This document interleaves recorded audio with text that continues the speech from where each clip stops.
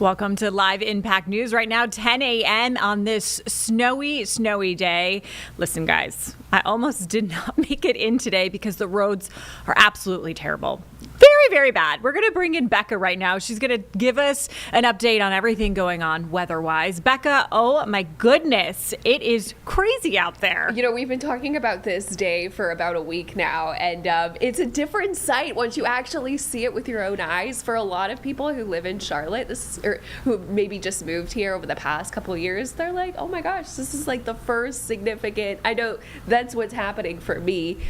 Becca, yeah. There's the potential that we could get as much snowfall or more than 20 years ago. What?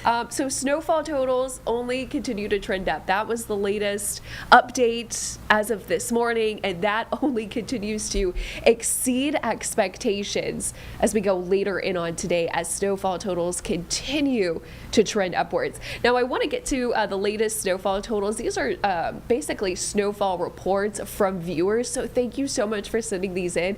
Kannapolis so far has picked up around 2.7 of an inch. Keep in mind, a lot of this still falling, a lot of this preliminary. We have got about 12 more hours of snow falling to go. Charlotte, Mecklenburg County has picked up around 2.5 inches. Huntersville 2, Taylorsville reporting about 3.5, Concord a little over an inch, and Catawba right around 2 inches. So this is the scenes that we're waking up to. This is over towards Monroe, over towards Union County, where that snow has really started to pick up. And it's creating almost like whiteout conditions where the heaviest snow is falling. This doesn't really do it justice. I think our Charlotte, oh, there we go. Whoa. Our Charlotte Motor Speedway camera, this looked totally different 30 minutes ago.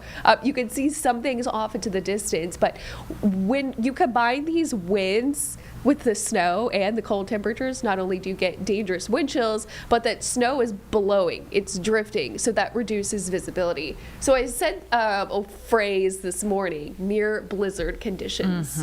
That is not something I have ever uttered here in the greater Charlotte area, and I almost hope to not do it again. But it's no joke. And yes, it's not technically a blizzard, but it certainly looks like it.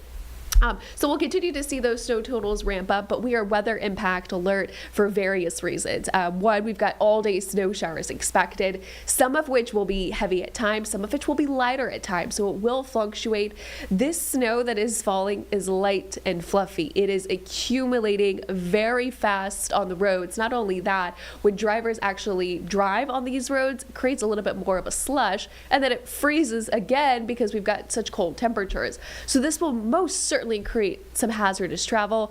We'll deal with the lingering impacts of these snowy, ice-covered roads as we go into Monday morning. Not only that, but with bitter cold temperatures each and every day. The mountains have been one of the spots that has seen more consistent snow in terms of this started yesterday for them. They are used to this kind of system, and I'm sure it will be a fantastic skiing weekend.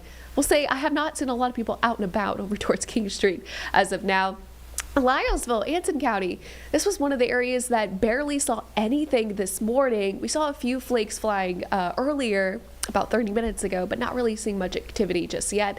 That is going to change though. So when we look at Doppler radar right now, what you're seeing is all snow widespread from the mountains into the Piedmont. The darker shades of blue, that's going to be the heavier bands of snow. So this is widespread, but you can see there are locations in our area that are missing out. That is our most southeastern counties between Rockingham, Anson County, and into Chesterfield. This, what we call more of a dry slot or dry area, extends all the way over towards Raleigh as well. I do think this will work to kind of undercut some of these snowfall totals just in those locations. In the areas that are seeing the bright blue, I'd say you're exceeding expectations. We're seeing these snowfall rates right around an inch per hour, which is pretty incredible. So from York, Chester, all the way over towards Mecklenburg, greater Charlotte area. And we've probably seen early this morning the most consistent steady snow up towards the mountains and foothills, especially alongside the I-40 corridor extending up to the northwest from Morganton, Hickory, all the way over towards Statesville. Winter storm warnings continue through Sunday. That is for every single county between both North and South Carolina. It does not happen often. Temperatures are very cold, in the 20s and teens out there, but when you factor in the wind, it feels like the single digits for a lot of folks out there, feeling like 9 over towards Charlotte. So obviously, kids are going to want to play in the snow. Just dress warmly, dress in lots and lots of layers. If you have a skiing child or if you have any ski gear, that's what I would recommend. That's some of the warmest clothes that you might have. And the goggles might actually work in your favor. So we'll continue the heavy snow showers, wind chills, single digits all day. Actual temperatures will be in the 20s. Want to get to that newest snowfall total map, because this is what we were looking at early this morning, around 5 to 8 inches, but I put a plus sign on it in the purple swath across the greater Charlotte area, because I do think, especially closer to the Piedmont, we could see 8 to even 10 inches in some spots, just because of the rate that we are already going at. It is only 10 o'clock, and some locations are already picking up close to 3 inches of snow. So we're going at a very fast rate here, and we're only going up. We have, again, about 12 more hours of this to go. This is not letting up. Outer Banks still look like they'll get the highest snowfall totals, anywhere from around 9 to up to a foot of snow.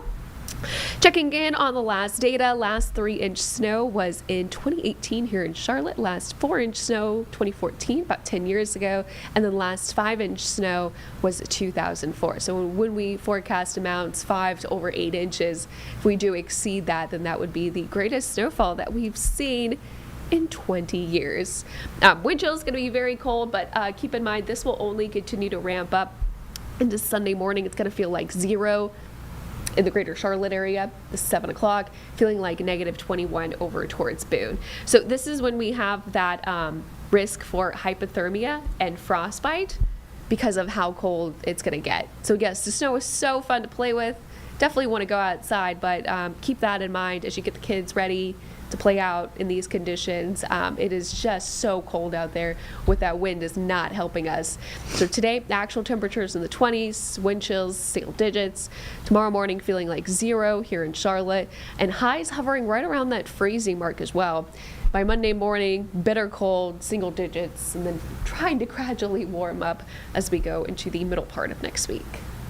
Wow. You know what, Becca? I'm not a meteorologist or anything, but I think we're going to beat it. I think we are almost a quarter, a third way there. Yes, the way that it looks. I sent my family a text message of me driving in, or my fiance driving me in today, and I was like, this looks like upstate New York. Like it's windy, it's blowing, and there's snow everywhere. It's been some time for the Charlotte area to get on a real good snowfall. So I think people are excited. Right. I'm excited, but yes, probably don't want to travel. Stay home if you can. No. And enjoy it, right? Yes. Stay home, get out there. It's that fluffy snow too, so it's fun. Will be great for activities like skiing, sledding, building a snowman. Love that. Stuff. I know. Yes. We should be doing that right now. Yes, we should. Okay. Thank you so much, Becca. I appreciate it. And we'll be talking to Becca again soon with more updates. But hey, we got to send it out to the field to show you what's going on outside. Our Julie Kay is live right now. Julie, where are you and what's it looking like where you're at? I just want to say real quick, Meg, I'm also not a meteorologist, but I think that we're going to beat it because I'm sitting in my car right now because our photographer, poor Pierre, is stuck in the snow pretty much immediately. And so he has started to get, able to get out of his house. And I think he's on his way about 15 minutes out. I'm at Freedom Park right now in my car. And we were going to do a formal live shot right now. But instead, I thought I would just walk you through the driving conditions because I am currently stuck in my car. So interestingly enough, everything that Becca said, of course, is what I'm seeing here. The visibility is a huge problem. I have seen some people here in Freedom Park running in shorts, very brave people running in shorts, I know. And I've seen some people out with sleds and stuff, but I see them disappear within like 5 feet of getting out of, my immediate line of sight. The visibility is going to be a problem for any of those outdoor activities that you're doing, but especially for driving. So I'm seeing a lot of people driving a lot slower as they should, a lot of people with their hazards on. But as Becca mentioned, it is that light fluffy snow. So I've let it kind of accumulate on my windshield here, and you can see how easy it is to just get off my windshield. That is not a problem, luckily, and you can actually see Freedom Park now and see how it really quickly, the trees just disappear. There's another runner right there. He's going to be gone in just a second. So the problem is not the snow. It's not the texture of the snow. It's really light and fluffy. It's really easy. Like Pierre got out of being stuck pretty quickly, all things considered. It wasn't that he was iced over. It was just an accumulation that had built up pretty bad. And if you're on a side road like that, if you're in a cul-de-sac, a neighborhood, it's going to take you a lot longer to get out. He's on his way. People are still coming out with their sleds. So all good news. Everything's fine so far. But as we continue over the next 12 hours to see that snow continue to accumulate, all those issues that I mentioned, the visibility, the driving conditions, the getting stuck, those are all going to get worse. So I would recommend if you're going to go out sledding, do it on the earlier side, because I think this is going to pile up pretty fast. And Julie, I took 85, so I was taking main roads that were pretty bad. But to get to Freedom Park, you got to take a lot of those side roads. So how were those looking as you were driving to Freedom Park? You know, I come from NODA, and so I took, one of the main roads. I took Tryon at one point, and that was okay. But once I started getting into the Midtown area, kind of around the Target, the Trader Joe's, things started to get really dicey because not just are those more of the side roads, they're also more turns. And that's really what the problem was for me driving here is I could drive pretty normally on those roads. Megan, I also come from somewhere with a lot of snow, and so I was feeling pretty confident. But it was those turns that I had to really majorly slow down. So that is what we're looking at this point. But it is, I think, manageable if you need to go out and do anything. But as you've said, at this point, if you don't have to, I would just enjoy the snow. Right, exactly. Okay, Julie, well, stay warm while you can. And then I know we're going to come back to you and you're going to be out in the elements. So get excited. Okay. All right, we'll see you soon. We're going to take a break right now on Live Impact News, but we will be right back.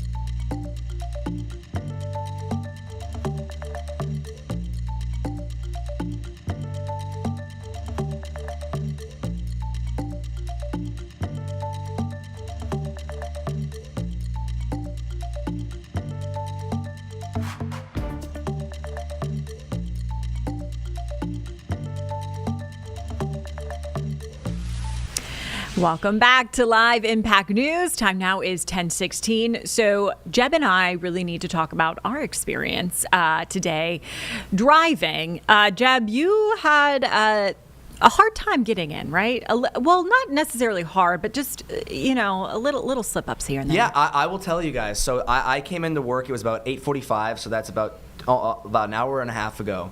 I am coming, we take 77, John Belk onto the 77, and I'm coming down that ramp, and I went to school in Missouri, lived in Minnesota, lived in Ohio. I feel confident You're driving. You're a confident dude. Right.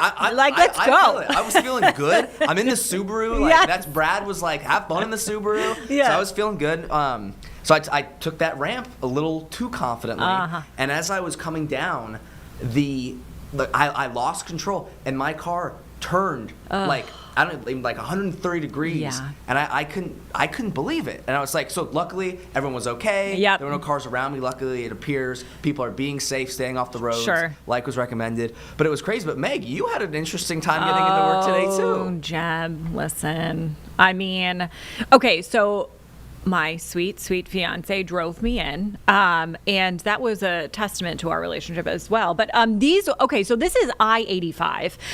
You can just absolutely see the visibility is super hard, and then you have snow just on top that's getting off the ramp as well. And there was actually a lot of cars, I felt like, on 85 for the way that that's what I was going to say. There was a lot of cars in every shot. Yes, I'm like, so what far. are we doing?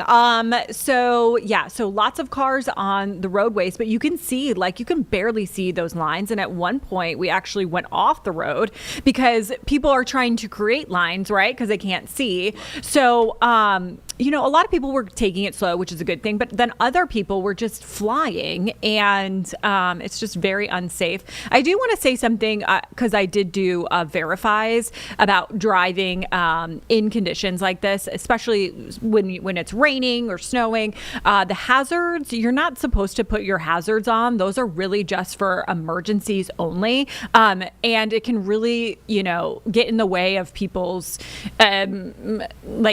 we saw 2 people have hazards on. I'm like, you're not supposed to do that unless you're in an emergency, and those are for emergencies, like I just said. So if you do have an emergency, you want to go to the side of the road, put your hazards on, and call 911 or something like that if it's an emergency. But like I said, take it slow, because it's only getting worse out there. And like I said, we went off the road once. Luckily, we had 4-wheel drive. We were able to get back on. I'm still waiting for a text from my fiance to make sure he got home safely, because it's very nerve-wracking out on those roadways, especially on the main roads as well. So side roads, even worse. So just really, really be careful. Take it slow.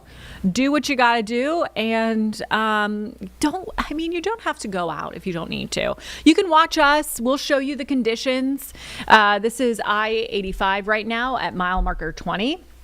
Near New Hope. You can see still, it's just continuing to snow, and hard to see those differentiating lines, right? So it's ugly. And it is ugly. What I think is just so crazy, and I've lived here for a few years, and yourself, same thing. Right. I've never seen conditions like this now. Most of the people on the roads, I think it's fair to say, haven't seen conditions like this. And it's important to realize, and as Becca said just a couple minutes ago, this is not it. It is only 10 o'clock. Right. On a Saturday. Right. This is going to be like this for the next several hours. Exactly. And like I said, only going to get worse. And the interesting thing about Charlotte is we are such a melting pot that there are so many different drivers on these roadways. Right. Even on a good day. Exactly. And if you've been through, rush hour, that there are some crazy drivers out there, some drivers who do different things.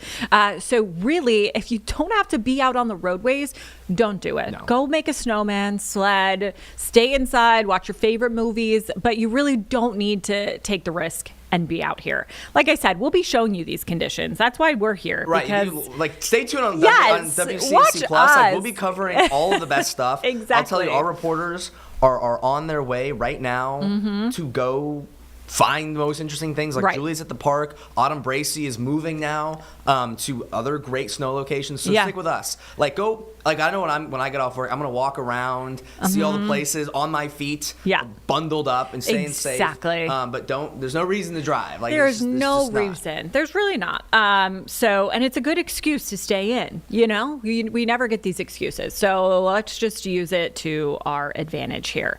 So those are the current conditions of the roadway. The big fluffy stuff coming down, and we're going to continue to watch this for you guys. And tell you about the current conditions. Are we gonna go to Autumn, or what are you thinking? We're waiting for her to move. We'll probably hit a break in between. Okay, yeah. Let's go to break right now. Time right now is 10:22. We'll be right back on Live Impact News.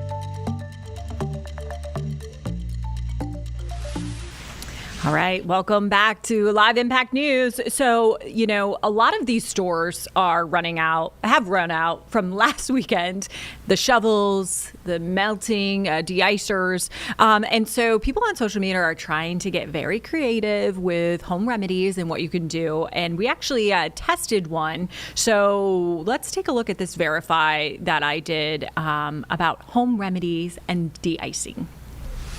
If you Google home de-icing remedies, several suggestions will pop up. One is warm water, rubbing alcohol, and dish soap. To get answers on how effective this is, we went to WCNC Charlotte meteorologist Brittany Van Voorhees and Dawn Dish Soap. Our colleague Miranda Melton tried this concoction on her driveway. You're going to need 6 drops of dish soap. Once she put the solution on, she checked on her driveway the next morning to see if ice melted. I don't think this worked. But if you have 2-inch thick ice versus a glaze, it's going to take you hours of work to actually make that work efficiently. Brittany says the idea behind this is rubbing alcohol lowers the freezing point of the water, and some dish soaps like Dawn have a bit of alcohol in their ingredients, while warm water can also melt ice. You would need so much of it in order to melt ice that's really thick. Or you'd have to do like a layer, scrape it away, and another layer. And so it just doesn't seem like a very efficient method. Brittany says if you have a thick layer and don't scrape it away from your driveway, day, that ice isn't going anywhere. If we were just like throwing it on there and leaving it and not actively scraping it away, maybe you would break up the ice, but what's going to happen if we go back inside for 10 hours and we come back outside and it's 26? It's just refrozen again. So while this can work on thin layers of ice, if you have a lot, it's not as efficient. With your Verify, I'm Megan Bragg. So thin layers of ice, you can use that, but it's not going to work if you have a lot and lots of ice on your driveway. Okay, so we want to take your questions. We love answering questions here. Becca will answer some questions for you. All you have to do is text us at 704-329-3600. Like I said, we love hearing from you guys, and we also want to see the conditions in your area. So if you are safe and can take a picture or video, we'd love to see what you guys are looking at as well. Okay, let's take a look at the traffic map right now because it is going super slow. You guys know that I do traffic as well, so I'm really just feeling like home right now.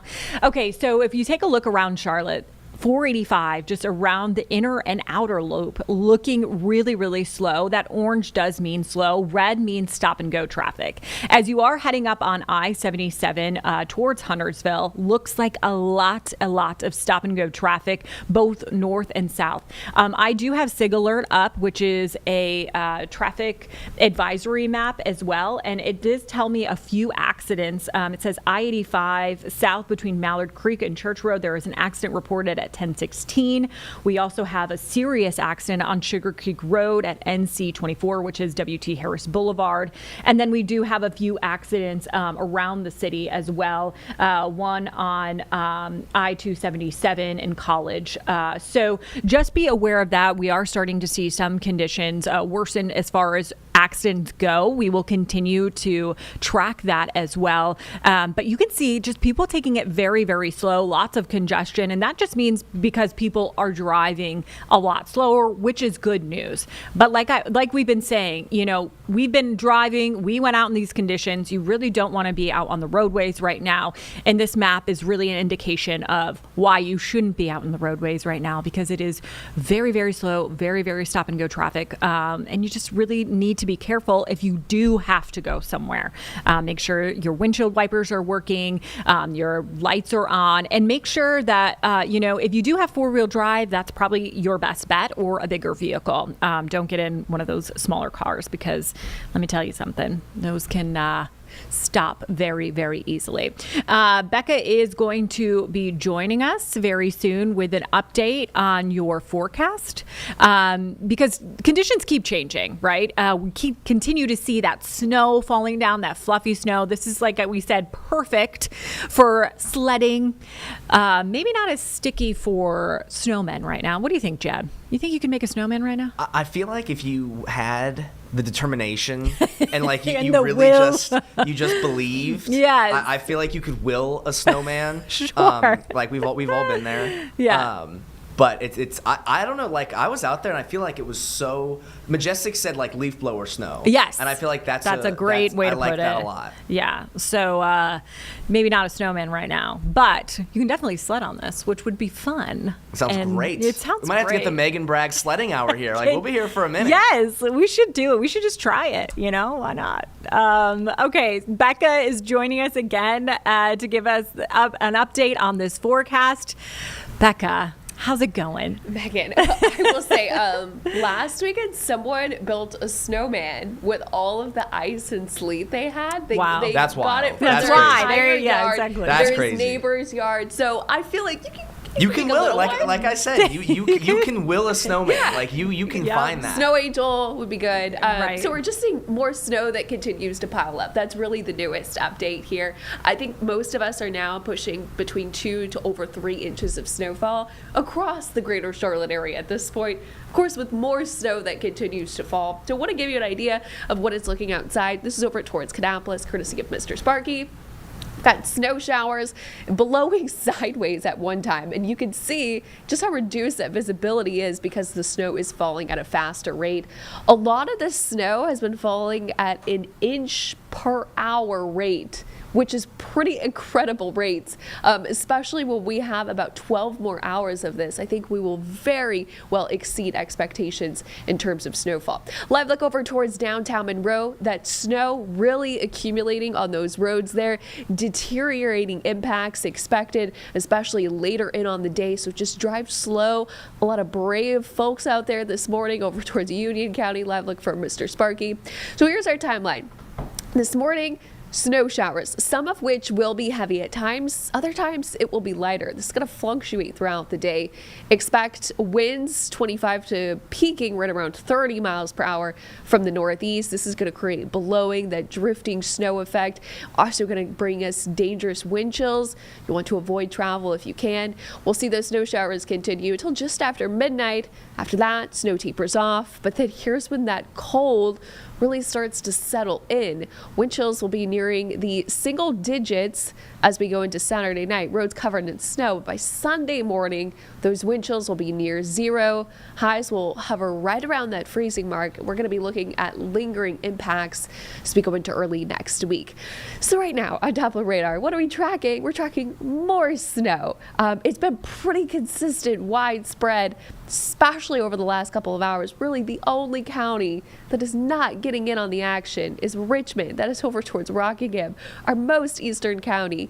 Don't worry though, because we've got snow on the way. This is all pushing up to the northeast. So Rockingham, you will get in on the action. But there's been kind of a dry spot for our most southeastern counties, continuing up over towards Raleigh and portions of Greensboro. If you were listening at all to our weather team this week, you may have mentioned them say that there was going to be a potential for an area of no precipitation in between these two low pressure systems that we're tracking, one surface low and then one upper level low. And that's kind of what's been settling up right across the middle part of the Carolinas. So that will undercut some of those snowfall totals. But if you're heading anywhere from Charlotte or alongside that 77 corridor from York, Chester, into Iredell County, you have got widespread snow continuing across the 85 corridor, I-40 corridor as well between Statesville, Morganton, continuing a little bit lighter up towards the mountains as well. Zooming out, here is that snow hole that I have been mentioning, Raleigh all the way over towards portions of Florence. You'll notice that this is starting to fill in just a little bit more. So while yes, they are seeing a break in the action, or they haven't seen as much at all this morning, this will pick up for the second half of the day. Of course, we've got also snow showers up towards the Outer Banks as well. That is where the highest snowfall totals will be statewide. Futurecast, here's what we've got going on for the rest of today. More snow. So what you see on radar right now, get used to it. That is going to be a similar view for the entirety of the day. Notice these temperatures, teens, lower 20s. It's that dry, fluffy snow. Remember, the colder the temperature is, the less moisture it can hold. So this is great for any outdoor activities such as skiing, sledding, snowman making, you name it. We'll continue this through the evening hours. Notice a little bit of a break alongside that I-40 corridor up towards the foothills. This is just before midnight. Snow is really starting to fizzle out, and then after midnight really tapers off, and then cold weather really takes over Sunday and into Monday. Snow potential has gone up, thinking 5 to at least 8 inches across the greater Charlotte area. I did put a plus sign on that because I do think there could be some locations with the rate that we are going so far could see 8 to 10 inches. That would be very significant. Some of the highest snowfall totals that we've seen in about 20 years, 4 to 7 mainly across the foothills, and higher totals up in the mountains as well. Zooming out, the Outer Banks, like I mentioned, probably the biggest winner out of all of us, picking up potentially 9 to even up to a foot of snow. Our last 3 inches of snow here in Charlotte was 2018. The last 5-inch snow was 2004. So we have a chance to beat this and be the biggest snowstorm that Charlotte has seen in 2 decades. The wind chills, very cold today, dangerous cold. So if you are venturing out, have any fun plans today, definitely dress warmly because it is bitterly cold out there. Will be even more bitterly cold going into tomorrow morning, feeling closer like 0 here in the Piedmont, -21 over towards Boone. This is when we have that potential to see hypothermia and frostbite, so that is no joke. That is why you might have seen an extreme cold warning get issued by the National Weather Service. You may have gotten that notification on your phone. Everyone is encompassed in that later today through Sunday morning. Live look outside from our WCNC tower camera. You cannot see anything, you guys. This is just from the rooftop.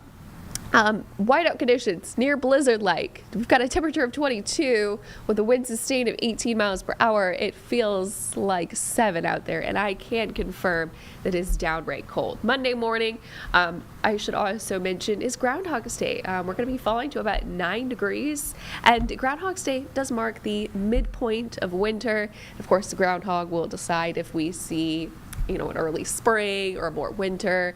But I can tell you, looking at these temperatures as we go into the first full week of February, it is staying cold. And by the way, in case anyone is wondering, today is finally the last day of January. Wow. I mean, What a month. Where do we live, right? Becca, I do have a question for you, though. Yes. With these, with the snow and this cold weather, I know a lot of people are going to be thinking about Monday morning. Yes. What do we expect then? Is you think it's going to be clear by then and roads will be okay? I don't think it's going to be totally clear. Okay. I do think going into Sunday with the sunshine, there's going to be something called sublimation. So that is a fancy word for basically the light and fluffy snow that we're seeing. It doesn't have a lot of moisture, so it evaporates. Okay. The sun basically makes it go poof from a solid to a gas. I think there will be a lot of that tomorrow. However, I do think any little melting will just create a thick layer of ice and create nightmare conditions, I think, for Monday. Oh, dear. Okay. Well, that's why we're here, to continue to update you on those conditions and what you should be doing as far as work goes. Yes. Maybe another snow day. Yeah, we don't know. I know we were just dealing with this last week, those school delays. I do think that's going to be an issue for next week as well. Okay. Becca, thank you so much. We'll be talking to you soon again. Sounds good. Okay. All right. We're going to take a quick break here, but keep it right here on WCNC Impact News. Streaming. We are streaming. Oh my gosh. You guys, this is so fun. Okay. We're going to take a break. We'll be back.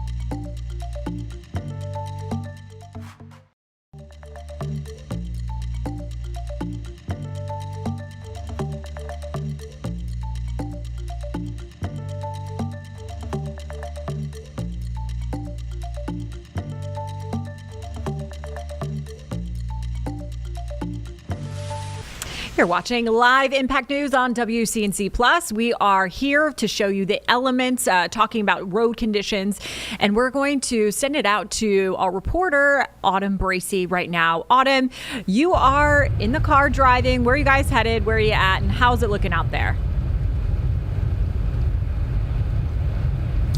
Hey, good morning, Megan. Well, we are headed to Huntersville right now. We are on I-77 northbound, and we left the Charlotte metro area maybe about 30 minutes ago. It has been a slow drive. We've been going about 20 miles per hour, and a lot of people have even been driving with their blinkers on because you do have to take it slow. It's this snow is continuing to accumulate, and it can make for hazardous travel. I think I've already seen online, some people that have driven off of the road because of the impacts of this winter precipitation that has fallen throughout the morning. It's been going for several hours now. So you are definitely encouraged to go slow if you are making your way out. Of course, we encourage you to stay at home if you can, but it truly is beautiful. I'm going to show you a glimpse. How pretty is that? Oh my goodness. But in Huntersville, we will hopefully be out there and we'll be able to share more about the conditions, how it's impacting people who live in that area. Of course, in light of everything, homeless shelters have expanded their capacity, and of course, a lot of areas are operating under a state of emergency, meaning they're upping their personnel to assist with anyone that's having any issues during this ongoing storm, as we know it's expected to fall throughout the rest of the day. And so stay with us and we'll have more updates for you throughout the day. Autumn, I do want to ask you, as you are driving, are you seeing a lot of cars on the side of the road at all, or how many have you seen? No, it's definitely not as busy as you would typically find. I mean, it's a Saturday. People like to get out and about, but I think this weather obviously is deterring some people from getting on the road, but the people that are on the road, they are taking it slow. Okay, always good news. And Autumn, another question for you. As I was looking at the traffic maps, I did see a lot of red, which means lots of stop and go traffic around there. You can see as we pull it up right now, you guys are headed up to Huntersville. As you can see on your map, lots of red, lots of stop and go traffic. Is there, like you said, there's not a lot of people out on the roadways right now. Is it just because everyone's going very, very slow? You said you're going 20 miles per hour. Yeah, a lot of people are just going slow. We haven't stopped completely at all, but people are just going slow. Again, visibility is low. The snow is continuing to blow, and the wind gusts are high as well. And so when you factor in all of those things, it makes for a much slower drive. That is, if you want to get to your destination safely. All right, Autumn, Bracy, you guys be safe out there, get to your location safely, and we will hear back from you very, very soon. All right, thanks, Megan.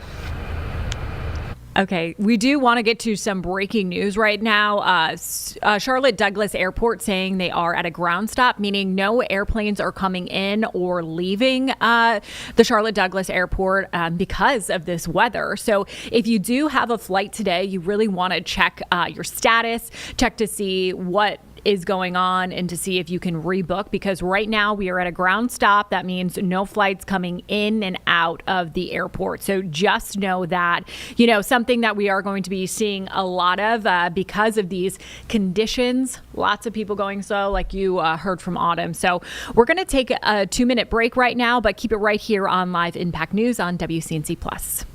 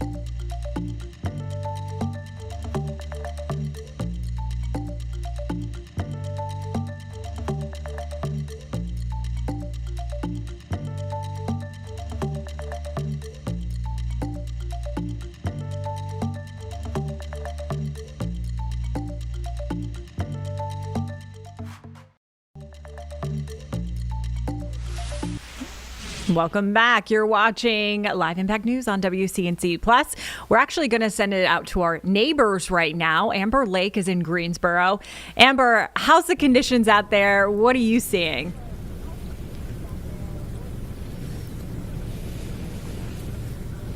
Megan, welcome to our winter wonderland, otherwise known as Greensboro. We are a block away from Lawndale. If you don't really know Greensboro, it's about 10 minutes from downtown Greensboro, and this is what we're dealing with all over Greensboro right now. All of the roads are covered in this white, fluffy snow. It's beautiful to look at. It's wonderful to play in. To drive on, not so much. On the way here from Wendover Avenue, we were sliding all over the road. We were spinning our tires a little bit. We have seen a few different accidents. We've heard about a few different accidents since the snow really has started falling. But I mean, this is basically what's covering the entire Greensboro area right now. We do have some people look over here to our left. We do have someone getting out, starting to sled. We haven't seen too many sledders right now, but this is the first one I'm seeing. Look at them going down the road. A lot of people have been out with their dogs playing in this beautiful snow. I mean, it is just picturesque. Does it look the same over in Charlotte?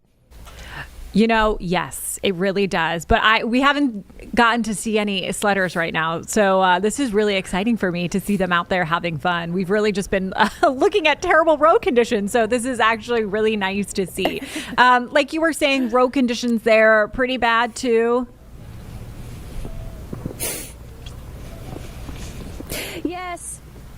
I mean, obviously this isn't like what we saw last weekend, right? We didn't see, we had a bunch of ice, we had some sleet, we had compacted snow, and then the sleet on top of it. And it was a lot of icy and slippery spots. In fact, I was in this neighborhood specifically a week ago, and a lot of these roads were very icy. You could hardly get through unless you had an all-wheel drive car or a four-wheel drive car. Now it's just the snow. And while the snow does provide good traction for the cars that come through, it still provides a lot of that opportunity for cars to slip around. I mean, just standing right here at the corner of Liberty Drive and Fairfield Avenue, we've seen cars that have driven, down Liberty and turned onto Fairfield, and they have spun out and fishtailed a little bit. I mean, you really have to be careful. We have realized personally in our car that you have to just take it slow, because the faster you go and then you try to come to a stop, you're going to be skirting a little bit. Exactly. And you just really want to be sledding like those guys, because that looks really fun. Amber, thank you so much for showing us the conditions. I'm like, when can I go home? Absolutely. Perfect. Thank you, Megan. All right. Let's take a look at our road conditions right now. Jeb, if we could pull up our map just to kind of see what we are looking at. Okay, yeah. See, still going very, very slow. We have Autumn on her way up to Huntersville. So she's going to show us what that looks like. So we can see the conditions up there. Coming on I-85 this morning, like I said, very, very rough. So just be sure to, like I said, take it slow. We're going to have an update from Becca at the top of the hour. So she will be joining us again. And for now, we're going to take a quick 2-minute break, but keep it right here on Live Impact News on WCNC Plus.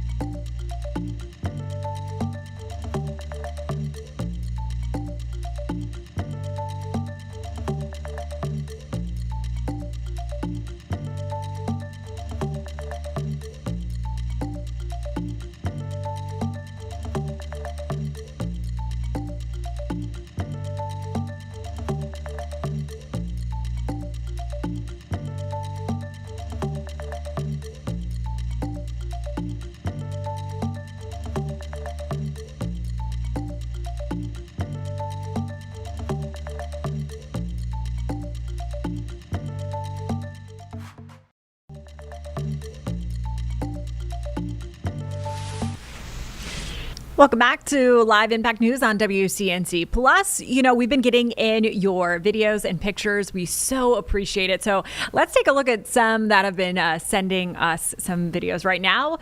This is a location for Mill, which is in Rock Hill in York. Oh my gosh, look at all this snow in Rock Hill as well. You know, you think because it's further south, they won't get as much snow, but they are. Oh, look at little Fluffy looking outside the window. So cute. My dog really enjoys the snow. Jeb, do you have a dog? No, I mean, I grew up with a dog. Yes. I hope your dog's enjoying the... she loves it. You love... I mean, that's what makes it fun, right? Exactly. That's what makes it worth it, right? So you should be staying home, just enjoying... your dog's enjoying the snow, right? Absolutely. What else we got? Whoops. Oh, there we go. Okay, there it is. Yep, lots of snow in Fort Mill, Rock Hill, and York, South Carolina. So I can't even, it's so funny that I'm saying South Carolina is seeing snow, right? It's just something that we usually don't see too much. Oh my gosh, look at these birds. Are they kissing? I think they're, snow's very romantic. Like that. It's You gotta so love romantic. that. That is fantastic. That is a beautiful photo.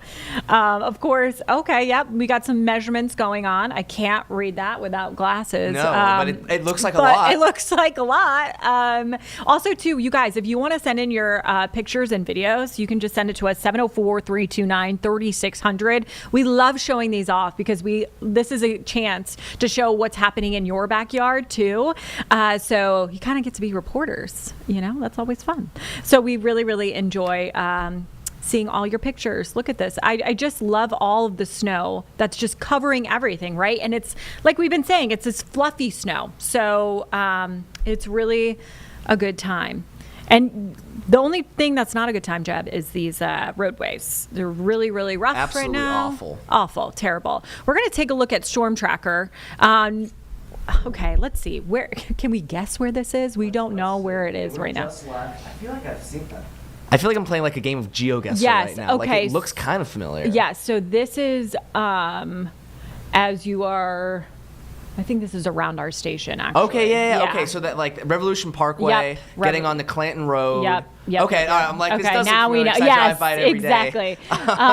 day. Mason is driving, right? Yep. No, Mason Foster. Mason Foster, and he had a hard time getting in this morning. So our whole crew, I think we can everyone take did. folks behind the curtain a little bit. Yeah. The reason why you've seen so many of our reporters in their cars on Zoom and we haven't had it is because everyone struggled to get into work today. Like Absolutely. the conditions have been so awful, right? Throughout the entire area that a lot of people really struggle to get in. And usually my house is 15 minutes away from here, so I left at 9 o'clock thinking I'd get here, 9:30. Right. I was here at 9:50. Yeah. So it took me almost an hour to get into work today. So if that shows you anything, what should be 15 minutes took me around 50 minutes.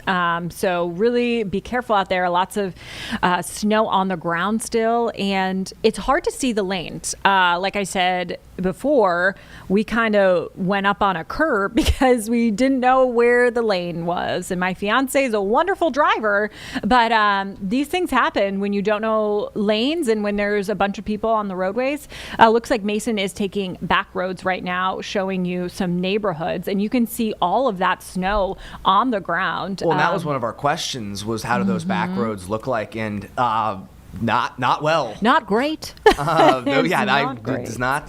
Not looking forward to traversing that on our way home. Yes. Later today. Exactly. And like Becca was saying, it's just going to continue throughout the day. So conditions expected to get worse. So just be careful if you do have to drive out on those roadways. Go extra slow. Looks like Mason's going slow. He's doing a great job out there. So we appreciate you, Mason. We're going to have Becca back in the studio in about 4 minutes to tell you what the forecast is looking like as we head throughout the day. So keep it right here on WCNC Plus with Live Impact News.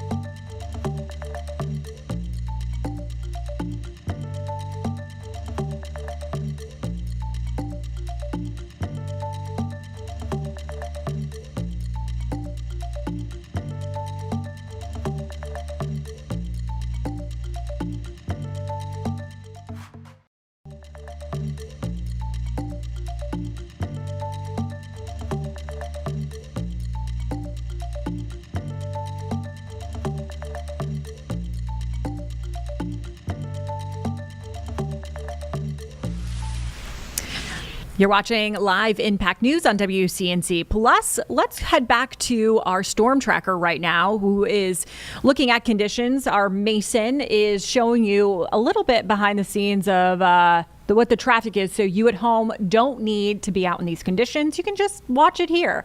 Looking pretty rough out there, Jeb. I mean, yikes.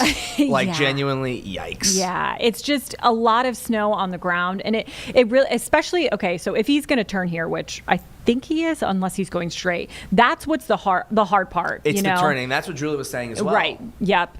Especially when we were turning on streets, I was like, because you fishtail a little bit. So you got to be careful. We're going to take Becca right now. She's going to show us the latest forecast. Got widespread snow showers from the mountains into the greater Charlotte area. Some of our most south and eastern counties haven't been getting as much action, but that will change as this continues to fill in with all of this snow pushing up to the north and east. The darker blues, that's heavier bands of snow that continue to fall widespread across the area, especially if you're traveling alongside the I-77 corridor from York, Chester, all the way over towards Iredell County, 85, I-40 as well. Definitely exercise some caution, because not only is that snow falling hard, we've also got a strong breeze that's creating a blowing snow effect and near blizzard-like conditions. We've had a snow hole for our most southeastern counties all the way up towards Raleigh. That continues at the 11 o'clock hour, but we are starting to see this move up to the north and east. So I do think the middle portion of the Carolinas will start to get in on that action as well. But look out over towards the Outer Banks. Still have active snow showers in those locations. For today, that snow is going to be light, dry, and fluffy. Why is that? Because temperatures are going to be so cold in the teens and lower 20s. Remember, the colder the area is, the less moisture it can hold. This is going to be good for outdoor activities such as sledding, skiing, making a snowman.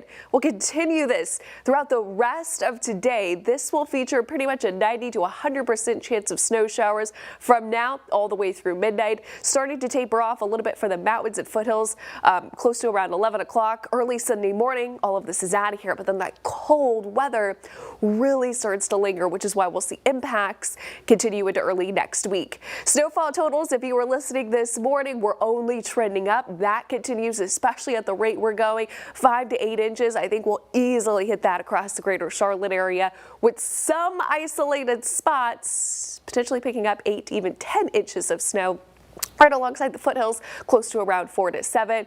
And then the Outer Banks over towards eastern Carolinas just have the potential to pick up anywhere from 9 to even up to a foot of snow. This is looking like it is going to be the highest snowfall storm that we have seen in about 20 years. Our last 5-inch snowfall was about 2004. That was almost 20 years ago, and it looks like we are on track to blow right past that. Of course, if you are enjoying the snow, dress in layers, because that cold is no joke. That wind coming out of the northeast is going to be absolutely bitter, gusting 25 to 30 miles per hour. That means noon, going to be feeling like 6 here in Charlotte, 2 over towards Ashe County. But fast forward into Sunday morning, this is when we'll see those wind chills fall to around 0 across the Piedmont, feeling like negative 21 over towards Boone. So this is when we start to talk about dangerous cold, the potential for hypothermia and frostbite. Yeah, no joke out there. So exercise some caution, again, if you are headed out in and around those areas. Live look outside WCNC Tower Cam. It's hard to see anything out there with those poor visibilities and, of course, that blowing snow. Temperatures on Monday will bottom out in the single digits before a gradual warm up as we go into midweek in this Jerry Hunt Supercenter 7-day forecast. So all-day snow shower event, that continues. Dangerously cold temperatures after that, with impacts lingering through early Monday. Again, Monday, Groundhog's Day, that's the midpoint of winter, but I can tell you right now it is going to be feeling cold and winter-like heading into that first week of February.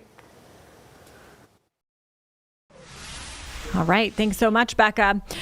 Okay, so you heard Becca. It's going to continue to snow, and we're going to send it on over to Julie. She is out of the car right now. Look at her. She's waving at people. So friendly. She's near Freedom Park. Julie, how you doing? What are you seeing over there? Who are you waving to? Oh, okay, people are honking. Okay.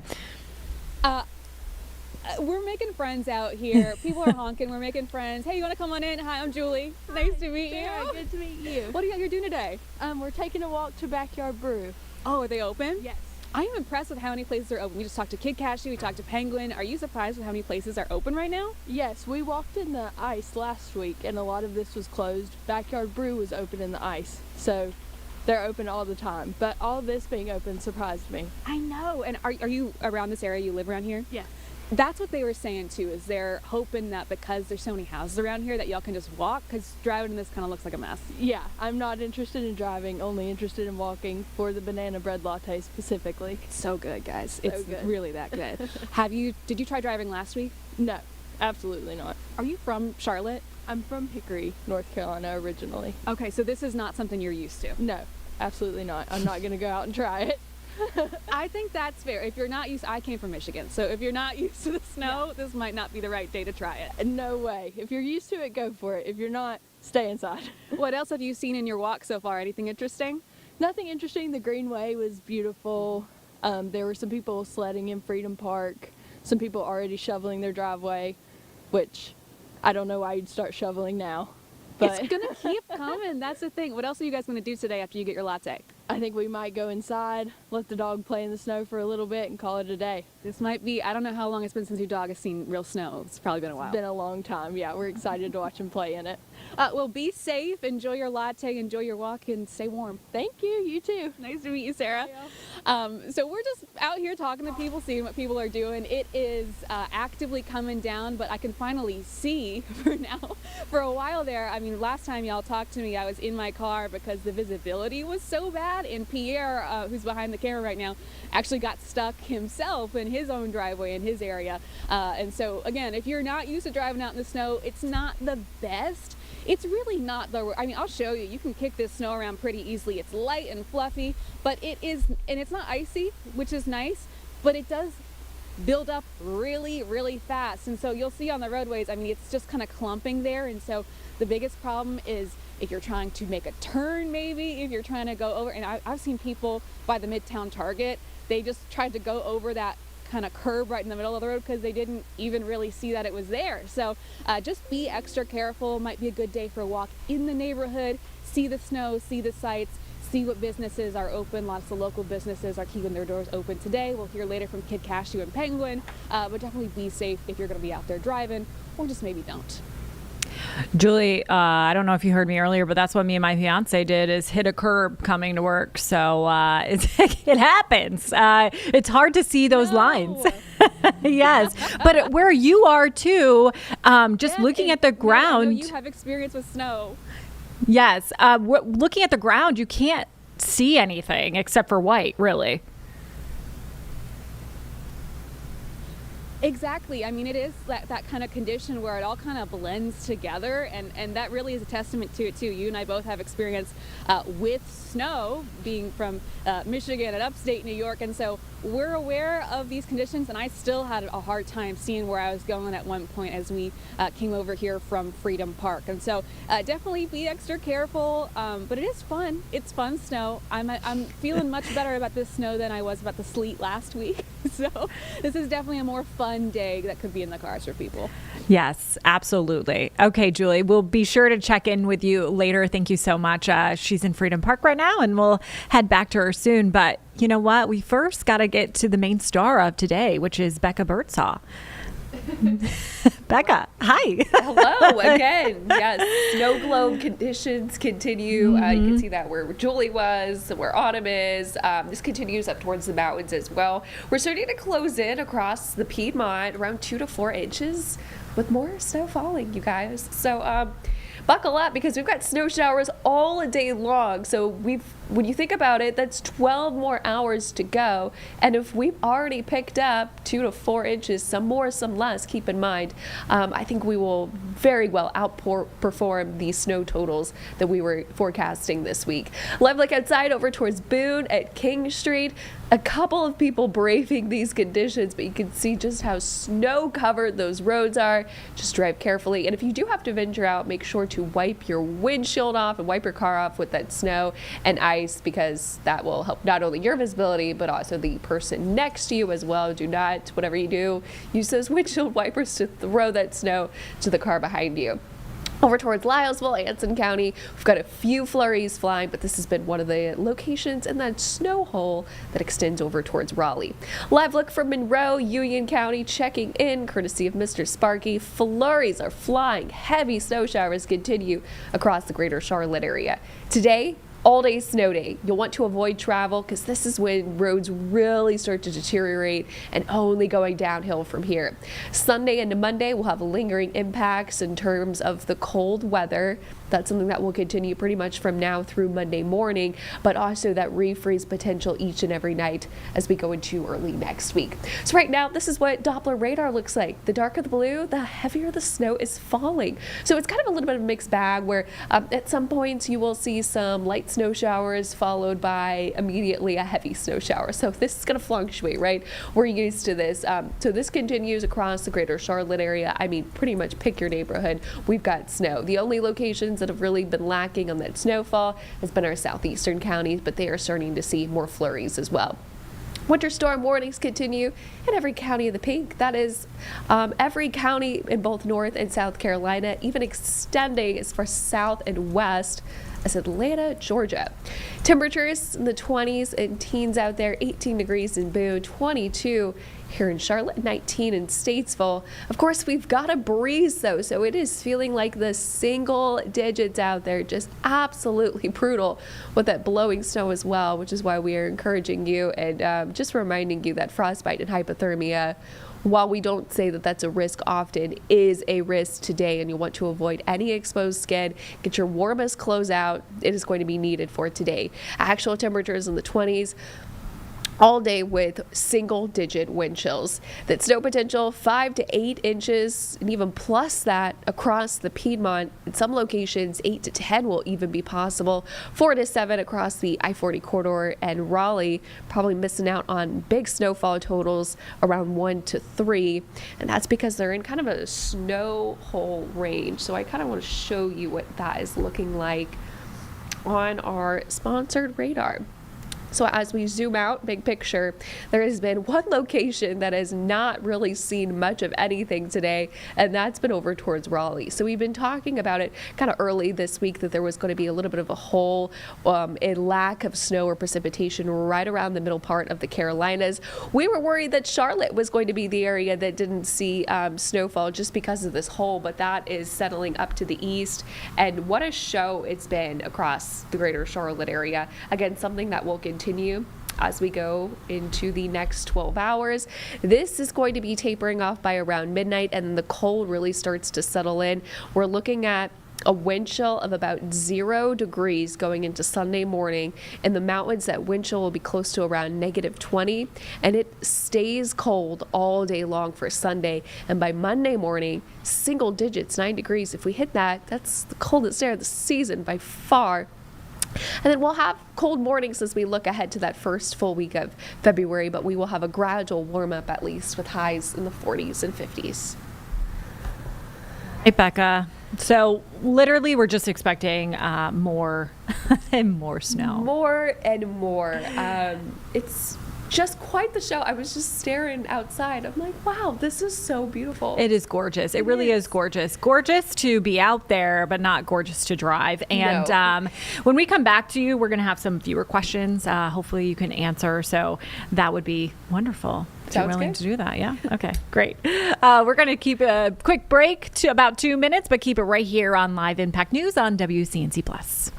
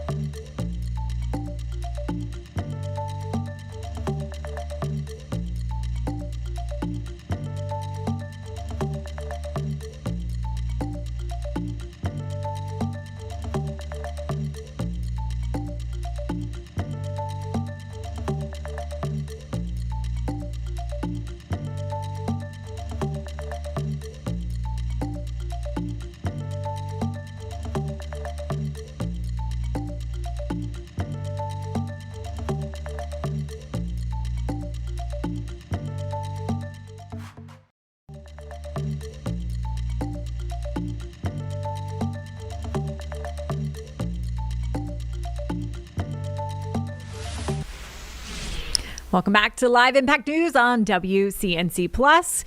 Okay, so we have a treat for you. Our Richard Devane is in on a Saturday. There he is. He's such a treat. Richard, you are in NODA. Am I correct about that? Yeah, you actually are, Jane. Good morning to you. Good Saturday morning, everyone. We are doing, this is the thing that's a treat, really. We are actually making sure, wave, lean over here and wave. One of our producers, our morning producers who's been working hard, is getting dropped off at her apartments here in NODA. I won't say which ones. Have a great day. Be safe. And the bosses say we want to see you bright and early. Richard, just so you know, it's Megan. I know you can't. Oh, it's Megan. Hey, It's Megan. You can't tell my beautiful voice. You know what? I thought that I could not, and I'm just happy and glad that it's you. How are you doing? Oh, I'm wonderful. Jane a minute ago. No, it's me. Did she leave? Yeah, Jane was never here, Richard. Jane was never there. See, that's what happens on Saturday with all the snow. Take a look at what we're looking at. The driving. Now, I'm going to be very honest. Tryon and certain streets, this is 36th Street that you're looking at right here in NODA.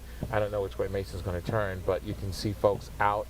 You can see the father and son actually walking, making good Saturday morning memories. How's the snow? You're awesome. Enjoy yourself. The little one enjoying the snow, and his dad said that's awesome. That was his words to us.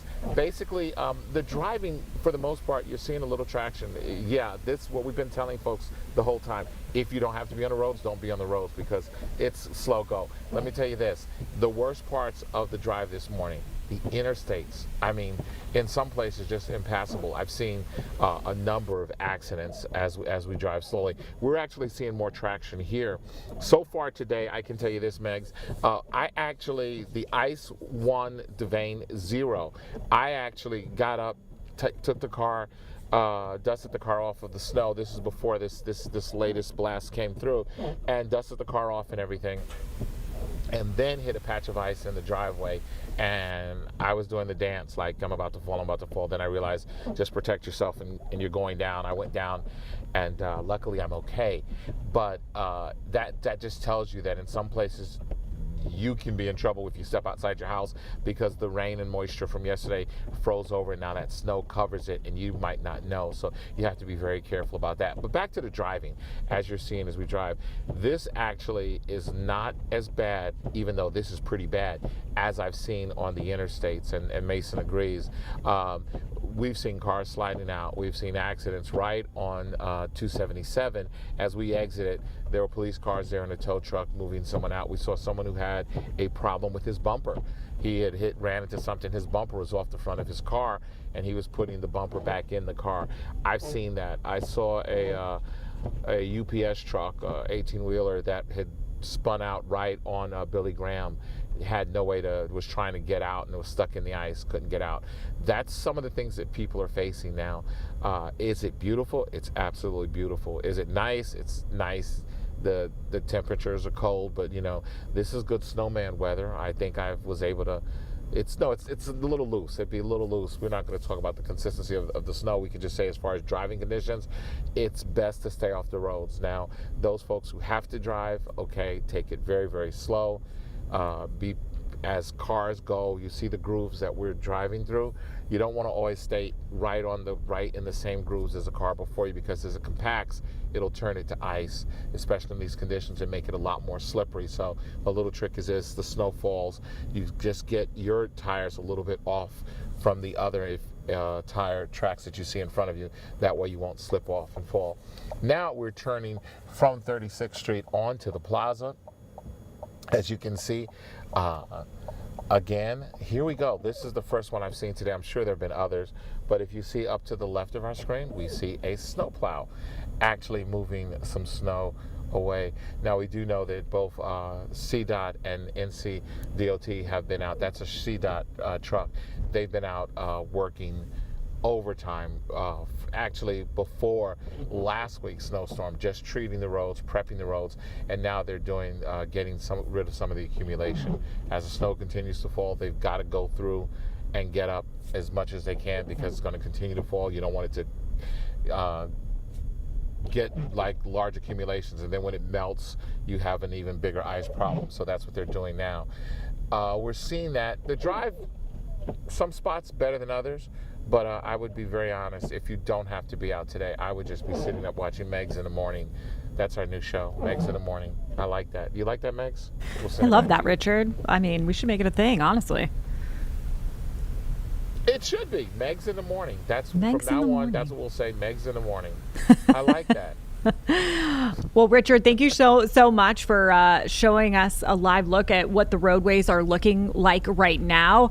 I know you had some trouble getting in this morning. Like you said, you almost fell, which is not good. I mean, No, I you did got to. fall. You did fall. I did fall. I did. Oh. Fall. Yeah, I went down. I did a header. Yeah, it was bad. Oh no. But I'm okay. I'm fine. You're okay? Yeah, okay, it's- yeah. Oh yeah, absolutely. Do you have your That's why I boots put on? You have boots on, Mine right? was someplace. Yeah, no, I have traction sneakers on. Okay. Oh, you got sneakers on? Honey, get your boots on. No, these are good for the weather. Trust me, Okay. they're good. They're very good for the weather. Yeah. Okay, Richard Devane, thank you so much for letting us know what's going on out on those roadways. We'll be hitting you again soon, so get comfy. I'll be here. Okay. All right, Absolutely. great. We're going to take a quick break on Live Impact News on WCNC Plus, but we'll be right back after this.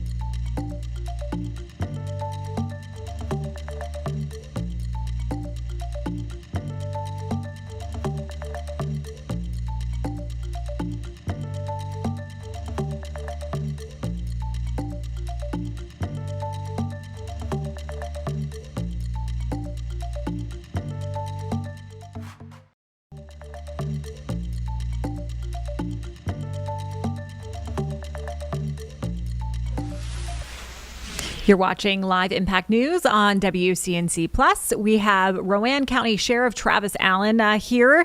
And Sheriff, what is it looking like out on the roadways right now where you are?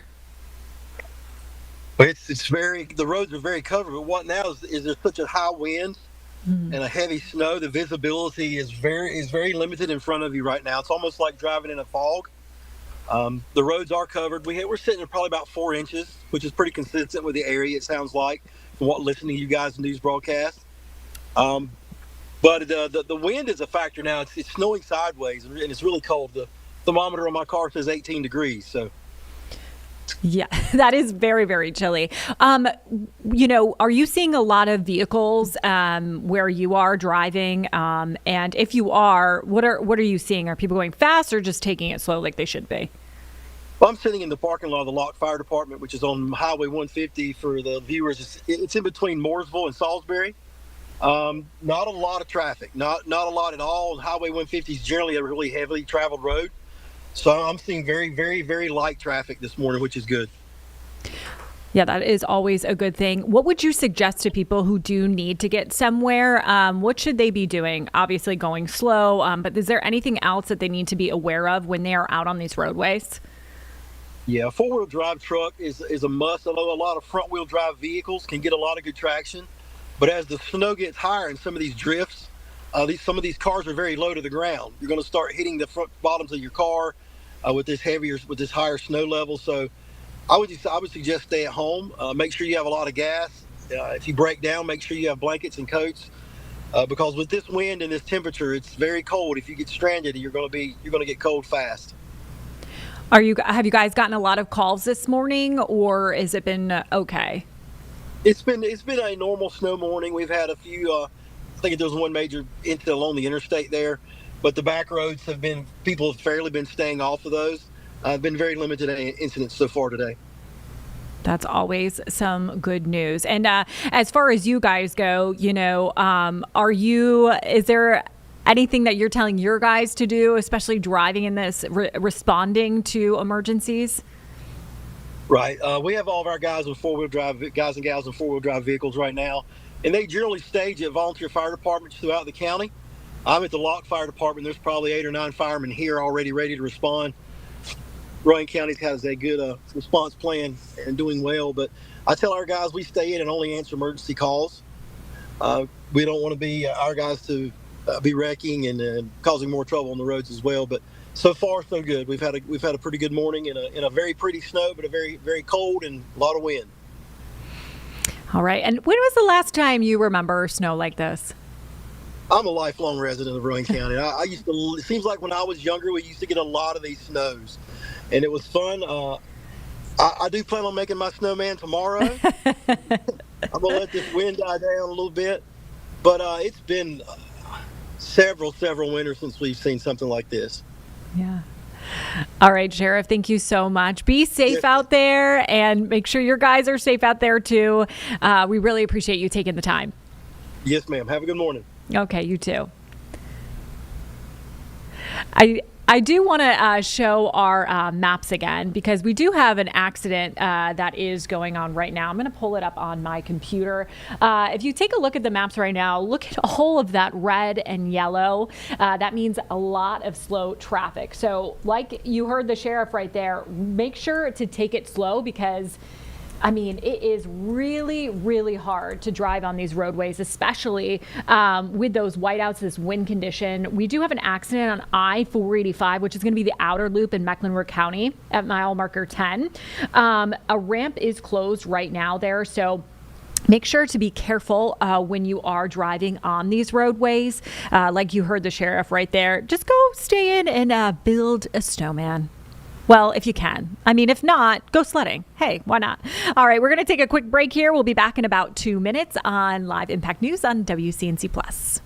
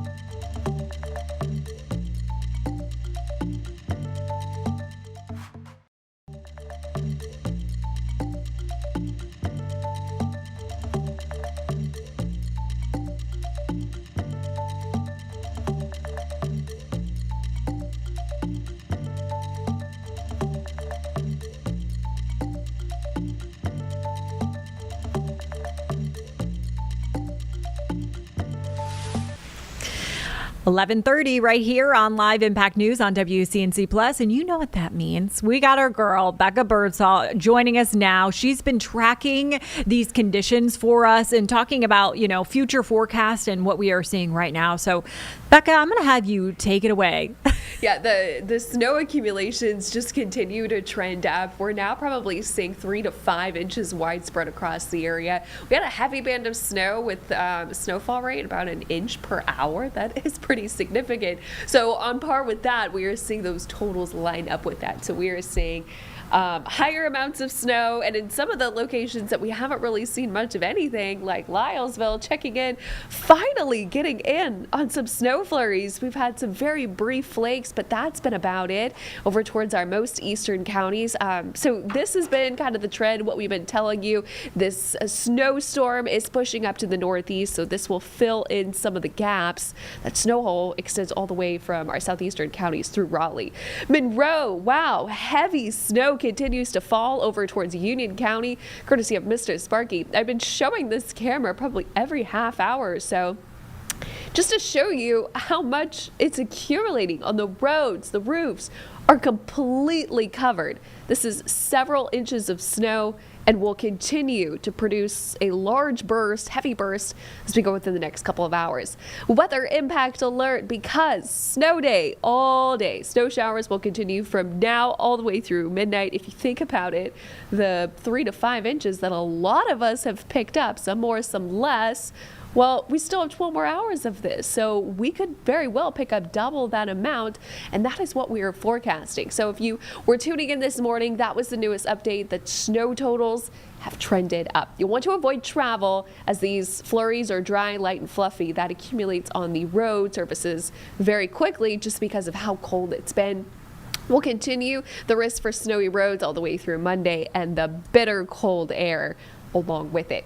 Doppler radar, here's what it's looking like. Widespread snow showers. Nothing has changed. In the darker blues, that is the heavier bands of snow that continue to settle up all across the greater Charlotte area, producing quite the snow show and just looking like a winter wonderland out there, or snow globe conditions. Rockingham still missing out on some of the action. We're starting to see a few flurries mix in with this, but I do think we'll fill in the gaps a little bit later on this afternoon. Zooming in, if you are headed out anywhere, this location, Clover, Rock Hill, Chester County, Tradesville, Monroe, you are all dealing with snow a little bit higher up in elevation. This is where we've been seeing more of that consistent steady, especially since early on this morning. So a lot of the higher snowfall totals are coming from these locations. Heavier band of snow setting up on the I-77 corridor as well, between Eagle Mills, Statesville, all the way down into Mooresville. Winter storm warnings continue for every single county between both North and South Carolina, extend as far south and as far west as portions of Atlanta, Georgia. It is cold out there. If you are playing in the snow, dress warmly. I recommend grabbing your ski gear. If you do happen to ski, I know that's what I've been doing, breaking out the gloves, the scarves, the big winter jackets. These will be needed for these conditions, because when you factor in the wind chill, it feels like the single digits for a lot of us, feeling like 9 in Charlotte, 8 in Shelby, 4 in Statesville. And that is what we are going to continue for the rest of today. Actual temps, the 20s, single-digit wind chill values due to that breeze coming in from the northeast, gusting anywhere from 25 to even up to 30 miles per hour. Snowfall potential, still looking at a total snowfall accumulation around 5 to 8 plus inches across the greater Charlotte area, 4 to 7 across the I-40 corridor, lower amounts if you look over towards Raleigh, and higher amounts if you look out over towards the Outer Banks. So in this Jerry Hunt Supercenter 7-day forecast, weather impact alerts, snow showers all day today, followed by very cold temperatures. Wind chills today, single digit values, but close to 0 by the time we start off your Sunday. That is a hypothermia and frostbite risk. So make sure to take care of yourself. Snow is, of course, so fun to play in, but not so fun when we are dealing with these bitter cold temperatures. Make sure to take care of those pets as well. Bring them indoors. These are going to be unsafe conditions. At least temperatures gradually start to warm up as we go into next week, but as we go into the first full week of February, it is still going to feature below average winter-like conditions. I mean, I think we are good for this year, right? I mean, we've had enough winter conditions. So Yes. hopefully February isn't as bad. Yeah, Hopefully. fingers crossed. I don't know. We're picking up our whole average yearly snowfall in just 2 days. We are probably going to be double, triple, even quadruple that, because normally in an average we see around 2.5 inches for Charlotte. So if we're talking about the potential for even upwards of 8, Okay, that's wow. pretty significant. It's a lot of snow. That's a lot of snow. All right, Becca, you're our girl. Thank I you am. so much. You've been doing wonderful. We really appreciate you. Thanks. All right. Last time we checked in on Autumn Bracey, she was on her way up to Huntersville. So we are going to go and see where she's at now. Looks like she's out there in those conditions. Autumn, how you doing?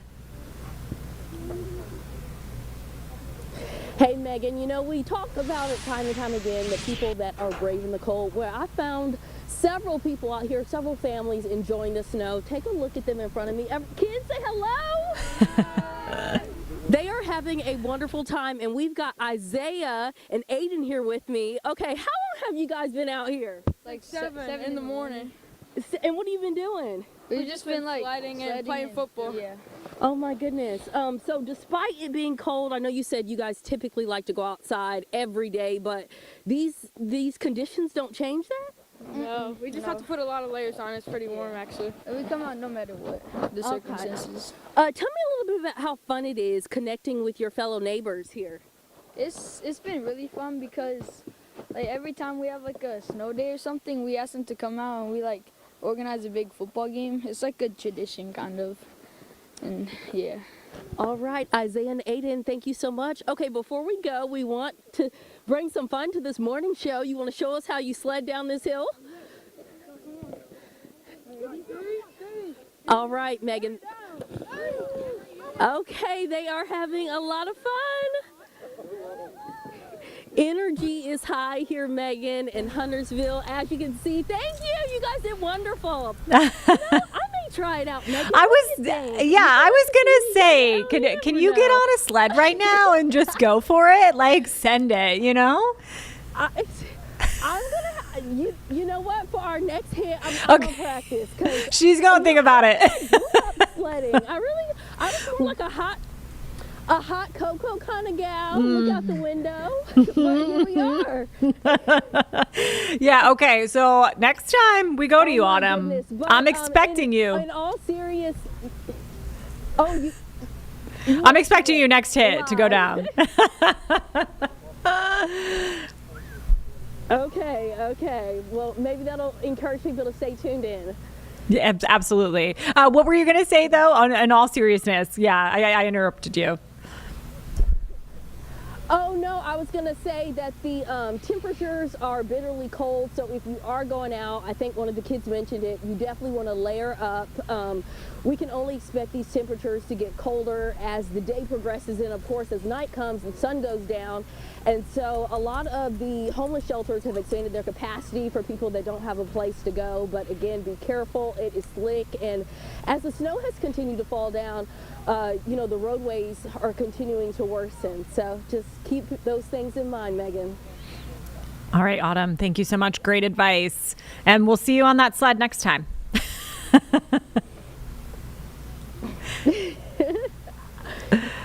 All right. Well, that was Autumn. She's in Huntersville right now, having some fun in the snow. We're going to take a quick break on Live Impact News on WCNC Plus, but we'll be back in about 2 minutes.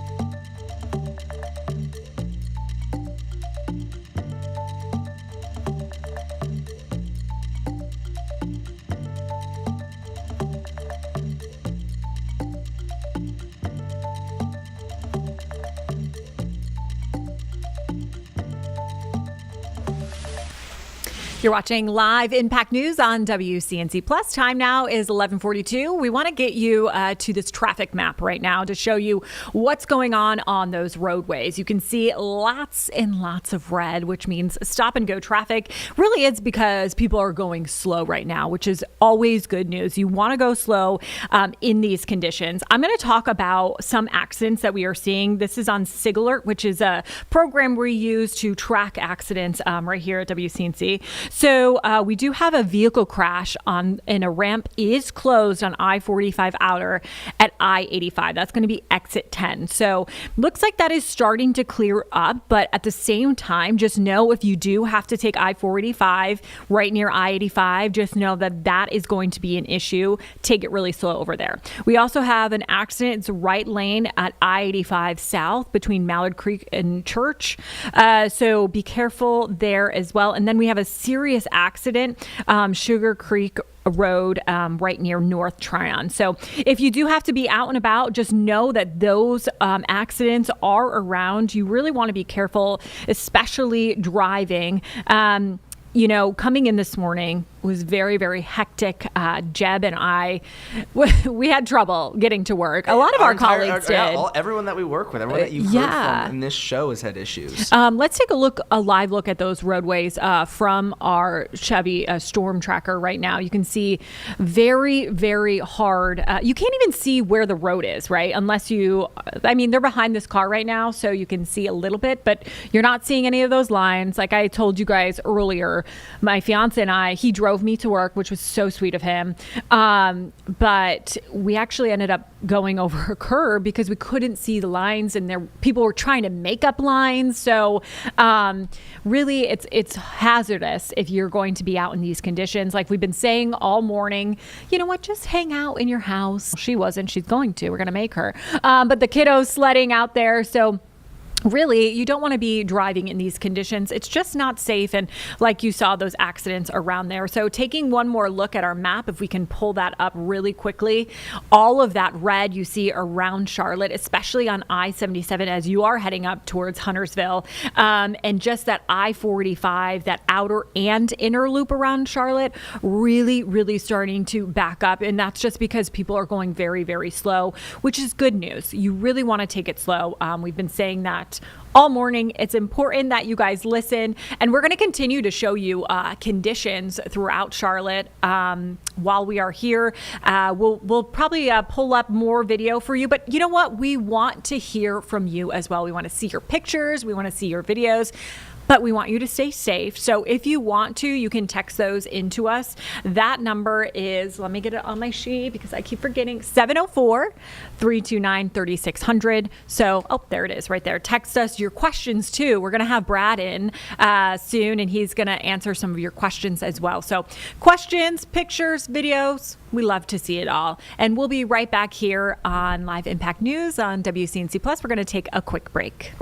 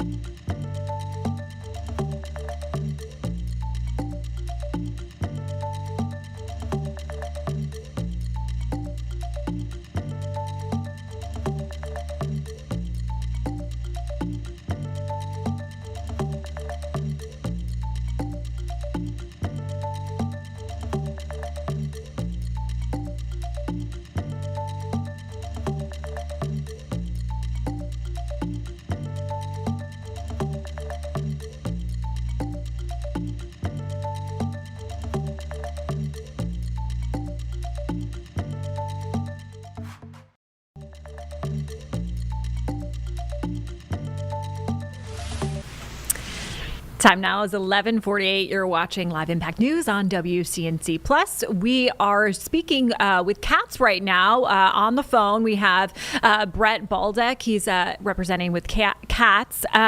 Good morning, Brett. How are you? Good morning.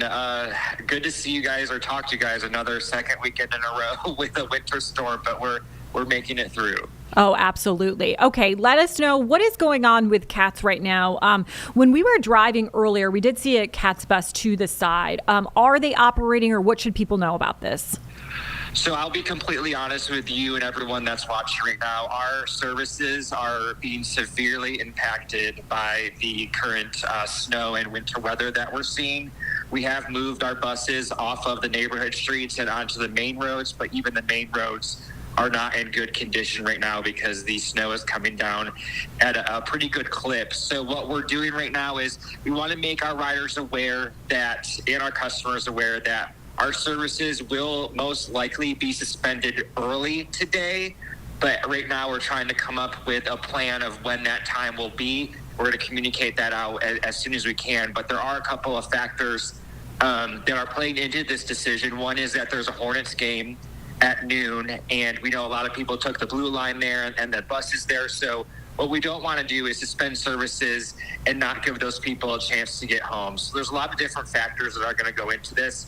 So my best piece of advice is, if you're watching right now, please stay at home. Again, our services, we're trying our best, but our operators on the buses are saying that the roads are just not in good condition. It's really not safe for people to be out. So again, we're going to try and make the decision as soon as we can about when the services will be suspended early. But we have to make sure that if we suspend services, that we give people an opportunity to get home on the services that they got to their destination with. Brett, we've been seeing road conditions and it's been horrific, really. Have you heard of any incidents with your Cats buses or any of your Cats transit right now? So far, we've had no major incidents that have been reported to me. I know that they're trying to bring back buses that were on the side streets, bring them back to our main headquarters so they can stay there, because the last thing we want is the buses to be stranded out on the roads with people on them. So we're trying our best to, gauge the conditions. We're also working closely with CDOT and determining with them which routes they're plowing or which roads they're plowing, and trying to determine the best course of action from now. But again, I can't stress enough that compared to last weekend, I think this storm is a lot more impactful. So I really want people, if they can, to stay home. I know there's essential workers that maybe need to go out, but it's just, it's a mess right now. That's the only way I can describe the roads right now. Yeah, absolutely. All right, Brett. Well, we'll be checking in with you just to see when that suspension will start happening. So thank you so much for answering our questions, and we'll be sure to talk to you later. Thank you. Yes, and if people want to stay updated, we're gonna tell you guys at WCNC, but then our social media and our app will have all the updates available as well as our website. So we'll be in touch very soon. Great, Brett. Thank you so much. We really appreciate it. Thank you. All right, we're going to take a quick 2-minute break here on Live Impact News on WCNC Plus.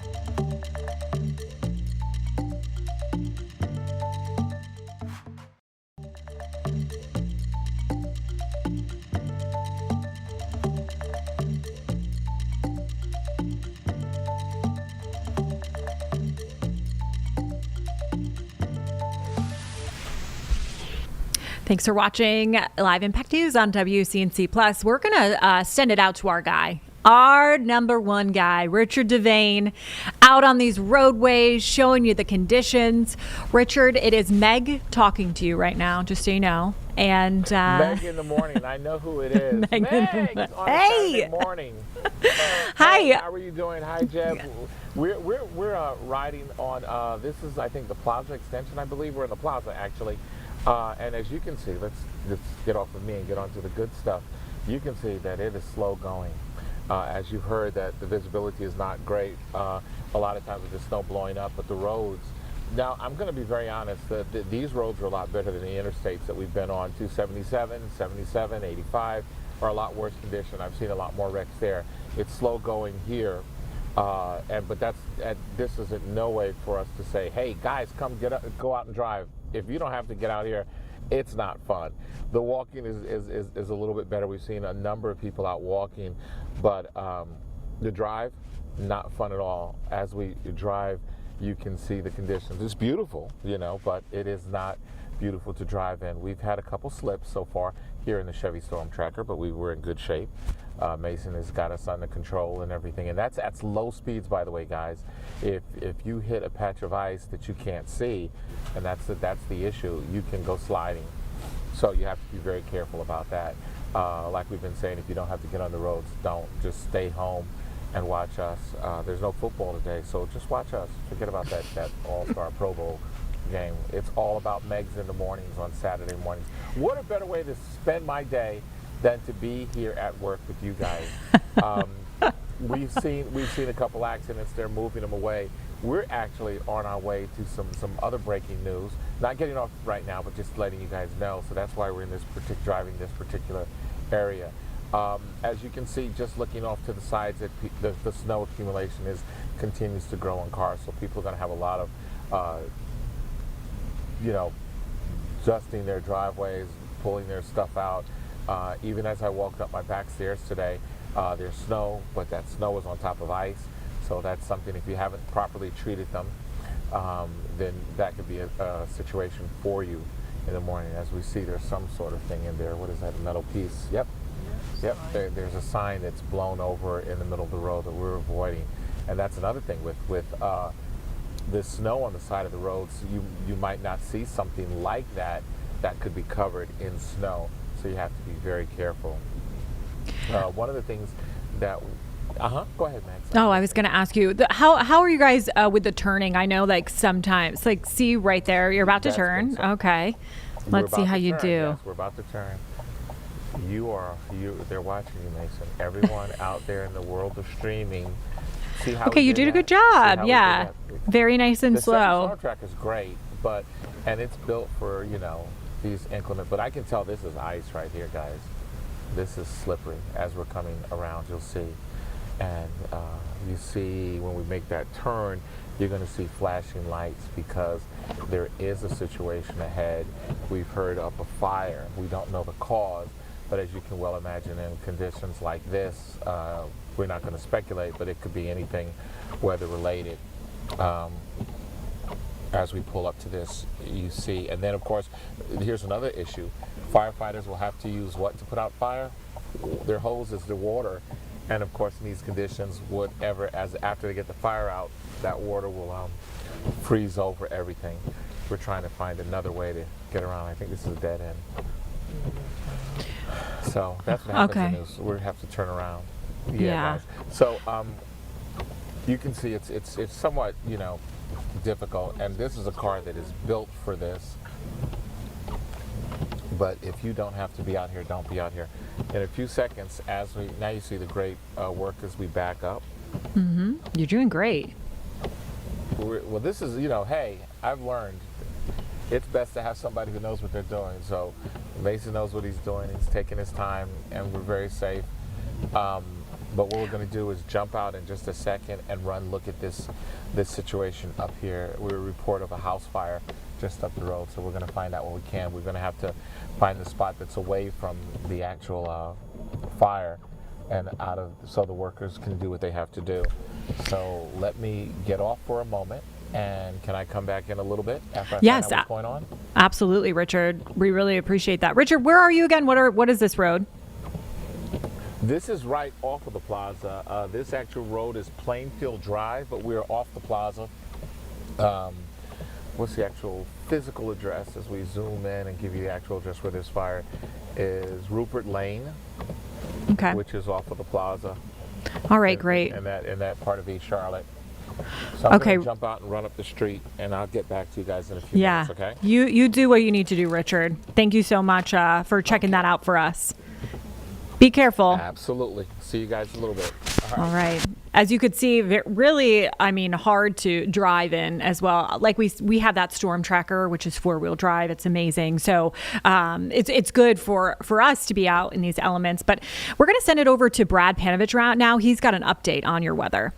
Across most of our area, the snow is coming down everywhere across our area. Some pockets of really heavy snow, lighter snow, but pretty much snow all throughout. We've got winter storm warnings up through tomorrow. That is not going to change as we're going to continue to see snow move through the area through tonight. Now, right now, temperatures are brutally cold as well. This is kind of a hidden part of this storm. The snow is falling with temperatures in the teens and 20s right now. So this is all sticking. None of it is melting. It's blowing around out there. You could see the wide shield of snow. There is a little void between Raleigh down towards the Wilmington area, but that's going to fill in eventually as well. Closer to home, there is a band of very heavy snow. I can attest to this. I drove into the station just about an hour ago. It is coming down. We've got about 4.5 inches now here at the station. Most areas are reporting between 3 and 4 inches of snow on the ground. Back to the west, we've seen 5, 6, 7 inches of snow. This is going to stick over us for right through the afternoon and into the evening. There's actually a chance this could linger later into tonight. Now, there will be some lulls where the snow will be not as heavy, but when you get into one of these bursts, it's pure whiteout conditions. Now, as the low pressure system on the coast begins to crank up, you're going to see wind added to this element. So that's going to blow and drift some of this snow around. So it's one thing to be out in the snow on the roads, but the visibilities are going to get reduced. You see the low pressure on the coast, this is beginning to spin up. And as that gets stronger, that nor'easter, that's going to provide wind. You can see the upper low. This is what's heading over us right now and providing most of our snow right now and the lift creating the snow. So how much longer is it going to last? Well, we'll show you the temperatures and the Futurecast here. Widespread snow here at noon. We go into the afternoon. I'll get out of the way. You can see 4 o'clock, still pretty heavy. Notice the temperature kind of holding steady in the lower 20s. As we go into the evening hours, really heavy snow. We should see these areas fill in as we get into the evening hours. It's about 7 o'clock tonight. We'll go later. Here we're getting 8, 9 o'clock, still snowing. And again, look at the snow lingering, maybe till midnight. So this is actually slowing it down just a little bit. I also want you to look at the temperatures. Down to the single digits and teens tonight. Tomorrow, I think these are too warm. I doubt we get to freezing. We'll probably stay 29, 30 degrees. And then by far the coldest air we have seen in maybe a decade plus. Monday morning with snow on the ground, single digits. It is going to be brutal as we go into Monday morning. This will be pipe bursting kind of weather as we see temperatures in the single digits. Whenever you have snow cover on the ground, you're certainly going to see really cold overnight temperatures. So stay off the roads if you can. We're hearing CAT's bus service here in Charlotte. It's actually being suspended right now because of conditions. It is not advisable to be out. If you do go out, throw stuff in your car, a blanket, a jacket, extra gloves, because if you get stranded, it's going to be a while before someone gets to you. Also, the temperatures are going to be in the teens and 20s with wind chills below zero. So it is not something you want to be out in for long periods of time. We'll continue our coverage over on WCNC Plus. Make sure you grab that app. You can stream us on your phone, on your streaming smart TV, anywhere. Just go get that app right now. We'll continue our coverage there. But for right now, we're going to return to what's on WCNC already in progress.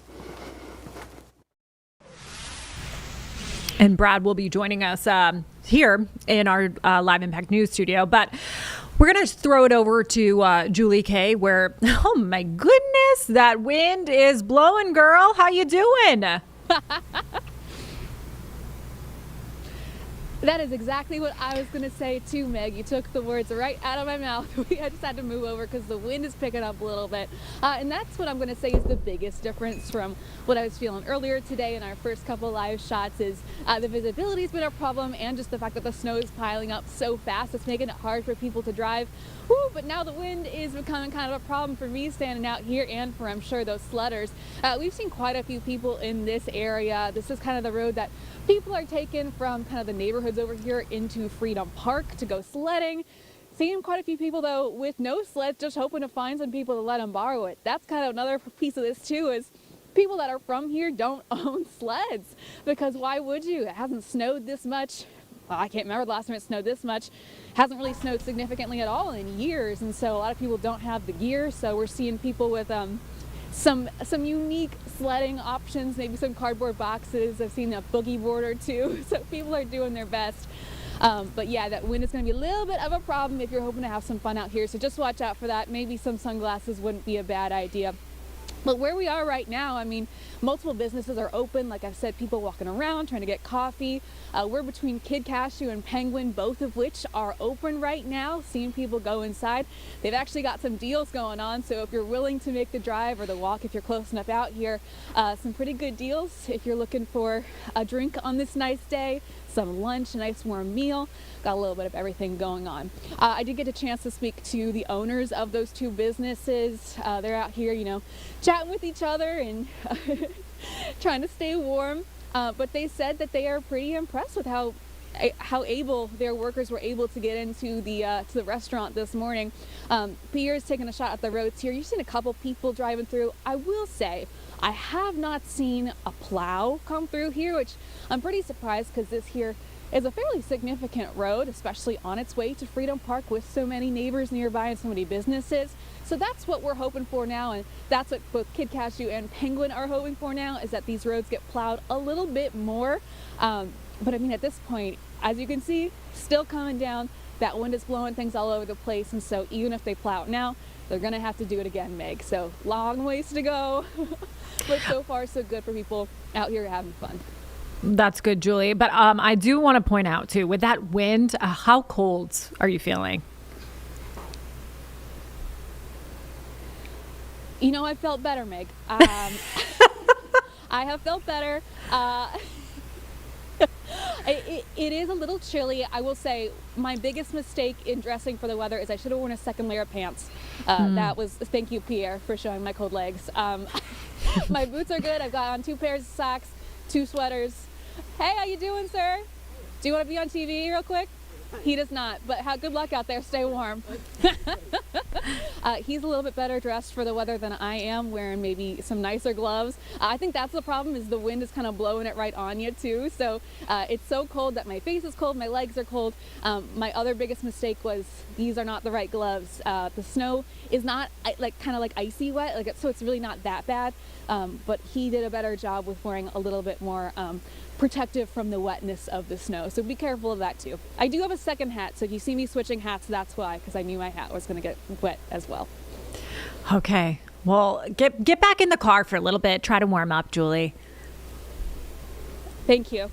Yes. Okay, we'll touch back in with you in a little bit. A couple of reminders we want to tell you about is Charlotte Douglas Airport is at a ground stop right now. So that means that airplanes are not going out or coming in as of right now. They have said that ground stop is going to be until 1 p.m. But with these conditions, probably most likely push it on back. So just be aware that if you do have any flights or need to pick anybody up, incoming, that sort of thing, make sure you are tracking those flights, and I'm sure they'll be sending you some updates, but we'll continue to track that as we go on throughout our live Impact News broadcast. But keep it right here on WCNC Plus. We'll be back in about 2 minutes.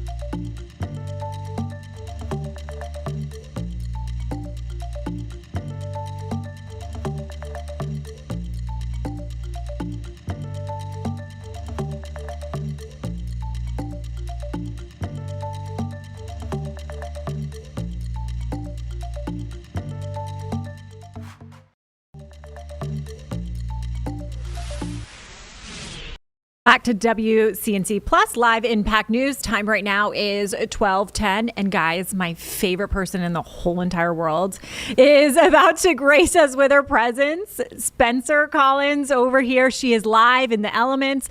Okay, Spencer, I'm guessing this is in your neighborhood, right?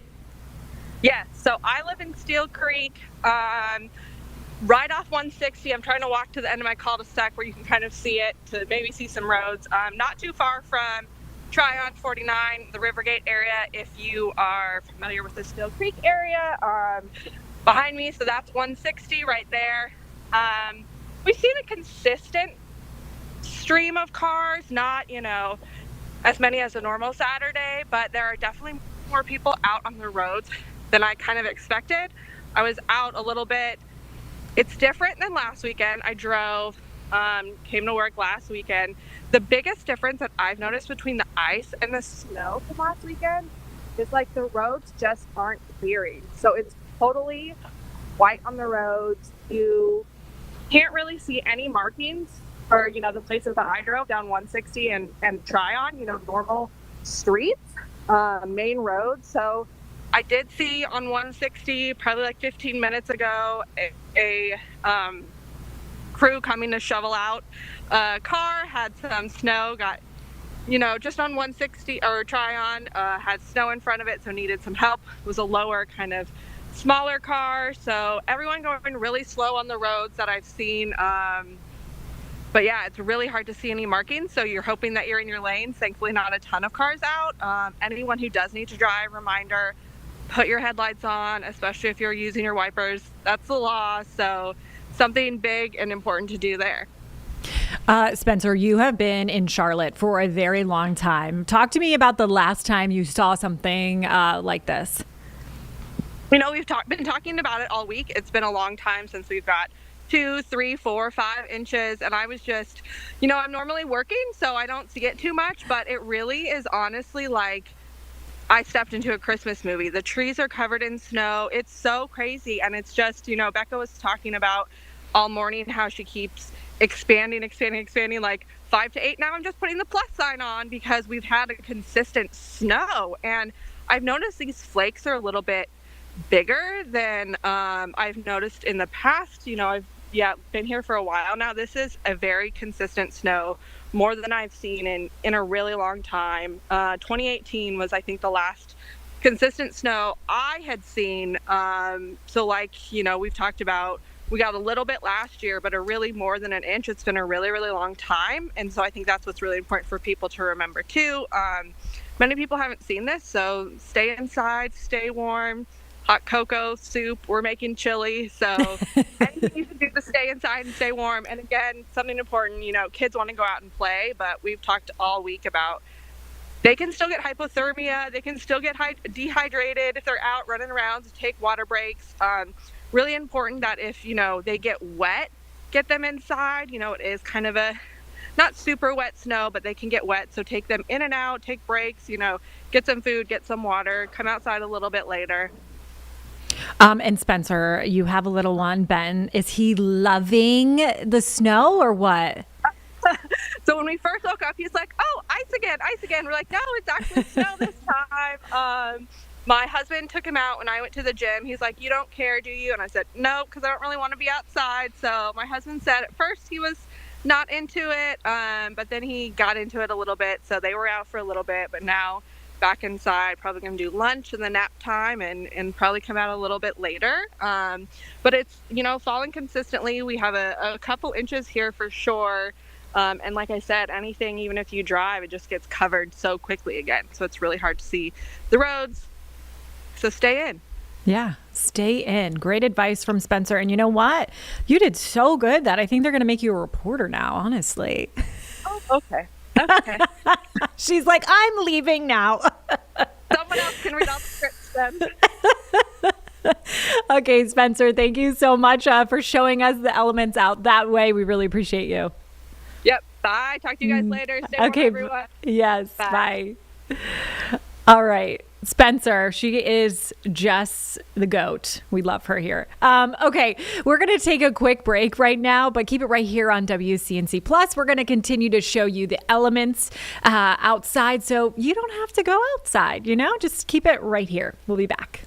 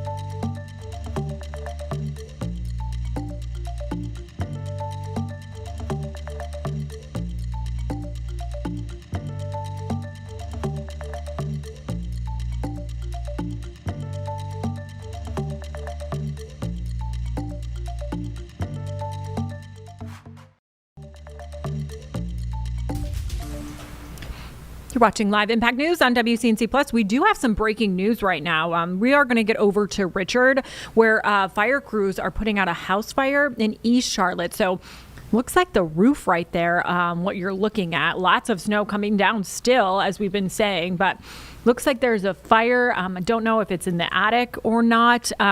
We're actually just waiting for Richard to get online so we can talk to him. But right now, you are taking live pictures in East Charlotte, house fire. Jeb, do you remember where he said he was earlier? He said he was off the plaza here, and I have a little more information that we're learning from Charlotte Fire right now, actually just into our newsroom seconds ago. Charlotte Fire tweeting out, this is at Rupert Lane in East Charlotte.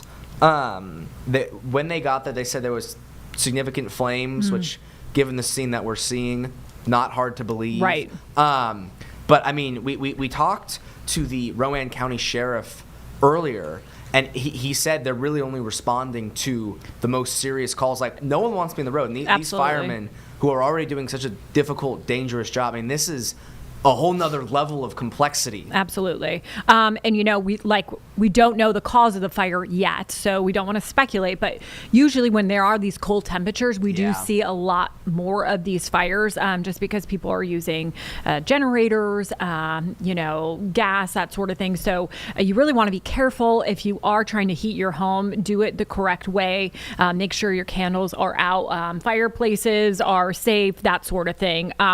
Because, you know, we don't want crews out on the roadways right now. We've been saying how terrible it's been on these roadways. You can see crews right now starting to, looks like they're putting up their hoses, which is good. And that's another thing that they would have to deal with as well, because it is, so cold out there. They have to get that water, they have to get it going. So a lot of challenges in these conditions for these firefighters. So Looks like they are starting to wrap up there, which is some good news. We're going to learn more from Richard just in a few minutes as he works to figure out more. Do you know if he's trying to talk to the police? Yeah, he's working right now to speak with witnesses and fire personnel there. We actually had the opportunity here on Live Impact News earlier in this broadcast not very long ago, where we actually watched Richard and Mason, our photographer, drive up onto the scene, and there was clearly a massive response. Right. But one of the things that I noticed, and I think people watching probably clocked this as well, the roads on the way in were really nasty. That was one of the, we were talking about it with Richard. Another level, and I'm gonna keep using the word complexity for these crews to deal with, because I mean, when you're a firefighter, you speed down to get to the thing as quickly as possible, but you don't necessarily have that same ability because the roads are so bad. I mean, we just had our director Sean get in here, and the first thing he said when he stepped in, he was like, "The roads are really bad. Like, the roads are horrible," which is what we've been hearing and seeing all day. And so, shout out to these amazing first responders for getting there, putting out the fire. I mean, they rain or shine, doesn't matter what the weather is. They do their job. So very, very glad that they're able to put out this fire, it looks like, and now doing some structural analysis to what's left. Also, too, you have to think of ambulances as well. Yeah. If they need to transport anybody, it's going to take them a lot longer to get to the scene, also to transport that person. Now, we don't know if anybody was transported or anything as of yet, but we do know that there was a fire here. We did see that earlier, a close-up of that roof, and it looks, too, like the attic. I'm guessing that's the attic, but you can see all that black around there as well. So don't know where this started, but we'll be learning from Richard soon. I do want to pull up our map really quickly, if we can look at that, and try to update folks on accidents that are going on around Charlotte. Right now, you can see just a lot of red, lots of stop and go traffic, like we've been saying. Let's see here. We do have a few. We have a disabled vehicle on Berkshire Freeway. We also have another disabled vehicle on Beatty'sford Road at Russell Avenue. We're also tracking another disabled vehicle. And you know what, Jeb? All of these disabled vehicles are probably from that snow and needing to pull over. Yes, absolutely. And so let's see. We have an accident at South Burns Avenue at West Trade Street. We also know that the Hornets game is going on right now. That was a big, I think let's double. I think it just tipped off. Which we talked to Katz earlier, and I thought this was the most interesting point that he brought up. Was one of the main reasons Katz has not called off all of their services today. He said the roads are bad enough to where they would like to suspend all operations, but mainly because of the Hornets game. You figure conservatively 10,000 people in the arena right now. Like that's if if half the thing was full. Right. You know, many of them took the Blue Line, took the buses, took public transit, and Katz is now saying we can't close because our hands are behind our back. Like people have to get home. Right. Like people depend. So that is one of the main reasons, and I imagine, based on our conversation, that not long after that game, they will finally suspend those operations. Absolutely. It's just, if you think about it, buses out on these roadways right now, it's just very, very hard, especially even four-wheel drive is hard to be in right now. Everyone is, this is not, cars were not meant to drive in this. That's why you have snowmobiles. Exactly. This is snowmobile weather. We also have a serious accident. If you do have to take I-77, that's going to be on Tyvola Road. So be careful for that as well. So I'm seeing a few accidents on our map. This is from Sigler, a system that we do use to check for accidents. So be careful. We've been saying it all morning. Be careful. You really, really want to. So we're going to check back in with Richard when we do get him, but we're going to take a quick break right now. You're watching Live Impact News on WCNC Plus.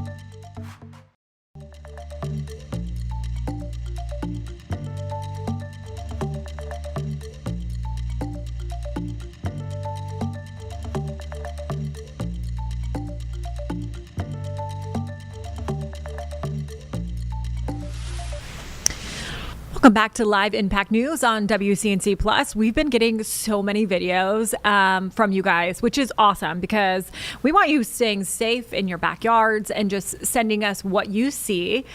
You can also send us your videos. Let me get I keep forgetting this number, so I have to do this. 704-329-3600. Like I said, we love seeing them. So let's take a look at some of them right now. This is in Caldwell County. Look at this snow. I mean, you guys, it's just that fluffy snow that keeps coming down. It has not stopped yet. And it's just covering everything. So thank you so much for sending that in. We're going to go to Gaston County now. Oh, look at this puppy. I love when people include their dogs. Like, it's my favorite thing ever. So this is in Gaston County. Puppy enjoying the snow. I know mine is, so that's awesome. And then we have in Lincoln County, another dog. Oh my gosh, we love it. Running around in that snow. Thank you so much for sending this in. Oh my gosh, they're having so much fun. That's great. I mean, look at the cars. They're covered. You really can't see. And then, okay, we have someone enjoying the snow. Oh. Ready? Well, let me do it again over here. Okay, what's going to happen?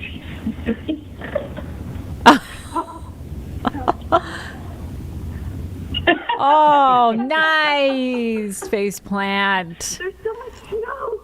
I love that. There's so much snow. Oh, it's so fun when you haven't seen snow in so long to get out there and just play in it. So we really appreciate your videos. Like I said, you can send them in 704-329-3600. We love to hear from you guys. In about 2 minutes, we're going to hear from the legend, Brad Panovich. He's going to give us an update on the weather right now and answer some of your questions. If you guys have questions about the snow and the impacts that it could have, one of my questions is, am I coming to work on Monday? I mean, obviously I have to be here, but do you have to go to work on Monday? It'll be interesting to see if they cancel school or delays again, because all week CMS had a 2-hour delay, right, Jeb? Was that it? Yeah, 2 hours. So we might see this again. Not sure yet, but we're going to talk to Brad all about that. So once again, send in those questions to us. We'd love to hear from you, but we're going to take a quick break. And then when we come back, we should be hearing from Brad soon.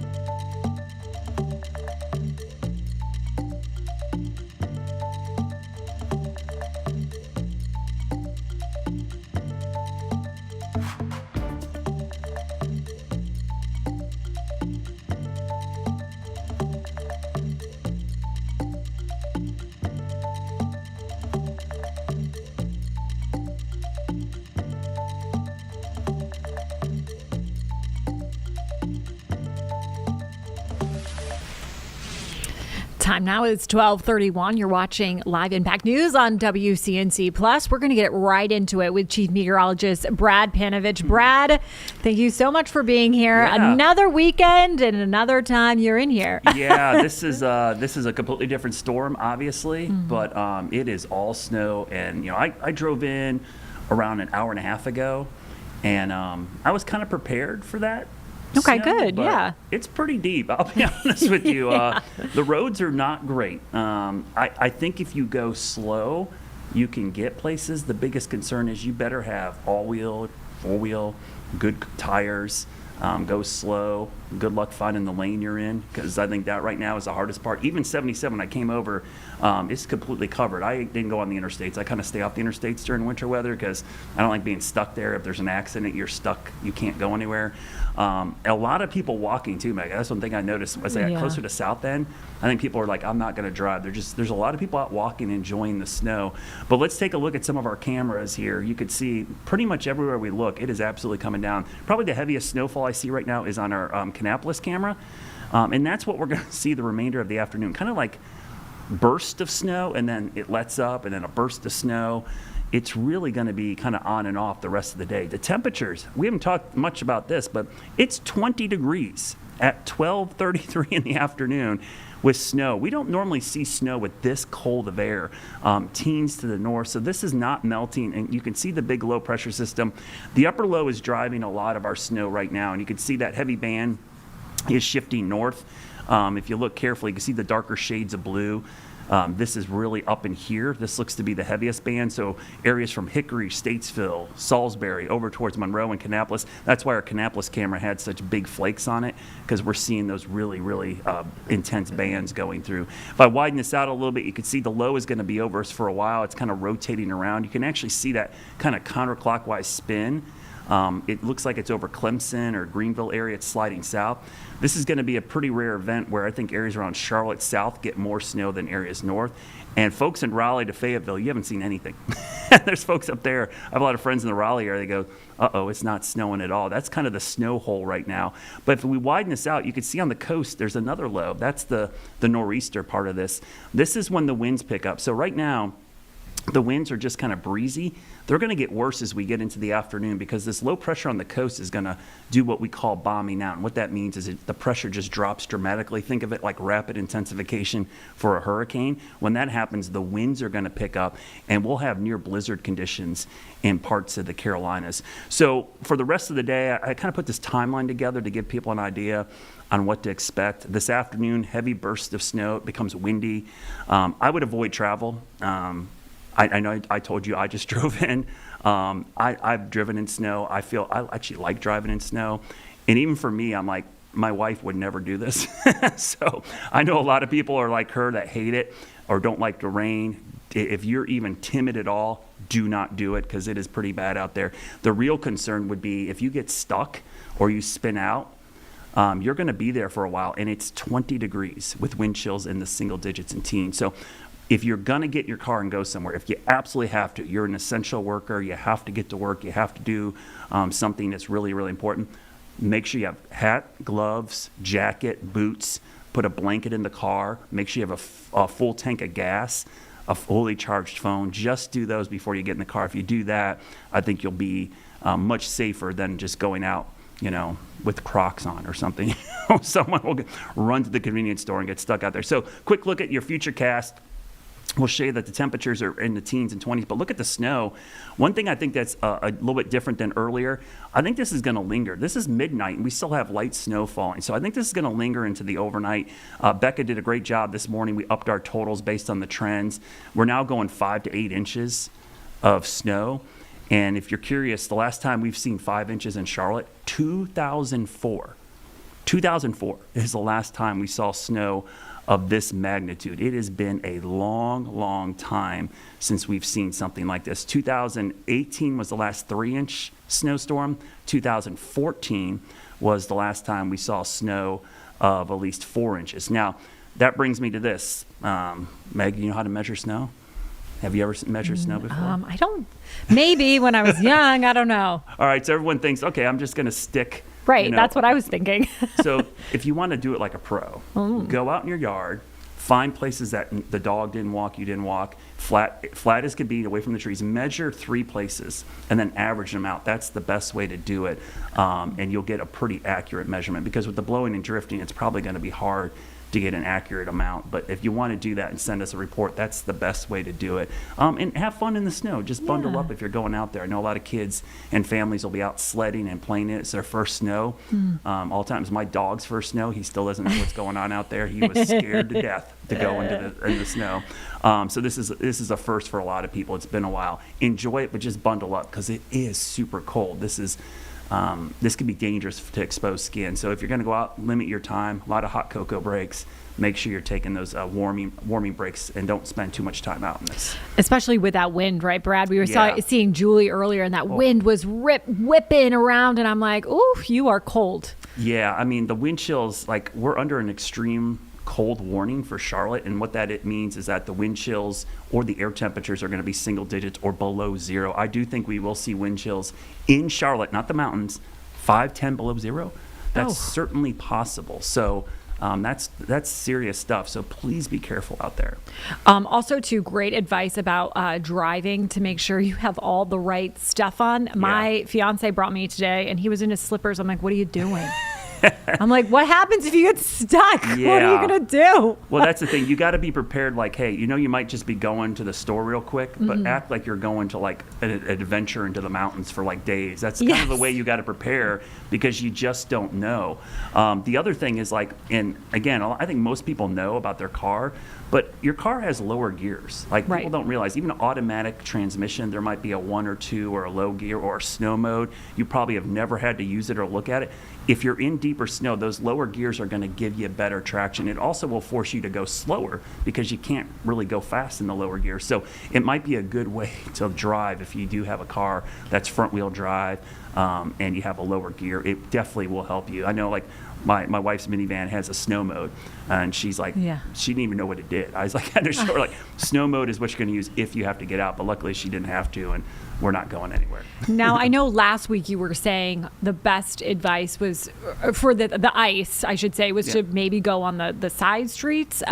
Would you still suggest that, or what with snow? What would you suggest? Me personally, I don't like going on the interstates because, one, you're stuck there. If there's an accident, let's say you're on 77, let's say it's great, but a 18-wheeler jackknifes in front of you, right?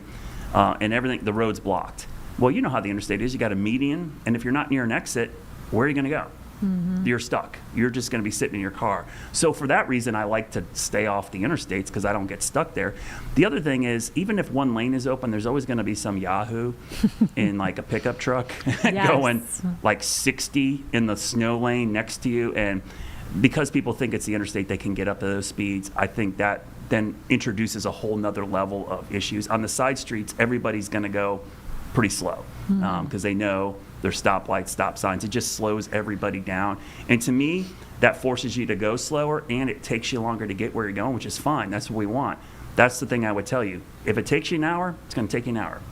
If it's a 10-minute drive normally, it's not going to be a 10-minute drive today. So I would kind of avoid those. And then that also lets the DOT crews work without traffic on those roads and get those open quicker as we get into tomorrow, because obviously we got to get these roads open. I saw one plow, City of Charlotte on Park Road. They were doing a great job, but it's coming down so heavy everywhere. There's not enough trucks to get it all done. It's going to take time, Megan, for this to all clear out. Okay, great. Well, Brad, we'll be seeing much more of you. So thanks for stopping in. We'll see you again soon. Yep. Okay, so speaking of sledding, we were talking about sledding a little bit, and someone's back with us, Autumn Bracey. She's out there live in Huntersville. Autumn, I know I told you had to go down a sled next time I saw you. So what's going on over there? Hey, good morning, Megan. Yeah, I am going to hold that promise. But first, I want to introduce you to the cutest little girl that's kind of giving me some tips on how to sled. Say hello, Emery. Hi. And her father, Clint, is here with us. Okay, tell me a little bit about how you guys have been enjoying today. Well, we started out just hitting this hill over here with the sleds, right? Yeah. One time I hit the bush over there, and Went pretty far. Yeah, I and know. the sled just hit the bush way over there. Oh my goodness! And they took a little slight break to warm up and get some hot chocolate. You feeling better? Energized, ready to go. Yeah. Oh my goodness. Well, Clint and Emery, thank you so thank much for being here. Okay, so Emery was sweet enough to let me borrow her sled. So here we go. Emery, you want to show me, give me some tips. Okay, so if you are sledding at home, Emery, what do you need to do? Sit down. Okay. Do this. Uh-huh. And then when you got the good thing. Woo! All right. All right. All right, that's great, Emery. Okay. Your turn now. Okay, Megan. Okay, so Emery's gonna meet me right here. Okay, Emery, here we go. As I'm walking, just look at this beautiful snow. It truly is a sight to see. Thank you. It's quite slippery out there. You got it? So you definitely want to be careful. Yes. All right. Making my way back up the hill. Don't mind me, everyone. Yeah. I probably do need a big push. Okay, here we go. The moment of truth. I have never done this on live television, but here we go. First. Okay. Out him? Yeah. Okay, Emery's helping me. Okay. Okay, 1, 2, 3. Woo! Oh my goodness, this is fun. Woo! Oh my gosh. Stop!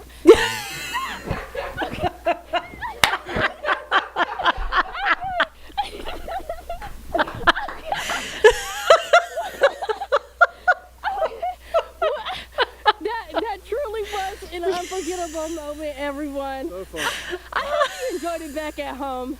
I want to send it back to you, Megan. Oh, Autumn, you did so good. Thank you so much. That was awesome. Oh my gosh. Okay, Autumn did The amazing. Winter Olympics is coming up. Yes, you should go, Autumn. You should be in the Winter Olympics by how awesome that was. I know the folks at home loved it. So thank you so much for doing that. Oh, so cute. It's so great to get out there and enjoy that snow. No Look at how much snow is falling down right in that area. So really, really great. We really appreciate Autumn for doing that for us because she didn't have to. I was kind of kidding, but we love the enthusiasm over there. Okay, so we are going to take a little break right now, but when we come back, we're going to check in with Richard for that fire and that breaking news that we told you about earlier. So we'll go to him next, but keep it right here on WCNC Plus.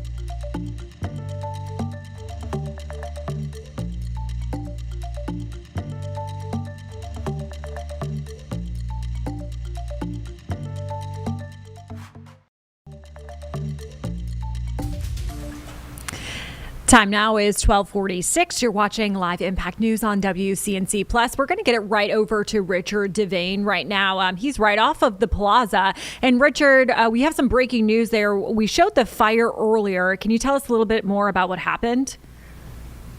Yeah, Megan, good afternoon to you. Good Saturday afternoon. You know, we've been showing you the treacherousness of driving sometimes, but the beauty of the snow. But of course, situations like this, people are inside. They want to warm up, and that's apparently what the family that lived in the house behind me was trying to do.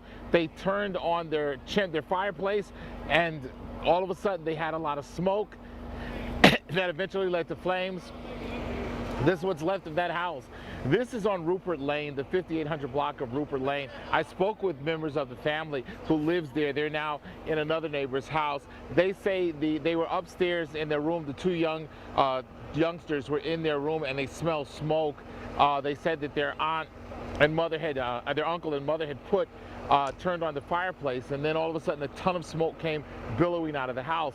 It wasn't until they ran outside because of the smoke that they started to see the flames. I spoke to a couple neighbors who lived diagonally across the street. They also said they heard popping, and then they saw smoke billowing out of the house, and then they saw those flames. Fire crews came and were able to quickly put this fire out, but there is substantial damage, at least of smoke damage, and there's some water damage as well to that first portion of the house where you walk in the living room where there's a chimney. Now, the family had been here about a year, we can tell you that much. They say they had never used the chimney before, but of course, it snowed. They thought they could turn it on, and it did not work. Now that is from the family. We've spoken to the fire department, the battalion chief, and we're waiting to get an official statement on what might be the cause or how this happened, because I'm just telling you what the family told me. But they said they had turned on their fireplace, and all of a sudden smoke started coming out of it, and you looking at that house, you can see where the damage is extensively in the area of the living room where that fireplace was, and extending up to that chimney. Just one of those things that before we get cold weather, we need to check those things that we're going to probably rely on. We may not use them throughout the whole year, but we're going to rely on things like your fireplace, your heating systems, things of that nature, just like your car. Whenever you have to winterize stuff, you have to be prepared for those things that happen. So something like this, we don't know if there was a way they could have avoided it, but if they had checked it out beforehand, maybe something like this wouldn't have happened. Now the family is, the Red Cross is being notified so the family can get some assistance, because they have family members, but they're far away, and it's quite a drive. Especially, you don't want to get out on this road and drive. They just ran out with basically what they had on. That is so often the case in situations like this. Again, I'm going to step out of the way. The fire department is wrapping up. The fire inspectors will be here just continuing to look over the damage, assess the damage, assess what happened. We have some video that we'll send to you later, as well as give you some information online about what we are seeing and what our neighbors told us about this fire. So the good news, nobody injured in this. Firefighters able to put this out. We're getting... You got something for us real quick? Heck yeah, man. Okay, well, we're on live impact stream, so let me do this. Oh, right now? If you want to do it, or you just want to tell me. No, I'm good, man. He's good. See, that's... They're always, and first question is always the question about in inclement weathers like this. You guys do such a great job all the time, but in weather like this, how tough is it? Oh, it's extremely tough. It's tough for both us and residents. You know, we're here for a small amount of time, but you know the residents themselves are the ones that are really impacted. So yeah, at about 11:30, we received multiple calls for the house fire. Encountered heavy fire in the attic. Firefighters, quick work of it, took the incident under control in about 21 minutes. But yeah, the weather impacts us drastically. But again, just like any other time, you know, Charlotte Fire Department wants to stress, you know, working smoke alarms in homes. And this is what made a big difference today. Working smoke alarms save lives, and they give people valuable time to exit the house. And like when they say it might have started because of the fireplace, is that something that people should check out before the inclement weather? So at the end of the day, the Charlotte Fire Investigation Task Force, they're investigating that. So I don't know for sure where the fire started. That's a question for them. But yeah, to your point, you know, good housekeeping efforts to include the cleanliness of chimneys during this time of year, yeah, it's absolutely valuable. I thank you. You guys have been working hard. Thank you so much. Yeah, be well. Yes, sir. Thank you so much. And that was with the Battalion Chief, Gurin. He has been helping us with this, giving us information much that he can. Of course, as you heard him say, there will be investigators out here, or they're coming out here, checking out to see exactly what the cause was. But you can tell they say the attic, and that's where that chimney is. And you heard what the family had to say. We'll get much more on this throughout the day. But just a point of warning, the good news in all of this, that I know it's cold, I know it's terrible, but that family is safe, and they're going to be okay. We're right here in East Charlotte off of Rupert Lane. This is Richard Devane. Megan, I'm going to send it back to you. Richard, thank you so much for that report. Okay, so we're going to send it over with South Carolina Department of Transportation. We have Kelly Moore standing by for us. And Kelly, we've been watching roadways, especially here in North Carolina. How is it looking in South Carolina right now? Yeah, so you can see some of those roadways here behind me. I'm here in our Central Operations Center in Columbia, South Carolina, but we're seeing snowy conditions across our state. So while a lot of the interstates are clear, that doesn't necessarily make it safe for travel. So we're really encouraging drivers that don't have to be out to stay off the roadways. We have seen some accidents even on those interstates that seem fairly clear. And once an accident happens, then the traffic that backs up might be sitting in those wintry conditions for extended periods of time. So again, our main message to drivers today is if you can stay off the roads, please stay home. What issues are you guys facing, especially treating these roads right now? Are you guys, a lot of people out there right now treating the roads, or is there any issues with that? Yeah, no, so we have crews that have been actually working for several weeks now as we've had back-to-back winter storms here in South Carolina. We've put down more than 4 million gallons of salt brine across our roadways across the state. So we feel like we're as prepared as we could be going into this, and we have crews that are working 24 hours a day, continuing to plow roads and treat roads, de-ice roads, to keep travel moving as best we can. With the kind of accumulations that we're seeing, the snow accumulations here in the state, the reality is that just means that there will be some travel delays. There will be some roads that'll take us some time to get open. So we're asking folks to be patient with us. We're working around the clock. Your safety is our number one priority, but we ask for your patience as we work together with you. And everybody does appreciate you guys so much for trying out there and keeping everybody as safe as they can be. What would you say that the problem areas are? I'm looking at some ramps behind you that do look really slippery.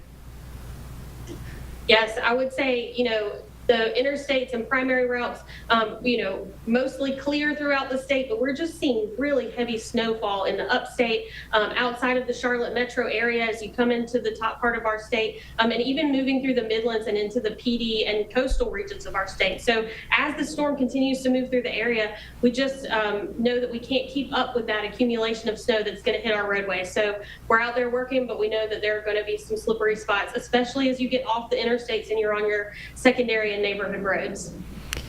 And then Kelly, what would you suggest to people who absolutely need to get out on the roadways and they do come across crew members? Just keep back and let them do their jobs? That's exactly right. I would also suggest to people, all of these videos that are behind me are available publicly at 511sc.org. You can check the conditions in your area in real time and watch the cameras. So check the road conditions before you head out, and then please give our crews room to work. We've got folks out plowing on our interstate and primary routes. If you come behind a snowplow and you try to, cut around them closely as a driver, you really make them unsafe and you unsafe as well. So you really have to give some distance to the equipment and the people that are out on the roads. All right, Kelly, thank you so much for joining us today. We really appreciate it, and we appreciate your crew being out there and keeping everybody safe. Thank you. All right, you're watching Live Impact News on WCNC Plus. We're going to take a quick break, about a 2-minute break, and then we'll be right back.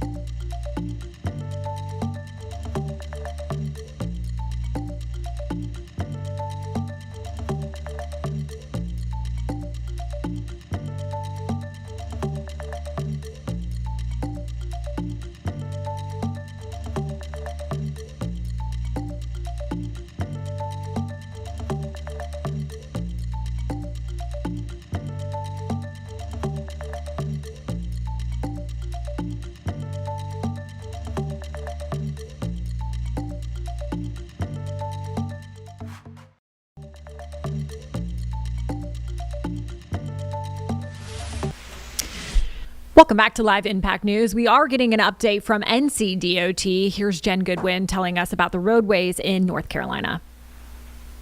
And I am going to go over a couple housekeeping things here just real quick. Before I start, let me go ahead and start recording because I know some of y'all wanted a recording of this. So I'll do that. So we are recording this. If you guys want a recording of today's availability, just let me know. I've already heard from some of you. And if you do have questions, just put them in the chat if you don't mind. And we'll, after we're done going through our comments, we'll go through those questions. And then we'll be able to take care of those. So I think that's it. So I was just going to touch on a couple things first. Safety related. Yes. Of course, did someone have a question real quick? Okay, I guess we're good to go. Wanted to start off just by saying that we are encouraging everybody to please stay off the roads. We're hearing about in the Charlotte area among our staff, there have been a lot of crashes so far in our response, and it is, I think, inhibiting our ability to be out there to do our jobs effectively with our plowing operations and our salting operations. And the message that has been from Governor Stein and from NCDOT Secretary Johnson and all the way down to our staff at the local level is to please stay off the roads and not to drive unless it is absolutely necessary. We know some people might still have to go to work or have other obligations, and so that is understandable. But if you don't have to be traveling, we want you to please stay off the roads and stay at home. One other thing to keep in mind too is the quick clearance that is in effect, the immediate tow that is in effect, that is, I think, in effect as of early yesterday morning, as of 6 a.m. So what that means is if there is an abandoned vehicle on the side of the road, if it is there for more than 24 hours, it's going to be towed away according to an agreement that was established between the Highway Patrol and NCDOT. Also, if there is a vehicle there that's on the side of the road, we're going to make sure that there's nobody in that vehicle. So you might see a vehicle that has a small piece of caution tape on it. That is simply a way of confirming that there's nobody inside that vehicle and that's already been checked, just to make sure that no one is occupying it. The other thing is just to make sure, if you want to check driving conditions anytime, drivenc.gov is going to be your best bet, your best resource. That's what we use to update all of our real-time travel conditions across the state. And we have cameras where you can see what's going on with conditions. And then one other thing too, that we didn't deal with the previous storm that we're dealing with this one is a lot of wind. And so when we see winds that are gusting up in excess of 35 miles an hour or higher, we, by policy, are going to have to temporarily stop what we're doing for our workers' safety and for our contract crews' safety. So if people ask why we're not plowing and why we're not actively working, that's simply because we have to adhere to that policy. So we have to wait for the winds to die down. That might not happen in this area, but we are expecting it to happen in other areas of the state. So with that, I think I'm going to turn it over to our division maintenance engineer, Mike Mariano, and he's got some other comments about our preparations and then what we anticipate to see for the remainder of our event. So Mike, go ahead. Yep. Thanks, Jen. And good afternoon, everybody. My name is Mike Mariano. I'm the division maintenance engineer here in Division 10. We maintain 5 counties, including Mecklenburg, Cabarrus, Union, Stanley, and Anson. And across those 5 counties, we maintain a little over 11,500 lane miles of roadway. As everybody's aware, we've been working around the clock for the past week and a half or so, preparing and clearing our roads from last week's ice event. And just after we finished clearing the roads on our secondary system, we put our brine tanks back on and started brining for this event. So as of yesterday, around noon, all bare pavement routes have been pre-treated for this event. So late last night, our crews began staging across the division in preparation for winter weather. Currently, we have 66 NCDOT crews and 129 contract trucks. So that have been treating our bare pavement routes this morning, and will continue to plow and treat on rotating 12-hour shifts until the event is completely done and the roads are back open and clear. We also have multiple cut and shove crews across the division, and they'll be staged in different counties throughout, and these crews will also be working around the clock, taking care of any trees that come down during the event. Currently, road conditions vary across the division.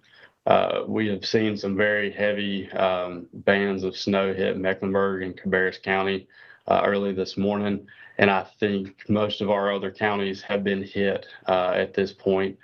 So most of our roads in those counties are covered at this point in snow, but we have been treating this morning on our bare pavement system, and we are seeing the material work, so our salt is working.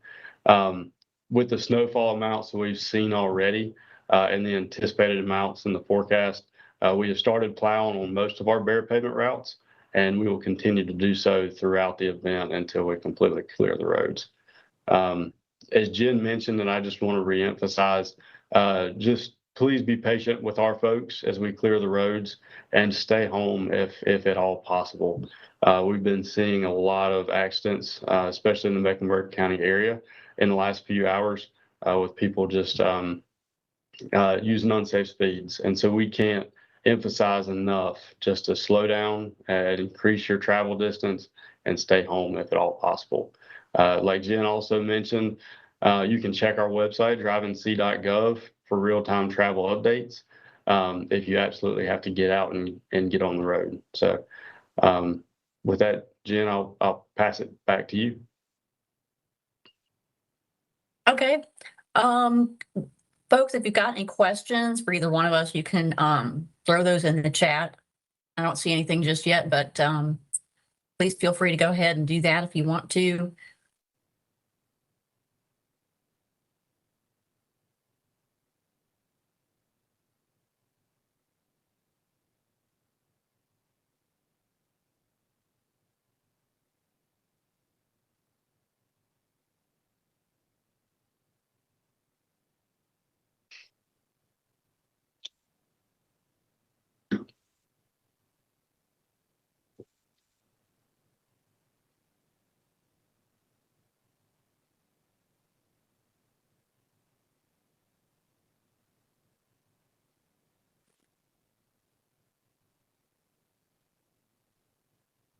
Does anybody have any questions?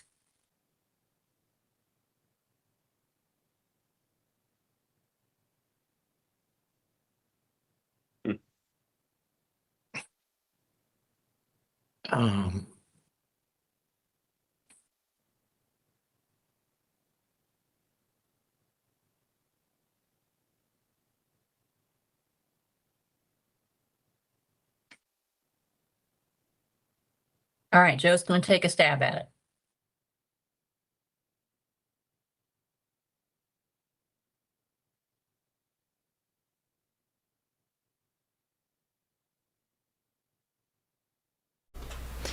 Okay, that was NCDOT. Obviously, not a lot of people asking questions right now. We have a lot of questions, but unfortunately on our end, we can't ask through this. So we're still working out kinks here at Live Impact News on how we can do that. But let's talk about cats right now, because we first told you that they're thinking about a suspension, and they have just listed that they will be suspending services at 3 o'clock, and the Blue Line service will be at 5 o'clock. So bus services will stop at 3 p.m. and the Blue Line service will stop at 5 p.m. Now, remember, a lot of people going to that Hornets game in Uptown, so that will be after the Hornets game. The Blue Line will still be going for those folks, but the bus service will be canceled. So just know that if you were planning on traveling on any CAT system, because of this inclement weather, it's really, really hard for those buses to get around, especially, in these conditions. If you take a look at our roadways right now, let's go to road conditions in Charlotte. This is where Richard was Oh, actually, let's take a look, yes, at the map. Sorry, Jeb. I'm messing you up right now. Okay, this is where Richard was with that breaking news off of the plaza. You can just see this is a back road, neighborhood road right now. You really cannot see where the lanes are. So lots of snow covering all roadways. Now we can take a look at our map here. We see a lot of red, which means stop and go traffic. We are continuing to look at accidents around our area. Like I said, a lot of disabled vehicles. We're seeing disabled vehicles on Independence Boulevard. We're also seeing some accidents up around 485 and some accidents around North Tryon Street, Mallard Creek, we've told you about, and University City Boulevard. We are seeing some disabled vehicles there as well. It's really hard to navigate these roads with all of that snow on the roadways. We're going to take a quick break, but we'll be back here in 2 minutes on Live Impact News.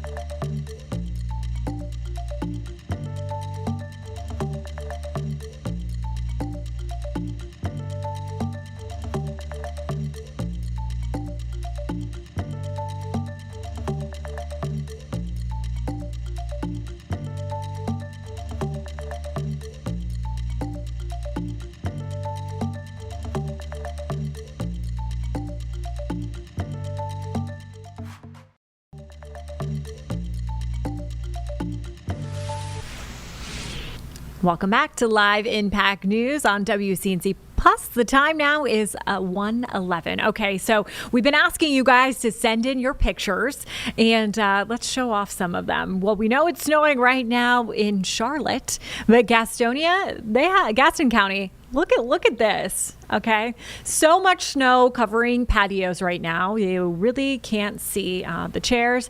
Beautiful. I mean, we've been talking about this fluffy white snow, and it's just so fun to see. So thank you so much for sending these in. Let's keep going. Is there any more? Yep, there we go. Oh my gosh. Speaking of fluffy, look at this fluffy dog. I love when the dogs are out and about running around in the snow, especially when they have not seen snow before. So these are always fun. We love your pet pictures. And we've got, let's see. We're switching. Okay. Oh, listen. That looks pretty good. They looks like they salted their driveway, because my driveway does not look like that. So good job salting driveways, guys. That's really what you need to do. And then of course, it's always fun to watch birds out in the snow as well. Is that a burn on top of it? Does that look like that, Jeff? Yeah, I mean, it almost looks like an owl or something. I know. Like a bird of prey, maybe. I mean, that's a good-sized bird. A good-sized bird. Okay. Oh, dear. Looks like somebody crashed in the Food Line sign in Gaston County. That's not good. We've been telling you about these roadways and how slippery they are. So keep this in mind. I mean, this is a good picture to remind you, you really want to stay home if you have nowhere to be because roads are absolutely treacherous right now. Driving this morning was really, really hard. We went off the road a couple times, but I made it here safe. So that's good. But yeah, I mean, this is a true picture of what it can be like out there. Can we show Richard again? Oh my gosh, this is another one in Gaston County. Yeah. This is Richard's shot right This is now. Richard's shot. He's off the plaza, like we said, on that side street. So you really can't see a lot going on. I mean, you can see a lot going on, I'm saying, but I mean the roadway, like you cannot see the lines there. So that's what really our drivers are having issues with, is driving without being able to see anything. If we do take a look at our map right now, this means stop and go traffic, lots of red, lots of slow, which is orange, and that's all throughout Charlotte. And as you do head into Gastonia, we're also seeing that as you do head out to Concord as well. I'm seeing on my SIG alert, which is a program we use for traffic updates, lots of red, especially going out to Concord. No accident reported there yet, so I'm just hoping that's because people are slowing down. I do have an update, though. I-85 South at mile marker 25 is closed due to a vehicle crash in Gaston County, like we were saying earlier. So that's going to be near Belmont and Mount Holly Road. The outer lanes are closed, so it's going to be outer lanes closed 1 mile past exit 26. So if you do have to go that way, just know that there is going to be some issues and slowdowns because of this crash. We have a lot of disabled vehicles out there as well that we are seeing on the map. And that's because, driving in the snow, you can get stuck. And if you go off the roadways, Brad was saying to us earlier to make sure that, you are wearing warm clothes. If you have to get out and about, wear those jackets, those boots. He said, act like you're going and staying in the mountains, because it is really, really dangerous if you pull over and, it's freezing out there and you get stuck. You could be stuck for a while. So really want to make sure that you are bundling up if you do have to go outside. We also want to remind you too that emergency crews don't also want to be out here at this time. So that's why we're asking everyone to stay home and just watch us, because we will continue to track conditions for you. We will show you what it's like outside, so you don't have to go out there. We're going to take a quick break, but keep it right here on Live Impact News on WCNC Plus.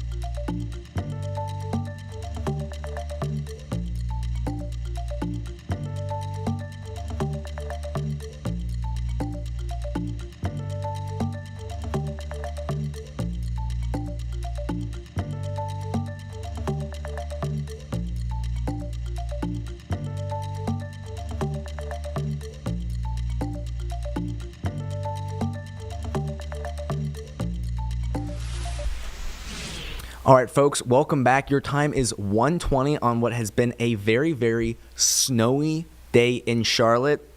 Road conditions looking absolutely terrible. Let's take a look now live at Richard Devane and Mason Foster in our storm tracker. They've been at the scene of a house fire in East Charlotte for the better part of an hour and a half now, where a chimney actually burned the roof of a home there.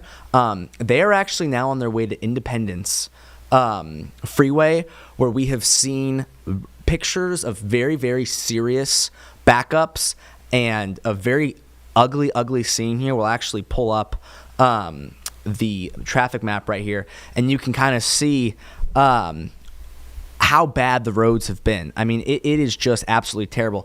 I will tell you, the reason you're seeing my face and hearing my voice now as opposed to Megan Bragg is we sent her out into the studio because she's going to be able to do a live traffic report for us from the studio there as we try to figure out what's going on and what's causing these backups and try to get visual confirmation of what's going on there. Let's take it back now to Richard's shot here. I mean, you can just see those conditions are absolutely awful. I mean, there's just no way around that. Luckily, that vehicle that they're in right now was designed to traverse roads when they look like this. It's our Chevy Storm Tracker. We're actually... And that, all bad stuff. But there has been some good today as well. Some people enjoying the snow. Our Julie Kay has been out in it this entire day, talking to folks who have been out getting drinks, getting food at the businesses that are open near Freedom Park. Here's an interview she did with a couple just a couple moments ago. Just taking a stroll, bit of a neighborhood. We just thought we'd walk to Freedom Park, see if maybe someone's sledding or something. Yeah, to see the sledders and see what's open. You guys seem coffee. Really excited. When's the last time you've seen snow like this? Like this in a long time. Since we've had packing snow in Charlotte, it's been a very long time. Yeah, I've never seen it like this in North Carolina since I lived here. How long have you lived here? I've lived here my whole life, but he's like 10 years. 10 years in. Okay, so what else is on the bucket list? We're going to go see the sledders. Do you want to do some sledding? What else do you want to do? If we find a sled or a cardboard box, we'll sled. Otherwise, there are some parks around, so we'll probably find a good spot. Otherwise, just watch some sledders and burn some calories. And get coffee, warm coffee. I heard Backyard Brew is open. It is open. Here we go. We're heading a long way back. The BB. Oh, that'll be good. Are you guys going to drive today at all? No, I probably won't. We'll be staying inside. Yeah. Just because the conditions? Just because you're not used to driving in it? We don't have anywhere to go. Yeah, nowhere to go. Nothing that dire. Yeah, fair enough. Yeah. They, and I'm sure many of the folks watching right now, have the right idea. Go out, walk, enjoy it. Those roads are very, very, very bad. I'm actually working right now to get you to a man who knows everything you need to know about those roads. Richard Devane, I'm going to toss it out to this shot, and hopefully he can hear me. It looks like he can. Richard, it's me, not Meg. We're keeping your head on a swivel. Richard, what are you guys seeing out there? I know it's been a busy day. Yeah, we're seeing, like you said. As a matter of fact, we just were leaving that neighborhood where there was a fire, and we actually saw a snowplow, Charlotte Department of Transportation snowplow on what would be a neighborhood road, which is good news. But as you know, they can't be every place at every time. It is bad out here. Tough, as you can see this car in front of us going. That's that scene that we were talking about just a little bit ago where there was that fire. The roads are really slick and there's ice under that snow, so it makes it tough going just walking around. So now the situation is that the more accumulation, the tougher it is, but those plows are out there trying to get as much as they can away, so they'll get it away from the roads. That way when we see people out playing, having a good time, that's the best bet. If you're out, go out and play, have a good time, make a snowman best you can, or throw snowballs or something like that. Do like Autumn and skate down the road. It's not good to skate when you're in a car, but it's great to do when you're out in the snow down a hill. Taking a look, the traction is the key thing, and I think that was Brad. I think I heard him earlier telling people about, the different gears in the cars that you can use. Know that and how to get that extra traction if you're trying to get out of your driveway or something like that, or if you come to a spot. But the best advice on all of these is know that when you're driving, take your time, go as slow as you can. And don't be a brake stomper real fast. Don't step on your brakes really, really fast or hard. You'll spin out. And pay attention to everything around you. You know how you're taught in driving ed to not just drive for yourself, but everyone else on the road today, especially. Watch other cars because other people are slipping and sliding. This road is actually a little drivable, for those who aren't in the Chevy Storm Tracker, but would I advise it? Absolutely not. It's not. There's some slick spots on the road here. This is off of the plaza, actually, where we're driving inbound on the plaza. So the conditions are not great. I've seen more and more people take to the roads, and so I do want to offer a word of caution that you just want to give it some time, let more time pass. You can see in our shot, there's snow still coming down, so it's going to continue to make the conditions worse. And as more people are out there, you reduce the opportunity to have a safe drive, even if you're taking it slow. There are other cars out there, and they may not be. So the best advice is staying inside the house. I'm looking now at some of our power lines above head, and there's accumulation of snow, of course, landing on top of them. The evening hours, concerns about that freezing over and creating that more than 1/4 of an inch of ice, and then that could start to have our power lines sag and fall. You see the stream of cars coming up, and there is a snow plow. It's got its plow up.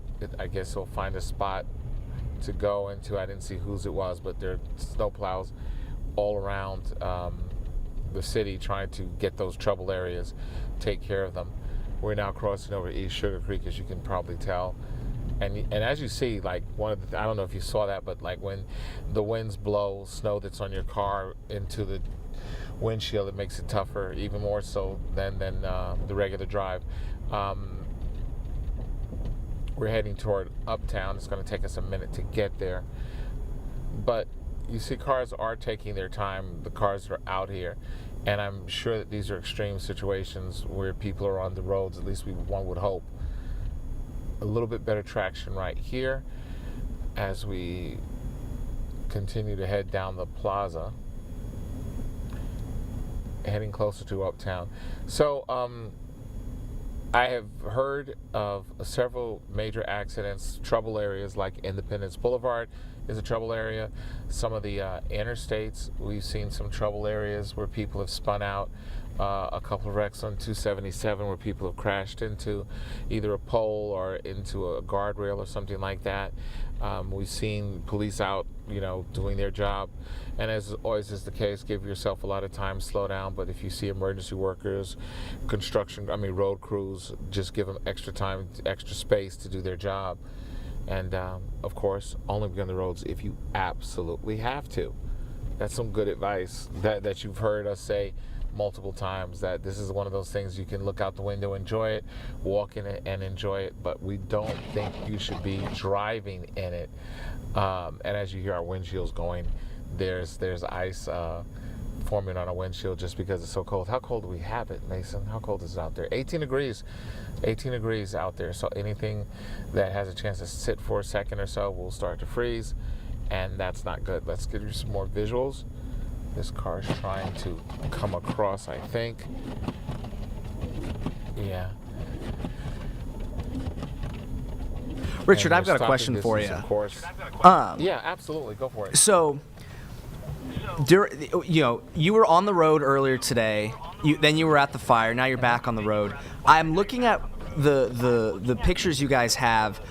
Would you say that the roads, even though I know snow's been coming down and it's bad, would you say the roads are better than when you guys first left? Are these main roads looking better than some of the side roads? Because I'm seeing street, I'm seeing pavement in your guys' shot now, right, whereas I feel like when you drove to that house fire, I wasn't seeing any of that.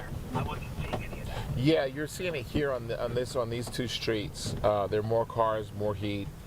on this particular street of this part of the plaza. I think the plaza, we did say earlier, was a little bit better than the interstates, than 277, 85, 77 to begin with.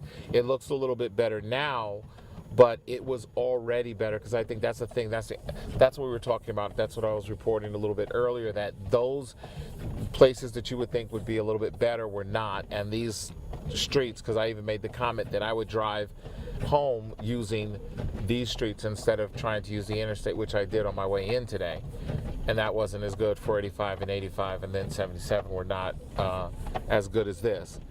But the plaza was a lot better. Now this part is better than further up, closer to Harris Boulevard. This part of the plaza is a lot better than we've seen further up, but they're not great. They're better, but this part was better to begin with. So I guess there are more cars taking these roads, and we have seen a couple CDOT trucks on this area.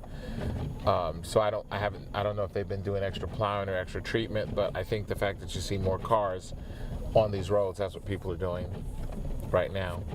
That's creating this issue of, or this visual of it looking better. It is better, but we just passed these side streets, and those side streets are impassable. They're just covered.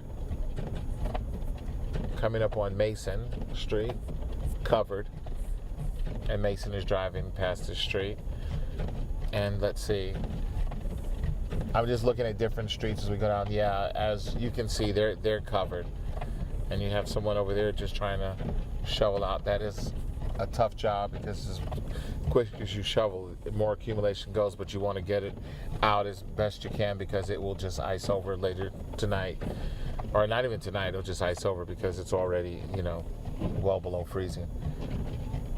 So as we come absolutely. to this street, Richard, thank you so much. As always, the man with the plan, the man who knows the roads.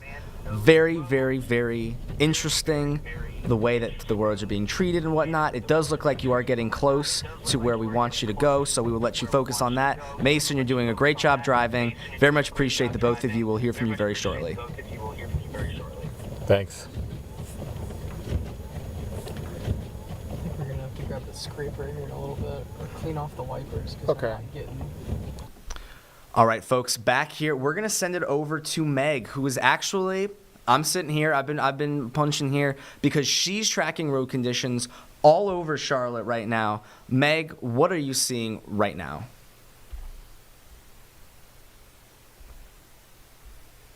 Seeing I-85 at mile marker 23, which is near NC7. I mean, just look at I-85 right now. It is a complete mess. This is I-85 near Hickory Grove as well. You can see some cars driving along, but you really can't see the lines over there at all. I-85 near Little Rock is not showing us a camera. Some of these cameras are black right now, and I'm guessing that is because of all this snow. So don't mind me as I'm clicking through, just trying to find an available camera. But okay, I-77, this is mile marker 51. I mean, if you just take a look at this, it is absolutely insane. So let's take a look at our traffic maps in general, though.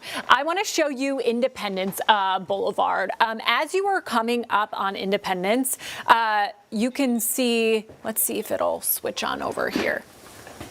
Okay, yes, as you can see on Independence, there is actually an accident right here. So if you are taking a look at this, there's an accident, and what we have been seeing is there are cars that are stuck over there. So just know that if you are taking Independence up, that it does mean that you're going to be stopped for a little while, and it's because they're trying to get up that hill. And when you are getting up that hill, if you are in a small car, that is not going to work very well for you. Let's take a look at overall conditions in Charlotte right now. We are seeing just a mess over our area. Lots of red, lots of stop and go, lots of slow down. So if you do have to be out there, remember to just take it slow. Don't get out on the roadways if you need to. I'm going to send it back to you now, Jeb. Awesome, Meg. Thank you so much. We're coming back here now. We're going to take Richard's shot. You're looking at it right there. I mean, look at that. You can see, as I noted before, we're seeing some pavement, which is lovely, great. But Very, very disgusting, disgusting stuff.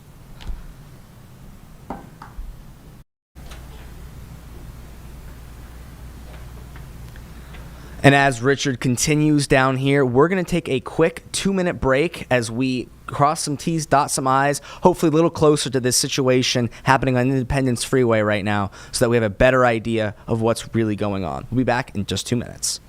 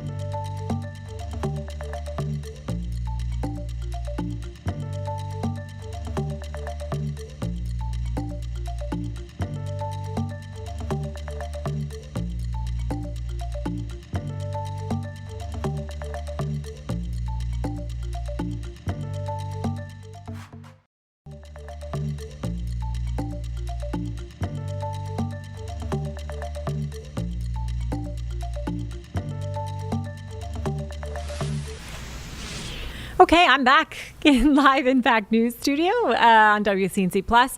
We're going to send it back out to our girl, Autumn. Autumn, she's been sledding. She's been with the people. So, Autumn, what are you doing now out there in these elements?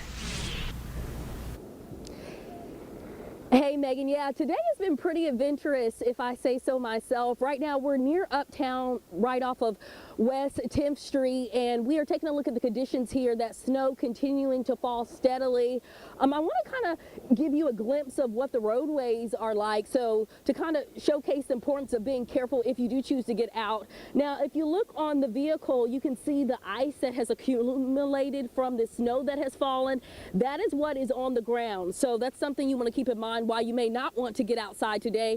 And we also know, what was it, just about 6 days ago we dealt with ice. Some of those areas still have not melted, so that's something to keep in mind as well. I want to show you the roadways so you know kind of what you're dealing with here. You can see it's filled with slush. We have seen some snow plows go out along these streets. We know, of course, our main corridors like I-77, those are typically treated first, and those secondary roadways are hit next. But you know, it's just something to keep in mind. Stay inside if you can today. The CMPD is also reminding everyone to not reach out to them unless it is a big emergency. You should dial 311 if your incident is not as severe. That is the number to call. So, of course, WCNC will be out here monitoring the conditions throughout the day. Sending it back to you, Megan. All right, Autumn, thank you so much. How was your drive there, by the way, when you guys were moving spots? Yeah, well, coming from Huntersville, things were still steady and slow. I know on the way to Huntersville, leaving from the Charlotte metro area, I was telling you we were going about 20 miles per hour. That has stayed pretty consistent. There's not a lot of cars out there for it to be a Saturday, but for the ones that are out there, they are going slow, especially because it's kind of low visibility is high, and it's kind of hard to see the lines along the roadway. So you do have to be careful and cautious if you are choosing to get out. All right, Autumn, thank you so much. Continue to be safe out there. We really appreciate you getting out there in these elements. All right, thanks, Megan. Okay, back here in studio, we're going to take a look once again at Richard Devane shot because they are just driving in our Chevy Storm Tracker. So let's take a look at roadways out there now. You can see at these intersections, you really want to be careful as well, too, because that stop, the red lights, green lights, people are not stopping right away because they're sliding. So if you have a red light, just wait a little bit before you go. Like you can see right here, they are making a safe turn. It's hard to turn in these conditions as well because you can fishtail. So you really want to go slow is the name of the game. Go slow and don't go out if you don't need to. We've been saying that all morning, all afternoon, and we're really serious about this because we've driven in these conditions coming here, and it's not fun. It is not pretty. So you really don't want to be doing that. We're going to take a quick break right now, but we'll be back in 2 minutes right here on WCNC Plus.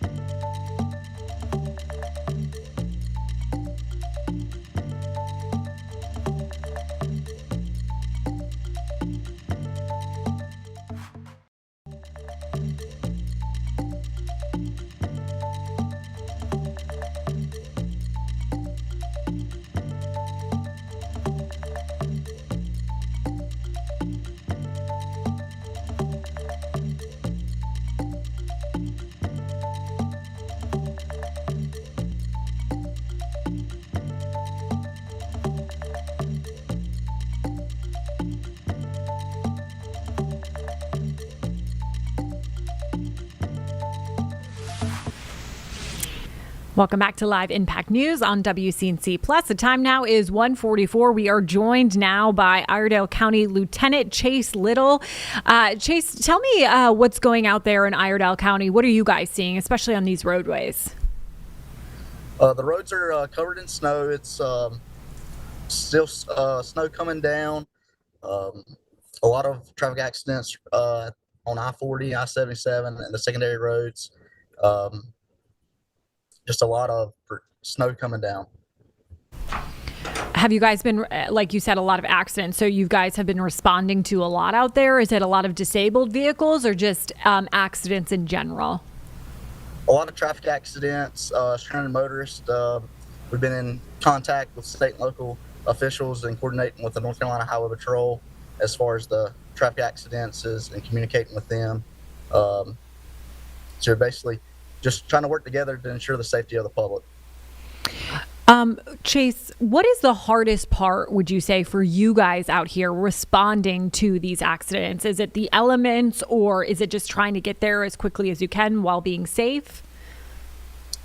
The elements, but also, us trying to get there safely to help, the citizens and everyone in Iredell County. The major thing for us is we're trying to encourage people to stay at home to help, DOT workers pushing the snow, putting out the salt.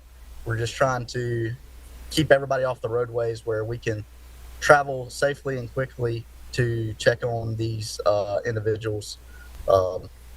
That's, traffic accidents or calls for service that they may be. Now, I know you're saying to stay home, but what's the biggest thing you think drivers need to know if they absolutely need to go somewhere?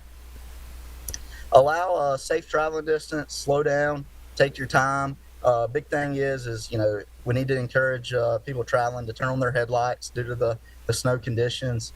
Slow down, take your time, allow, like I said, a safe traveling distance to get there.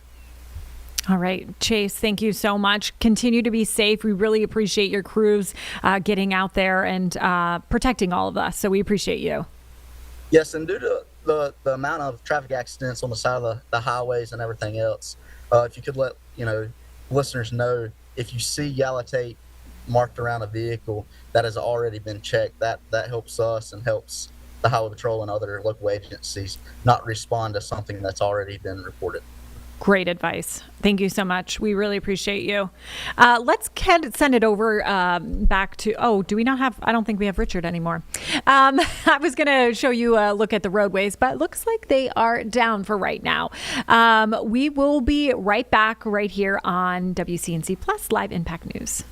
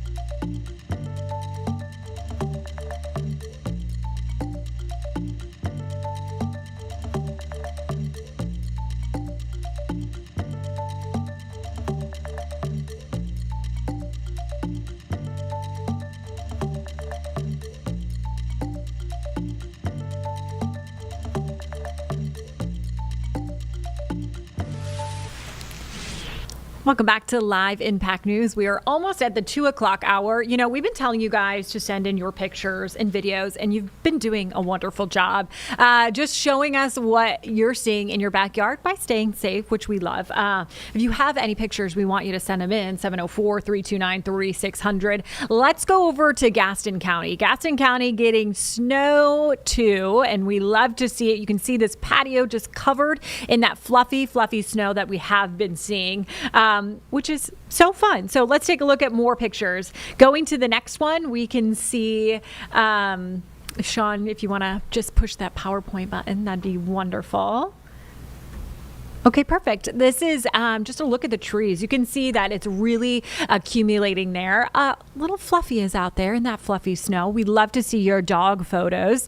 And then we also have the driveways. Now remember that these driveways are going to be slick. So it looks like this person put down some salt or something because they don't have a lot of snow on their driveway right now. And then looks like we have, I don't know, I'm not like a bird person, so I'm not sure if that's like an owl or a hawk or something, but it looks like something is perched up on a bird feeder right there. It's just so beautiful, the snow, seeing the snow fall down. But we want you to be careful because of this picture right here. You can see this at the food line in Gaston County. Someone smashed into it. And this is why we're saying to keep off those roadways because it can be very, very slippery. And we don't want you guys slipping and sliding at all. You can see this one too, another accident. As you see, very, very slippery there as well. So we really want you guys to be careful, but we want to see your pictures. So 704-329-3600. We are also taking videos and questions. We have our very own Chief Meteorologist, Brad Panovich, in with us today on this Saturday. He's going to be answering some of your questions, which I know you have a lot of them. I have some questions as well, especially what this weather is going to look like Sunday into Monday. See if kids will have school. Now, we do know that kids have been, at CMS, I should say, delayed for all week, a 2-hour delay. Monday they didn't have school, so we want you to be aware of that. Do we have any traffic maps available for us, Sean? Oh, he's going to get at that. Okay, perfect. Yeah. So like I said, send in your questions. We love to hear from you. We love to hear from you, see your video as well, but we want you to do it safely. So if you find a safe spot, that will be great too. Okay, let's take a look at road conditions right now. The white means snow, and obviously it still continues to snow across our area. We are tracking some incidents around the Charlotte area, especially on Independence. As you are heading up that hill on Independence, it is getting hard for cars, mainly ones who don't have four-wheel drive to get up it. So we've seen quite a mess over there.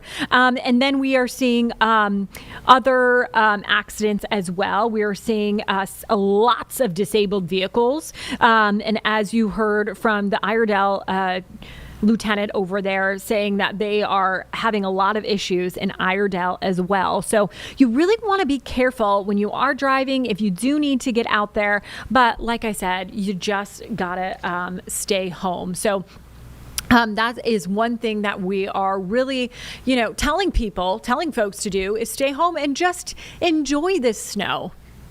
Sean, where are we going from here, buddy?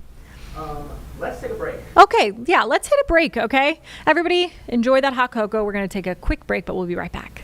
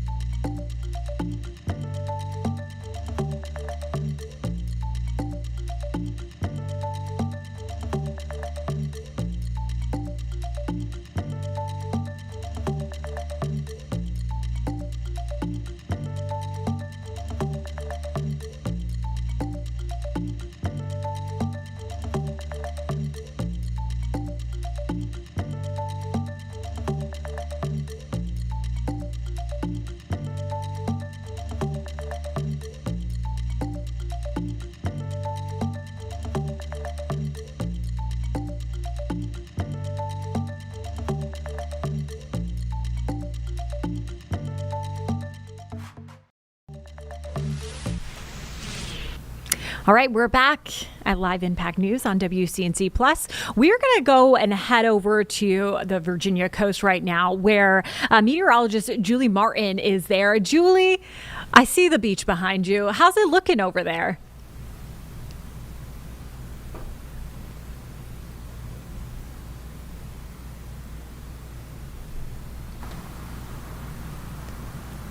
Okay. 8 degrees out here along the water here in Virginia Beach. I'm at the southern edge here of the Chesapeake Bay, and there you can see the waves whipping through. Not too many people out here today. We just saw one guy with his dog walk by, the dog having a good time but staying out of that water. We have multiple threats though here in Virginia Beach and in Norfolk.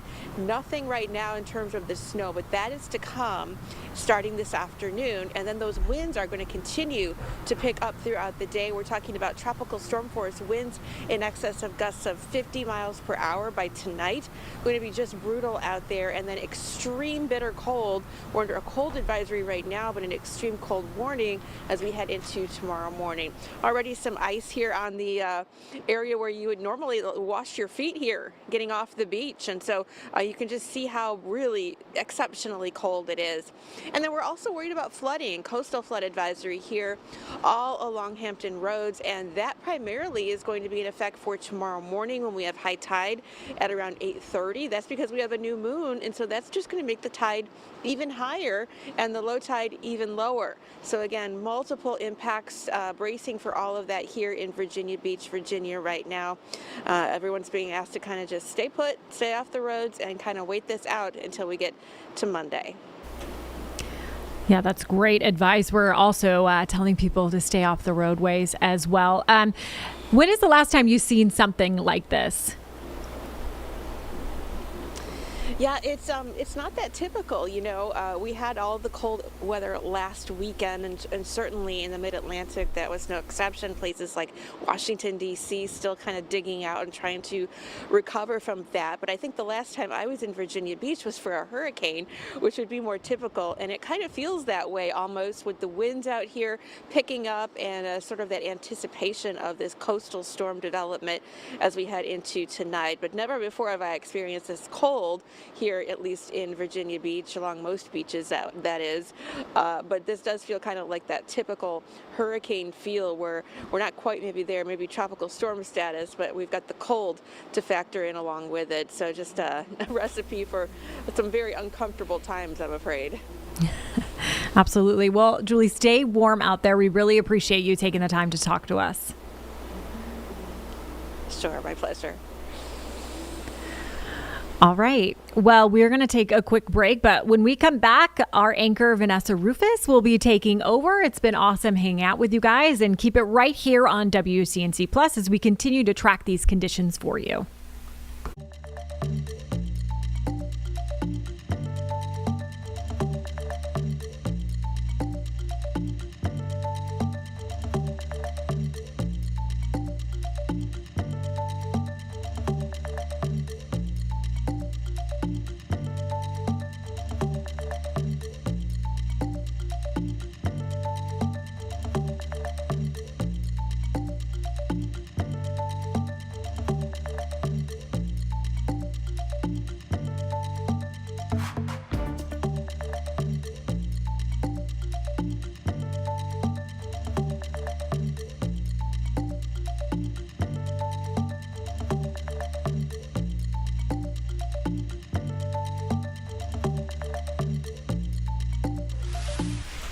All right, folks, welcome back to Live Impact News. Vanessa Rufus taking over. We're going to turn it now to Chief Meteorologist Brad Panovich with the latest on these winter weather impacts. This is the Billy Graham Parkway. Good luck finding your lane. That's what I experienced coming in. You see the traffic moving. This is going towards the airport. And look how heavy the snow is falling currently. We had it kind of let up a little bit, but in the last, I'd say 5 to 10 minutes, it's really picked up in intensity. We've probably got about 5 inches of snow here at the station. That continues to fall. Kannapolis, kind of the same thing. You see the heavy snow here. This is the Cannonballers Stadium. Boy, it is absolutely coming down there. And we've got another camera outside of our back patio, our weather patio. You might be familiar with that. You could see it there. Look how deep the snow is right now. Really coming down, straight down, which is actually a little better than the blowing and drifting that we had earlier. But that's certainly going to be an issue we're going to have to watch throughout the afternoon. We've been watching the totals. This is our ruler camera out there. We're sitting right at 5 inches. So right there at 5, we're probably going to get to 7 or 8 for sure.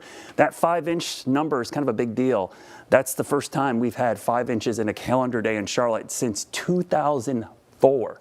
2004. It has been a while. I remember that storm in late February. It was crazy. Ended up with 11.6 that day. Could we go that high? Somebody's going to get double digits. It's just a matter of time. Northeast winds, really cold out there as well. Wind chills are in the single digits. So if you're out and about, bundle up. This is no joke kind of weather out there. So we've got this upper low, it's pivoting. So it doesn't look like things are really moving much, but what's happening is the bands are wrapping around the low. The low is technically moving off in this direction. So when you see these bands that are rotating around, they actually will pivot back through eventually. Big snow is now developing in eastern North Carolina because of the coastal low, and there is a gap in between, but that's beginning to shrink up as well. So folks in the triangle are starting to see some snow. You can see why our totals picked back up. You see the darker blues? They just moved into our area. The lighter shades are where it's lighter. So this heavy band's going to pivot through. It looks like it stretches from basically Salisbury back into the upstate of South Carolina. That's going to move through. So I think the heaviest snow will be between now and probably 4 or 5 p.m. The thing we're watching is that this might sit over us for a little bit longer than anticipated. I think it could linger until about midnight because even on the backside, there's snow all the way down to the Florida Panhandle. It's going to snow in Tampa tonight into tomorrow. So here's your snow forecast hour by hour. Notice the snow totals staying pretty high. We'll be right around 20 degrees. The wind chill is at lower numbers, so that gives you an idea how cold it's going to be. Through 8 o'clock, I expect there will still be snow. In fact, it might go well after 8 o'clock. This is our Futurecast. You see the heavy snow bands. It does letting up a little bit around 9, 10 o'clock. That's midnight though.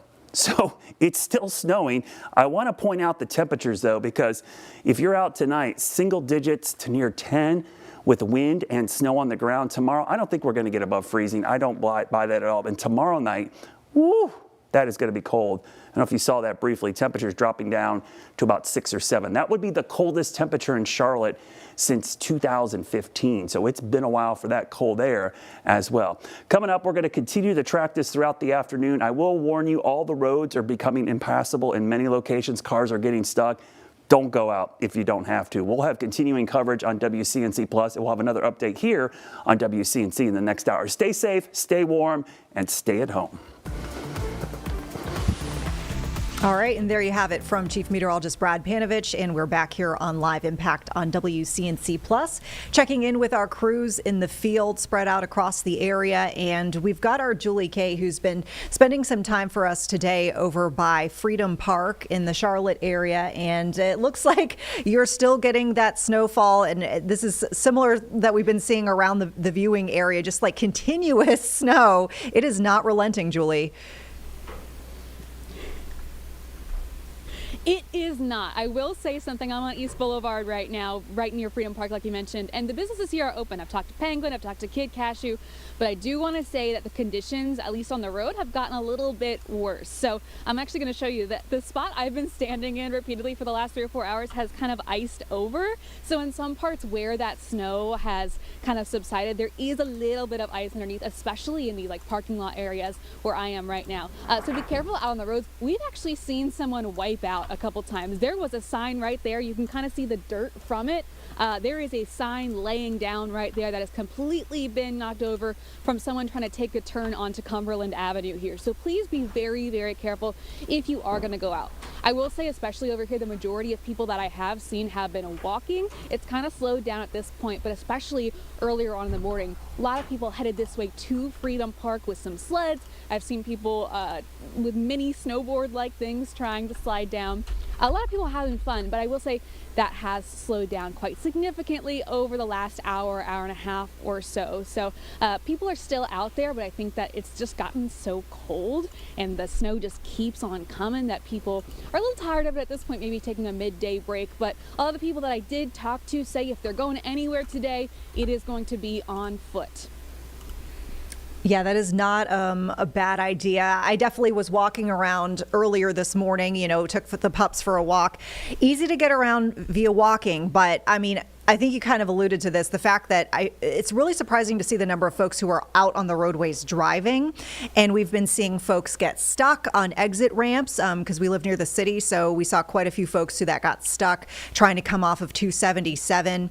And yeah, some interesting driving techniques as well. So great reminder, folks, from Julie K there, if you don't have to be out on the roadways, stay home, maybe just walk around. Yeah. And Vanessa, I have seen a surprising amount of cars, I will say, especially because in the last 3 or 4 hours that we've been out here, I have not seen another plow come through. There are areas of this East Boulevard section that, is one of the more main roads in this area that have been a little bit cleared out just by tires running through it, but I haven't seen a plow, and that snow really isn't going anywhere. I'm not sure if we have that sound that I sent over into the studio, but the people I talked to just really are not interested in driving, and I do think that is probably the way to go, especially as the snow is still actively coming down. All right. Yeah, I think we do have just taking a stroll over the neighborhood. We just thought we'd walk to Freedom Park, see if maybe someone's sledding or something. Yeah, to see the sledders and see what's open. You guys seem coffee. Really excited. When's the last time you've seen snow like this? Like this in a long time. Since we've had packing snow in Charlotte, it's been a very long time. Yeah, I've never seen it like this in North Carolina since I lived here. How long have you lived here? I've lived here my whole life, but he's like 10 years. 10 years in. Okay, so what else is on the bucket list? We're going to go see the sledders. Do you want to do some sledding? What else do you want to do? If we find a sled or a cardboard box, we'll sled. Otherwise, there are some parks around, so we'll probably find a good spot. Otherwise, just watch some sledders and burn some calories. And get coffee, warm coffee. I heard Backyard Brew is open. It is open. Here we go. We're heading the long way back. The BB. Oh, that'll be good. Are you guys going to drive today at all? No, I probably won't. We'll be staying inside. Yeah. Just because the conditions? Just because you're not used to driving in it? We don't have anywhere to go. Yeah, nowhere to go. Nothing that dire. Yeah, fair enough. Yeah.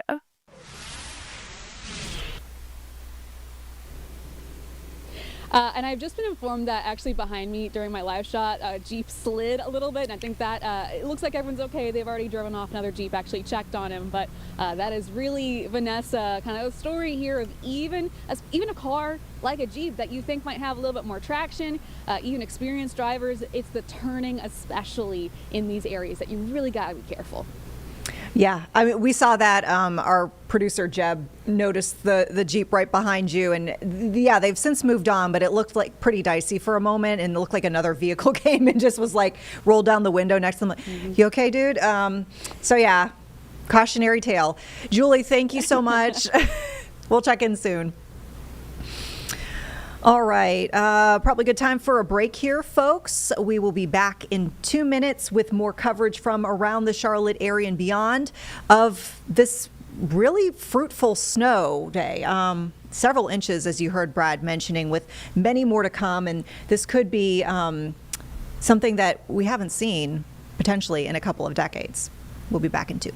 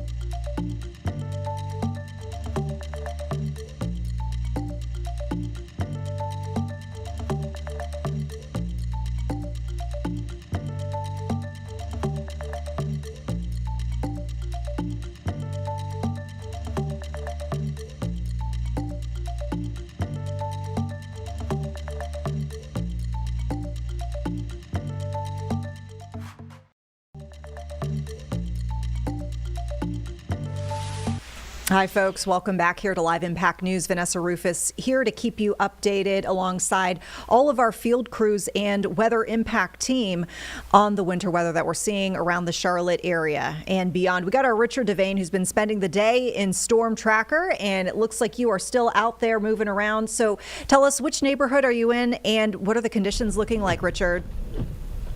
A lot of snow, let's see, we're just crossing over 277, heading into the Elizabeth neighborhood from Central Avenue. Crossing over, seeing the people trying to, first of all, let you take a look as we head back toward Uptown. You can see in front of a CPCC. Conditions are pretty bad. Spoke to a guy at a gas station just a short time ago. That was his word. It summed it up in one word: bad. Secondary roads are a little bit better than the primary roads. You can see 85, 77, 277. Really tough sledding, if you will, tough going, if you will. You turn into a sled. Certain roads are a little bit better, like some of these roads. For instance, 7th Street was not that bad a little bit ago. When I say not bad, I'm still saying you shouldn't drive on them. I'm just saying it's not as bad as the interstates and 277 and 85 in particular. Tryon area was another road that's not as bad. You can see a lot of slush being kicked up. We have not seen as many plows as one would expect, but I have seen some. I heard Julie mention that.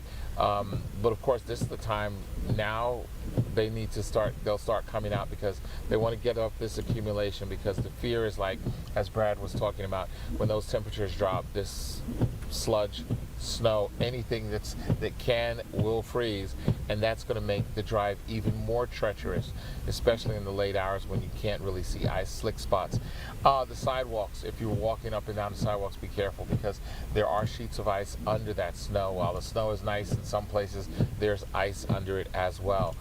We haven't seen as many accidents in the last couple hours as when we started, but we can tell you a lot of damage all around for folks who are taking to the road. So if you don't have to get on the roads today, as we've been warning you about, please don't. It's not worth it. As you see, we're getting right here in Uptown, Elizabeth Avenue, actually, crossing over in a few minutes. People on the roads, for the most part, are taking it slow. I know this morning we had some people who weren't heeding that, and I did see a couple accidents because of that. So we just want folks to be safe. Be safe. Watch Vanessa doing her thing.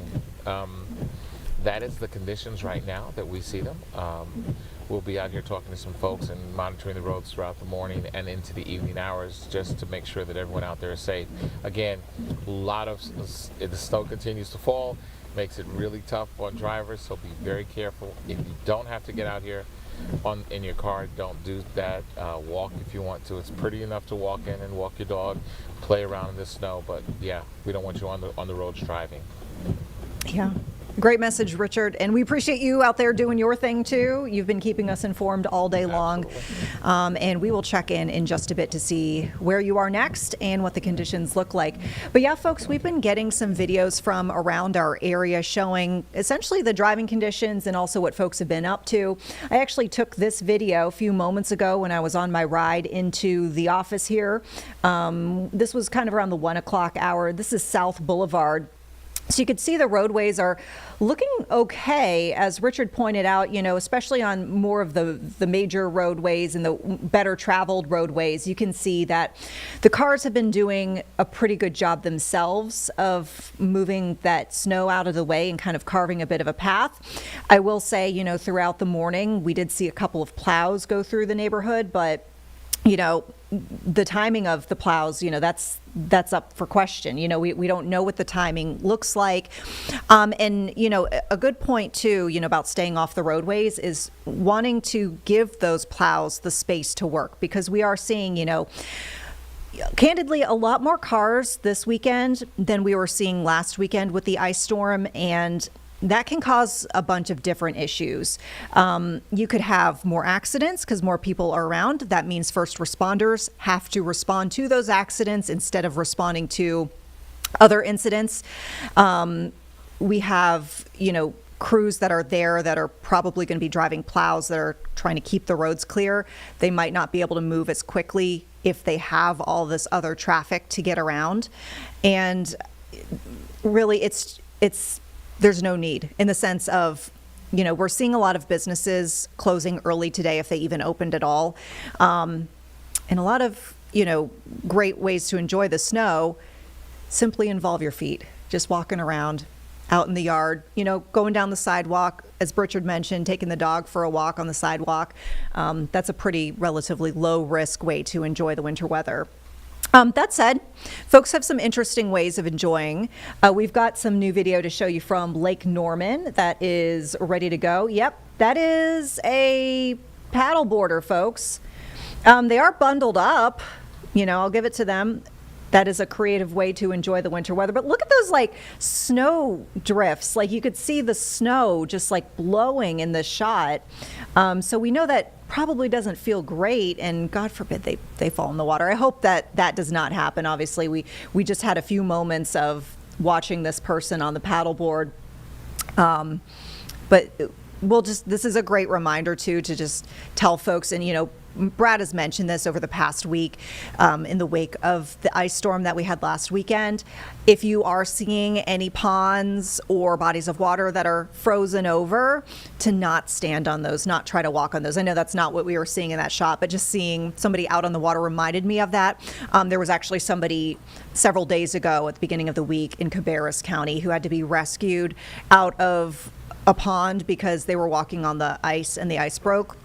And one of the things that Brad mentioned is, in our area, particularly, in the South here, we just don't get the consistent temperatures it takes to fully freeze that water all the way down, several inches. And of course, Brad, being more scientific, he had specific, inches that were necessary to drive on, of, ice thickness that you would need to drive on a piece of ice or stand on a piece of ice.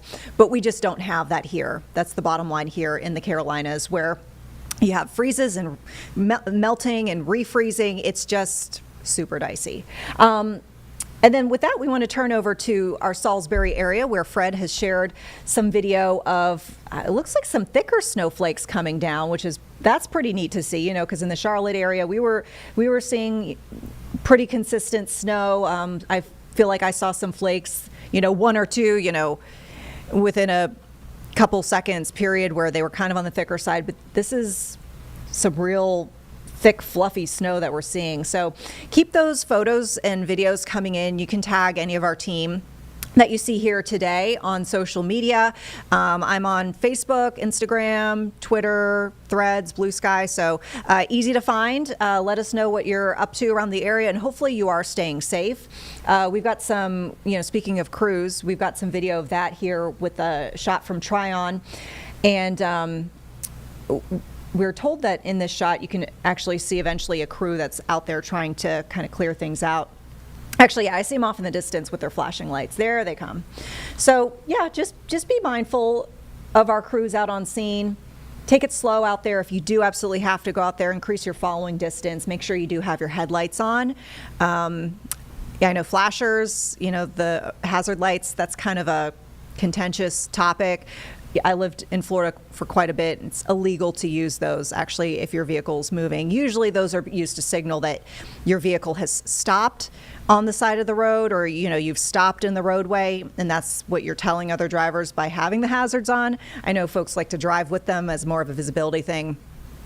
Brad, once again, has some opinions about that, saying it's kind of, it does the opposite. It's more dangerous to drive with the hazards on. Nevertheless, headlights on. Anytime there's any sort of precipitation, make sure that other vehicles can see you. All right, let's take a break, folks. We'll come back. We'll check in with more of the conditions. We do have a couple crashes that we can touch on as well around the viewing area, even on our interstates too, as much attention as they're getting. So we'll be back in 2. We'll see you with more updates.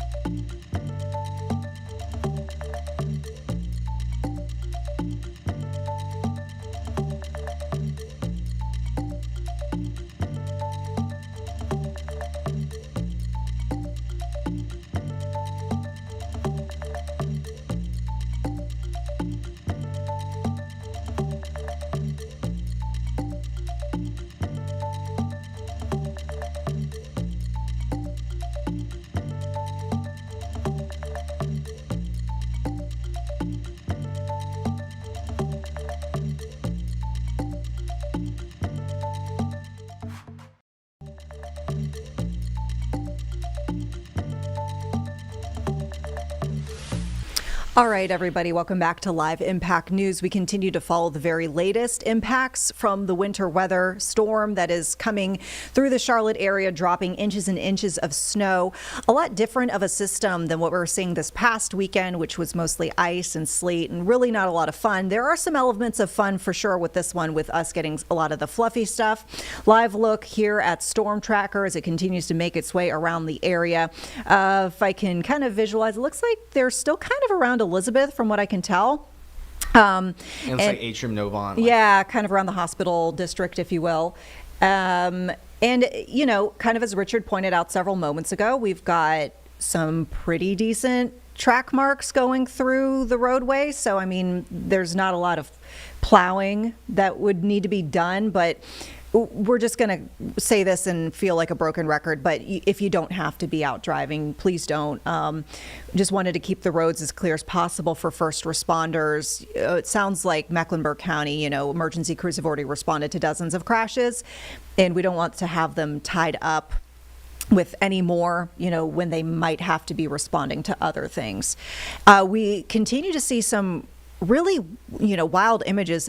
I don't want to call out Gastonia, but everything that's been, you know, roadway not fun has been out of Gastonia. I mean, we've seen a couple of situations, and we've shared the pictures with you before here on Live Impact, of vehicles basically losing control, going off the roadway. In two separate instances, we saw a vehicle go off the road into a sign. And now we are just getting word of a semi-truck that has been hit by a train in Gastonia. Some breaking updates just into the Live Impact newsroom. This is from Gastonia Police. They say semi's been hit by a train at Poplar and Airline, and we've got some pictures that are just absolutely wild to see. Good news is no injuries. The driver was able to get out, but police are saying this area is going to be tied up for quite some time. Just a quick look at the area. I'm looking on a map, you know, on my desktop computer right now just to see. It looks like there are some minor delays happening on Long. Probably some slower traffic if anyone is passing by and they're maybe seeing off in the distance there's some sort of scene. But once again, this is at the railroad tracks over by Airline and Long Avenue and Poplar Street. So you can see, look at that. I mean, my goodness, it's incredible that nobody was hurt, and we're thankful to hear nobody was hurt. But once again, this will be an area that will be an issue for quite some time.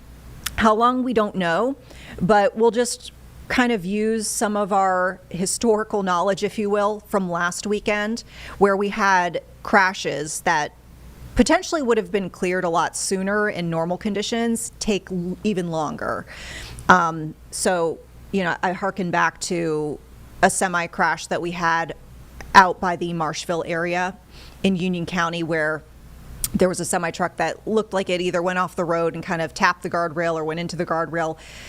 That scene was closed for hours and hours. So as we get more updates from authorities, we'll definitely pass those along. But once again, this is out of Gastonia for folks who are just joining us here on Live Impact. Semi-truck hit by a train at Poplar in Airline. No injuries reported, but a big cleanup that's to come here for crews in that area.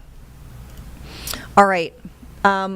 We also are seeing some other crashes. I kind of want to point these out. Let me pull up Drive and See, because we've got, probably not a surprise, in a similar area as last weekend, 85 dealing with a crash. We know Gaston County area can be a little tricky. Well, looks like we've got one of three lanes closed on 85 southbound near Belmont Mount Holly Road. So that's going to be some of the pockets of deeper yellow and orange that you see on the map towards the left side of your screen, getting out towards, I'd say, like getting towards the Lowell area, so closer to there. We've also got a crash out on 74 at Monroe Expressway. This is kind of around where the other one was last week. It's not as far east as the last one, but it's in a similar, stretch of roadway. It's US 74 Monroe Expressway near Unionville Indian Trail. That's going to be southbound. Looks like that will not be tying up any travel lanes, which is good news, but it is going to be on the shoulder. And we do want you to be careful if you absolutely have to head that way, mostly because, we know in a normal day, we're always very conscious of the move over law. And the move over law there to keep first responders safe. That might be on the side of the roadways. You always want to slow down and give them an extra lane if you can, or more of space as you pass on by. Even more important today, as we are dealing with the potential of slicker roadways and less control of your vehicle. So just be careful. Just be careful if you have to head out there. And we'll keep you updated as we learn more about those crashes. But it looks like that one, the one I just mentioned in Monroe Expressway, is set to clear around 3:30. That could change, but we'll let you know if that does change. And, some good news. As we speak, NCDOT has reported the 85 crash in Gaston County is no longer active. So that is some good news. However, look on that map. Looks like we do have potentially some looky-loo action happening the north and southbound direction of 85 out towards Gaston County. You can see a lot of orange indicating some bigger slowdowns than what we usually see. We've got for you now a quick update coming from our coast, because we know that this is going to be a coastal event as well, and impacts are not just limited to the winter weather variety as well. Some issues that we're hearing potentially with, flooding concerns. We've got meteorologist Julie Martin joining us right now from Virginia Beach.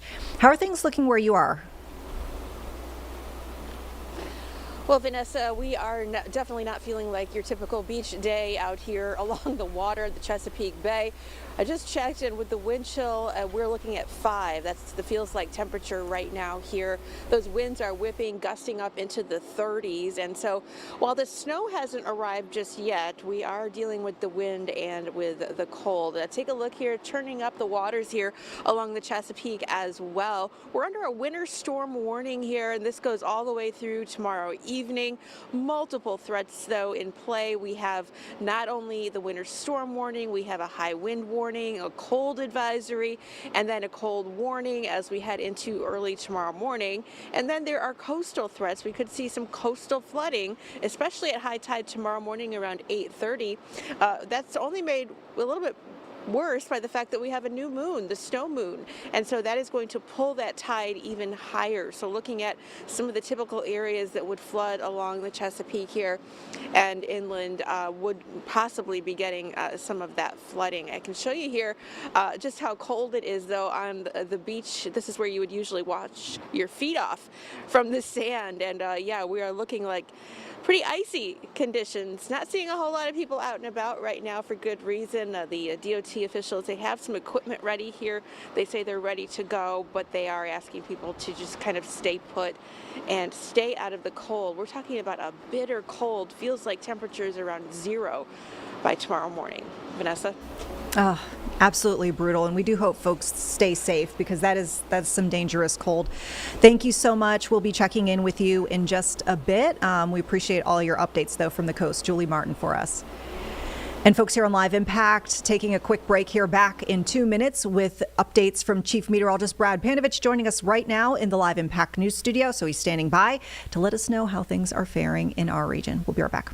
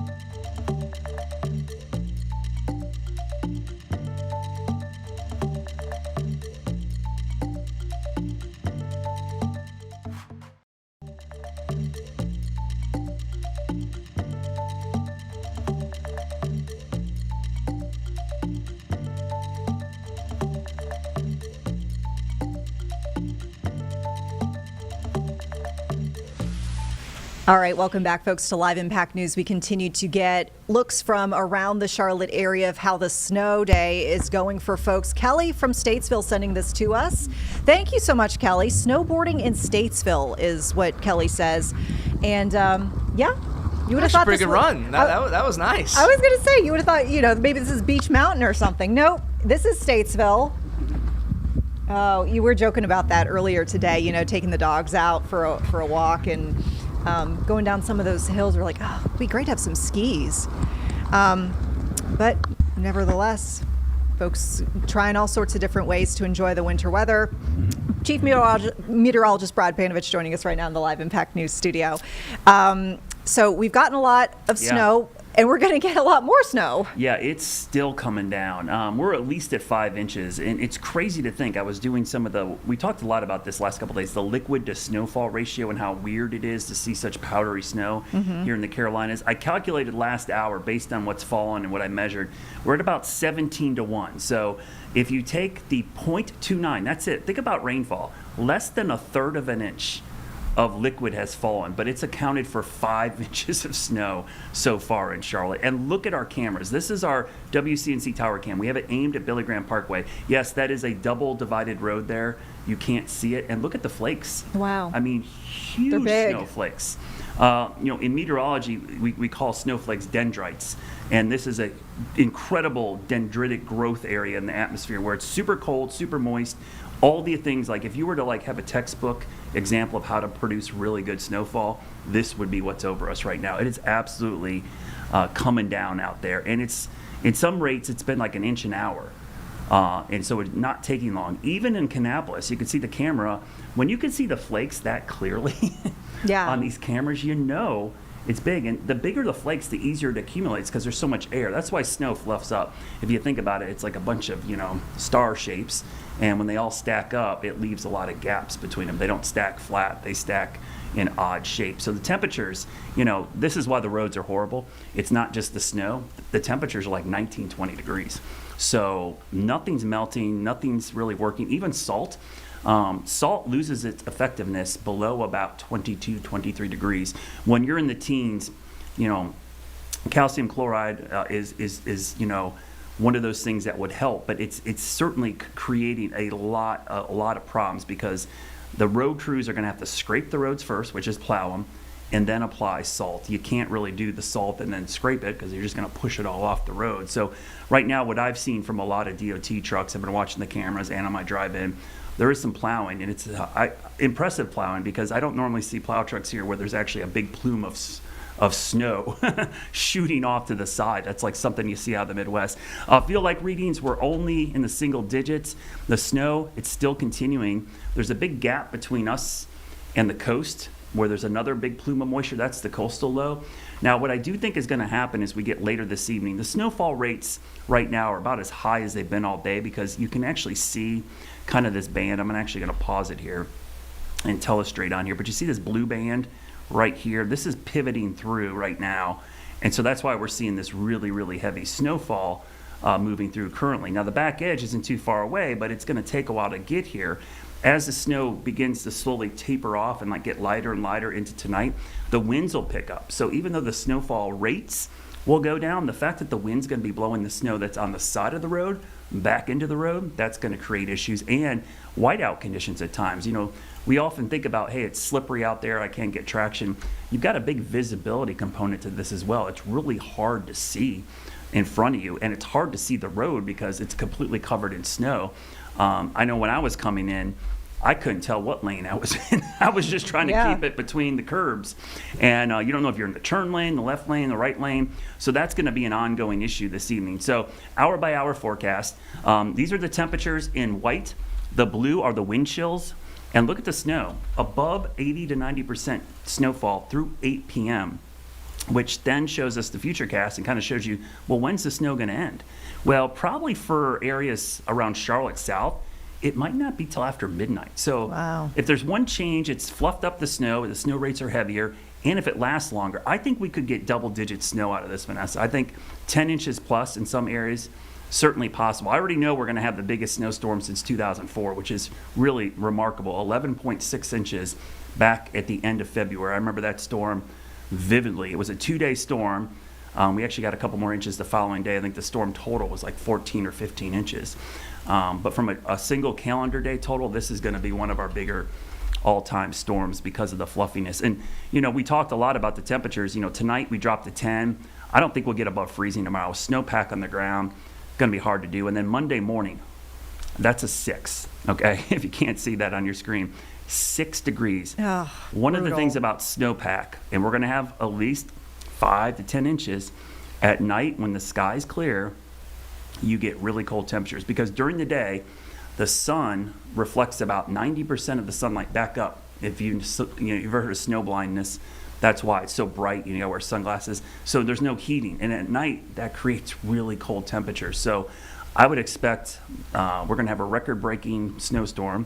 The snowfall record for day was only 9/10 of an inch, by the way. So we shattered that. And we're probably going to have record-breaking temperatures. And so this is going to be a combination we haven't seen a lot of in the last 2 decades around here. So a lot of folks that are new, probably not familiar with this. We've had a week of cold temperatures already. I'm really concerned about pipes and that type of thing, water mains, as we get into early next week because of how cold it's going to be. There's one nice thing about snow. It's a great insulator. So now that snow is on the ground, it can insulate the ground from the really brutal cold, but not your house. And I'm thinking about as well, we were talking about this morning, Brad, in our house, how we've done ski trips before. Yeah. And, we've gone to Maine and we've gone to Vermont. And, one time we went to Maine, we were there during a nor'easter. Yeah. And had to shovel the car out and all that. And we were kind of getting that type of vibe. Yeah. And I feel like sometimes in the South, we're like, oh, we're going to have a snow day. The rest of the country laughs at us because it's like an inch and we shut down. But I'm like, this is a legit snowstorm. Yeah, I've seen the comments on my Facebook, from Northerners, like, oh, what's the big deal? This is a big deal anywhere, okay? Yeah. You get this type of snowfall rates on the road surface, it doesn't matter. Salt doesn't work at certain temperatures, whether it's in Charlotte, North Carolina, or Chicago, Illinois, okay? It's like the physics and chemistry of this don't change because of your latitude, right? It's the same thing. And your car traction doesn't matter. It doesn't matter if you're from north or south. It is not going to get traction, especially on hills, because the comments I was getting was on the Independence Boulevard hill. Once you stop, which is like the dreaded thing, if you've ever lived up north, you don't want to lose your momentum going up a hill. Yep. Because once you stop, there's no way you're getting up the hill. And so what happens when cars in front of you slow down, it's not even your fault. They slow down, you've got to stop, and now you can't get traction to go uphill. I've been skiing in Colorado. You go through the Eisenhower Tunnel there on 70 west of Denver. Same thing happens there. They'll get cars have chains in four-wheel drive, but if a car stops in front of them and it's snowing heavily, the cars have trouble getting going again because of that. So just slowing down. That's why sometimes it's not even how great a driver you are, what kind of car you have. It's if other traffic slows down, then that has big issues on you. So I've seen every local police department I follow on X and Instagram. They're all saying the same thing. Stay at home. Do not go out. They're having so many calls for people, and it's so cold out there, Vanessa. If you get stuck outside right now, you got to be ready for below zero wind chills and temperatures around 19. So I don't think many people have that kind of supplies in their car. I joked earlier, you got to plan like you're not going to the grocery store. You got to plan like you're going on like an 8-hour trip. Like you got to pack all the stuff in your car because you don't know. If you get stuck somewhere, you might be there a while. Well, and the other thing I'll point out too, as a Southerner, I learned this actually from somebody who grew up in Ohio. Just now that we're dealing with the type of snowfall that we are, make sure that your tailpipe is clear. Yes. If you're stuck there and your car is on, you don't want that exhaust backing up inside your vehicle. Yeah, that carbon monoxide poisoning, that's like when we get, this would happen up north, as you mentioned, you get stuck in like the snow belts. There would be these bands come in and the traffic would be standstill. And people would be sitting in their car running it. They'd have to get out every hour and clear out the tailpipe to make sure you don't get, and sometimes even leaving the window cracked in the car so there's some airflow. Yeah. And I would also say in your home, if you have a crawl space with a furnace, you're going to see pipes that come out that are the intake for air for the combustion of a gas furnace and then the exhaling. Make sure those are not clogged with snow either. They're usually pretty high off the ground, but those can get clogged with snow or ice. And so make sure even at home you're practicing safe things, because when it gets cold like this, people are looking for different ways to stay warm. They might be using an extra heater, a space heater, kerosene heater. Please be careful. Fires and carbon monoxide issues become a big problem when we get winter storms like this because people are trying to stay warm. Yeah. Now, at the risk of making this sound like a sports report, I want to mention the Hornets won, by the way. They had a game today. The Hornets pulled it out. It was a great game. 111 to 106. The reason I'm bringing this up, they moved the game earlier. San Antonio Spurs play a game tomorrow in San Antonio. They go. I think it's against Orlando, right? Yes, Okay. but it's in. I think it's in, back home. Okay. Yeah, it's back home for them. There's a ground stop right now at Charlotte Douglas.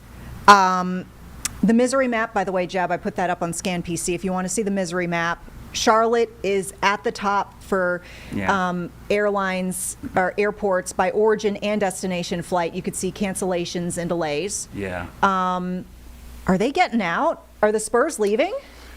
It's going to be tough. You know, I posted a great infographic because I got so many questions about flights, right? And I get those all the time. And sometimes as a meteorologist, it's a little frustrating because, like, the weather does impact flights, but it's not all the other things that happen at the airport that often cause issues. So if you think about the airport function, right, we just think, okay, the snow is slowing down. But think about this.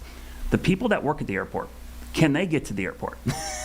How are they getting there? Like the ground crews, the stewardesses, the stewards, the pilots, the luggage are they able to get to the airport? If they can't, okay, there's going to be delays. Then think of Charlotte Douglas. They have great snow removal. I've seen it. It's pretty impressive, but it takes a while to clean off runways and clean off planes and de-ice it. This is just like, everything, you add these things up, Vanessa, and it ends up slowing planes down to the point where once a plane is delayed over so many hours, it's like, well, then it's not making a connection, and then that connection trickles down. So it's this like feedback loop of all these little things you don't think about that end up impacting the airport. So getting out, I'm sure they have a charter, which might help them because they have their own crews and stuff that are probably already here. They don't have to wait for a crew to come in, but I'd be nervous. I think that's why they moved the game up. It wasn't so much for people going to the game, it was give them time to get out so that they could get home. Because let's be honest, the roads are just as bad now as they were when the game started, so it really wasn't about that. And CATS has suspended service, so that throws a whole nother loop for people that are trying to use that service to get to the game or home from the game now. Yeah, we were talking about that in our household. We always get interested about, the sporting events and how sometimes they try to navigate around, unexpected weather, and we're like, why did they move the game sooner? But yeah, to your point, I think it is so that San Antonio can get out back to San Antonio. Yeah, basketball is one of those things. I feel like they continuously try to have games because usually the teams stay in the downtown, uptown area and they can get there. It's really the fans are the ones that are kind of left out because they're the ones that struggle to get in and out of games. But the players are usually like pretty nearby. I don't even know where the Spurs stayed, but they could have walked over to the Spectrum Center if they really had to today. All right. Well, Brad, we know you're going to be here for the next several hours, so stop on by when you wish. I know you have another report right at 3. Yeah, we'll be at the top of the hours. We're doing updates, and right now it's just like we love to get totals. So I posted earlier about the way to do it. Try to measure in 3 spots in your yard that are undetectable or undisturbed, and average them out. It's the best way.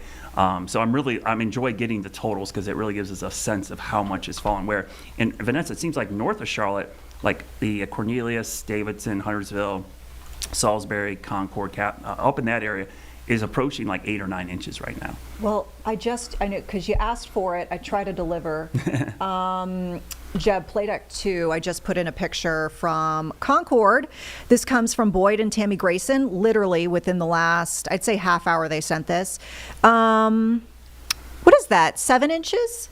Looks like it. I'm looking because they literally put the ruler, they put the tape measure in the snow, just like you said. 7, and it looks like they've got 7 there. So that's impressive. Yeah. I was sweating out. I was like, man, we just got to get to 4 inches for me to verify. Now I'm like, man, we might bust the top end of this. But we did update the forecast to 5 to 8 this morning, and like I said, someone's going to get double digits. This is definitely going to be a foot somewhere because of the fluffiness of the snow. It's just that's going to happen. So I'm really curious where that band sets up. Like summer thunderstorms, some folks are going to get a whole bunch and some will get less. But the good news in this, I think everybody who likes snow, everybody's getting something. It doesn't seem like anyone's getting missed. There'll be complaints like I only got 3 inches, but you're not going to complain because you didn't see anything. Because I'm even looking like you would love this, being from down in Florida and working down there. It's snowing in the Panhandle, and they might get a half an inch to an inch in Tampa. Well, that's so wild to me because, and I've said this before, so some people might know this. I lived in Tampa for many years. Yeah. I was there for 6 years. I'm originally from, Tallahassee. Yeah, and it's snowing there right now. When I was a little kid, I remember flurries, but that was an undetermined number of decades ago. Yeah. It light snow. Not to be mentioned. At Tallahassee Airport. It was a while ago. Yeah, there's light snow falling at Tallahassee, and just up the road they got Mariana Airport, and then Albany, Georgia. It's snowing, so it's snowing down there. Yeah. And tonight, when the cold air spills over the northeastern Gulf, they're going to get ocean effect snow in Tampa Bay. So there's going to be some snow that forms from the water because it's warm, and this is Arctic air. Yeah. So, and that band sets up on, it looks like the north side of Tampa. So kind of right near downtown Tampa, the north side, not the St. Petersburg side, but more like north towards Tampa. Yeah. And I think a half an inch or inch is possible. That is bonkers is to me. That is so wild. Yeah. I'm surprised they don't have some kind of winter weather advisory already down there. They're probably just stunned. They don't Yeah. even know what to do. Yeah. And just to give you some updates, I just got some new totals in. This is not too far from the airport, so this gives me some ideas. Mount Holly, Huntersville area, Gaston County, 7 inches, 8 inches in Concord, 9 inches in China Grove. Wow. And now 7 inches up in Statesville. So that should give you a good idea. And it's still snowing. That's just so wild. Yeah. What a crazy day. It's going to be one of those things, like for a lot of folks, this will be the biggest snow they've ever seen. And memorable for a lot of kids out there right now. So I love seeing the pictures of parents out there with their kids. These are memories. If you're from this area, you'll probably have forever because you just don't get this very often. I was taking lots of photos. I've shared this on social media, but we recently had to put our nearly 17-year-old dog Mojo down. He's a huge snow lover. It didn't matter if it was like a sheet of ice on the grass or the big fluffy stuff. He'd be rolling in it. And unfortunately, this past Thursday of right before the ice storm, we had to put him down, and we were like, oh, he's missing it. And then a lot of folks were commenting like, you know what, he probably sent this to bother your other dog.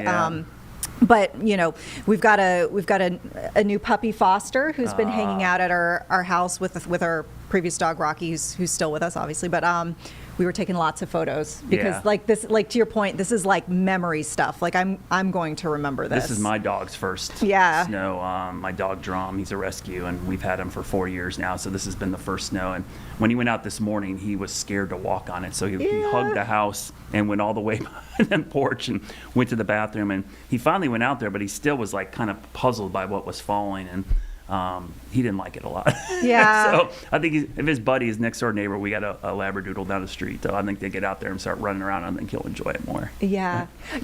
That's what we noticed because last weekend Rocky was not a fan. That was his first, winter weather without his brother. He was not having it. He had a puppy playmate though, and Rocky is, we think, we did a wisdom panel where they guessed the age. Yeah. He's probably around 11, 12. Wow. He's acting like a young pup. So that's awesome. Yeah. Get Drum with some buddies. Maybe they'll like spur each other on. No, for sure. I think that'll help. So so stay tuned. We'll have another update at the top of the hour in WCNC, and I'll be back over here probably in about 30 minutes or so. Okay. Fantastic. All right. Thank you, Brad. All right. Great time to take a break, folks. Back in 2 minutes with another update here on Live Impact.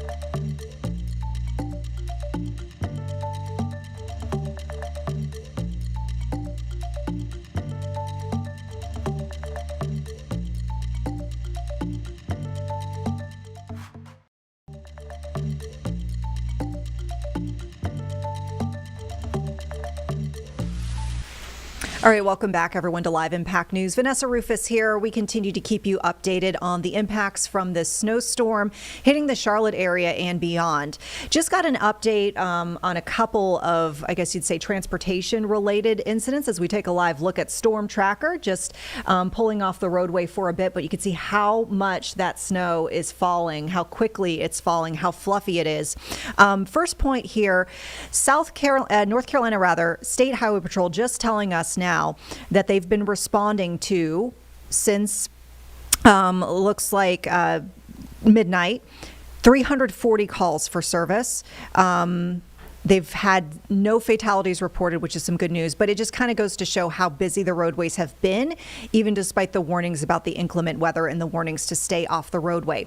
The other point, we're seeing Charlotte Douglas in a ground stop. That ground stop has been extended to 5 p.m.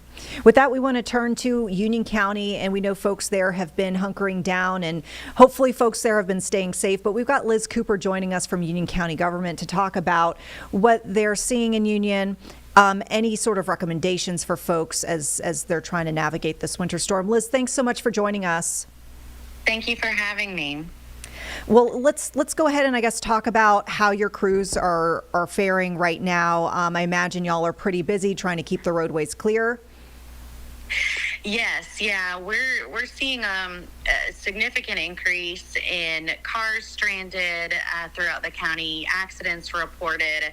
Our 911 center has received approximately 50 weather-related 911 calls in just the last few hours, which is a significant amount. And so really what we want to make sure people know is please stay home and stay off the roads. Even if they look passable, visibility is low, conditions can change, it's windy, it's still snowing, and so in some areas it's difficult to see the lines on the road.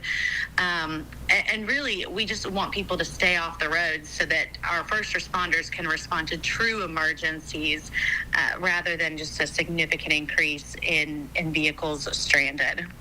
Yeah, I mean, I feel like and it's tough. You don't want to speculate too much, but we did have that ice storm last weekend, followed by the snowstorm this weekend. And I don't know if maybe folks feel like last weekend they fared pretty well with the impacts, and they're feeling bold to go out because it's fluffy and light snow. But I'm just kind of curious between the two weekends, because now we've had winter weather, 2 weekends in a row. How are your crews doing as far as supplies and being able to manage things? I imagine they probably worked around the clock as well last weekend and probably deployed those plows and all sorts of winter weather materials. So do you guys feel like you're staffed up pretty well this weekend too? Yes, I mean, we certainly are working with community partners to do everything we can to, of course, keep the community safe. That's our first priority always. And so we'll lean on our resources and our partners, but really it's a community effort, and we really are asking people to stay off the roads. I think that there is a perception that, when there's a greater threat of ice, that it is more dangerous, and certainly that can be true, but that doesn't make roads right now safer, especially as we start to see some of the snow melting, and with freezing temperatures, of course, there's the threat that is going to refreeze and develop those more hazardous travel conditions. And so we're really just asking folks to stay home so that they're not only keeping themselves safe and their families safe, but also the community and our first responders who are out responding to these emergencies. Now, I know that it's probably a good thing that this is happening on a weekend in the sense of trying to keep any excess traffic off the roads and keep more folks at home.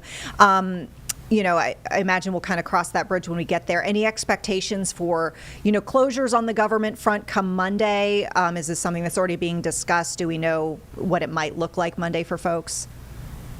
So for Union County this weekend, today and tomorrow, we have closed all county facilities. So that includes our libraries, parks, our waste and recycling centers.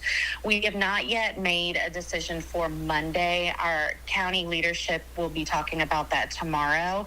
And we just encourage folks in Union County to follow the unioncounty.nc.gov website for updates, as well as our social media, where we'll continue to keep people updated. All right. We appreciate all those updates. Liz Cooper, thank you so much. Hope you stay safe, and hope the folks in Union County stay safe as well. Heed those warnings to stay off the road. Thank you so much. All right. And we'll let folks know we've got an update from Brad happening right now, so let's listen in. Normally a divided highway. I don't know where the road is right there. It is really coming down. You can see the flakes are gigantic. I was just outside, and these are huge snowflakes right now coming straight down. This heavy snow band is kind of pivoting right over us. We've got heavy snow to the north. Totals so far have been between 5 and 9 inches already. Temperatures upper teens, low 20s. We're going to see double-digit snowfall here shortly, especially as the cold air continues to funnel in. Now, the backside, we can see an end to this in the mountains, but this heavy band right here, you see this pivoting through? This is what's producing the heavy snow right here at the station. This is the surface low. This is the nor'easter beginning to develop. This is the upper low. Now, there's really cold air aloft. That's what's enhancing the snowfall right now for us. And you can see that dark blue shade. This stretches from, I guess, Salisbury down to Charlotte, Rock Hill, Fort Mill, all the way down to the Midlands of South Carolina. There's snow all the way down to Columbia. Once this heavy band kind of pivots through, the snow will still be with us, but it should let up just a hint. Now, as we go through the overnight hours, this thing will pivot to the coast, and heavy snow will develop along the eastern part of North and South Carolina, all the way to the beaches. This will not end. In fact, it's snowing down in Tallahassee, Florida, southern Georgia, Valdosta, most of the panhandle of Florida. As that cold air rotates around, there will even be snow down on the west coast of Florida. We're talking about maybe a half an inch to an inch in Miami with some ocean effect snow, or excuse me, Tampa with some ocean effect snow. Now for us, you see the heavy snow on and off through the evening. It does start to show hints of tapering off. I mean, it's still 70%, but it's still going to be going for a while. I do think it lets up a little bit. When we look at Futurecast, the heavy snow is with us. By 8, 9 o'clock, it starts to pivot towards the southeast, but at midnight, we could still have light snow falling with really cold air. Overnight temperatures dropping down to 10 degrees in Charlotte. As we go into tomorrow, I don't think we'll make it above freezing. And tomorrow night with clear skies and calmer winds, yeah, those temperatures 6, 7 degrees for a low temperature. We are going to be in the deep freeze. This is going to be brutally cold as we go into your Monday morning. So there's likely going to be lasting impacts into Monday and Tuesday morning because of the refreeze and the amount of snow that we do have on the ground. Remember, do not travel this evening. We're not advising that. All the roads are completely snow covered. It is a horrendous mess out there on the roadways. If you have to travel, make sure you're packing supplies, water, food, blankets, jackets, hats, gloves, the whole 9 yards. It's just not going to be a short trip. You could get stranded in these frigid temperatures. Coming up in the next hour, we'll have another update, but you can get continuous coverage right now on WCNC Plus as we continue to watch our snow stick here at the station as the snow piles up. All right, Brad, thank you so much. And with that, we want to get back to our crews in the field. We've got our Julie Kay, who's been spending the day around the Freedom Park area. Whoa, that is really, that's really coming down, especially compared to the last time we saw you, Julie. Yeah, Vanessa, it has actually picked up quite a bit. And I don't want to jinx myself when I say this, but thankfully the wind has calmed down a little bit, so at least it's not in my eye. But our photographer's zooming out so you can just see how white the conditions are. Not only is it that big fluffy snow, but it is making visibility really rough. What you can see, though, by the time he does zoom out, is you can see these roads are covered again, and we still have yet to see a plow. But when people come over, you can see where they have gone at one point to turn onto this side road here on Cumberland Avenue off East Boulevard. Those tracks are already pretty much covered. Pierre and I have been in the same parking lot for the past few hours, and our tracks are already covered. In fact, I'm having a hard time almost walking around because when I clear the snow by walking, underneath it is a little bit of ice, and that's a problem. Especially when you look over here, that sign there, you can see that there's some dirt. That is a sign that got knocked over that is covered up with snow. We saw that happen about 2 hours ago, and now the sign is almost completely gone. So as Brad has said, as all of our meteorologists have said, Vanessa, as you reminded people, please be careful. It is hard to travel around here. I will say the businesses are open. Kid Cashew's open. Penguin is open. So if you're looking for something to do and you live around here in a walkable way, feel free to come over. There's a lot to do. We actually have deals today for people that made the trek over. But the majority of people that we have seen have been on foot on their way to Freedom Park or on the way to one of these restaurants, one of the few that we've seen open in the area, Vanessa.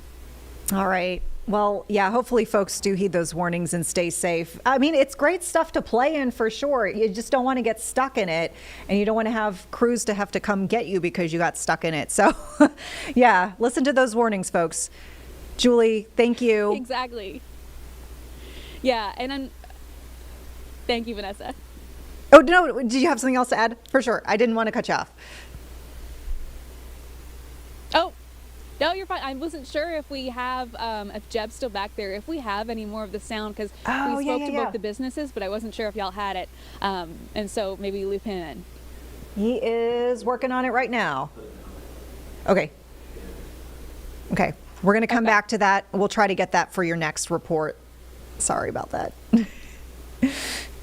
All right. Thank you. All right. Let's go ahead and take a break, folks. We'll be back in 2 minutes with more updates from the field and actually some of the cool pictures and videos that you're sending us. I just got some sledding video and a new update from South Boulevard. So, yeah, can't wait to show that to you. We'll be back in 2.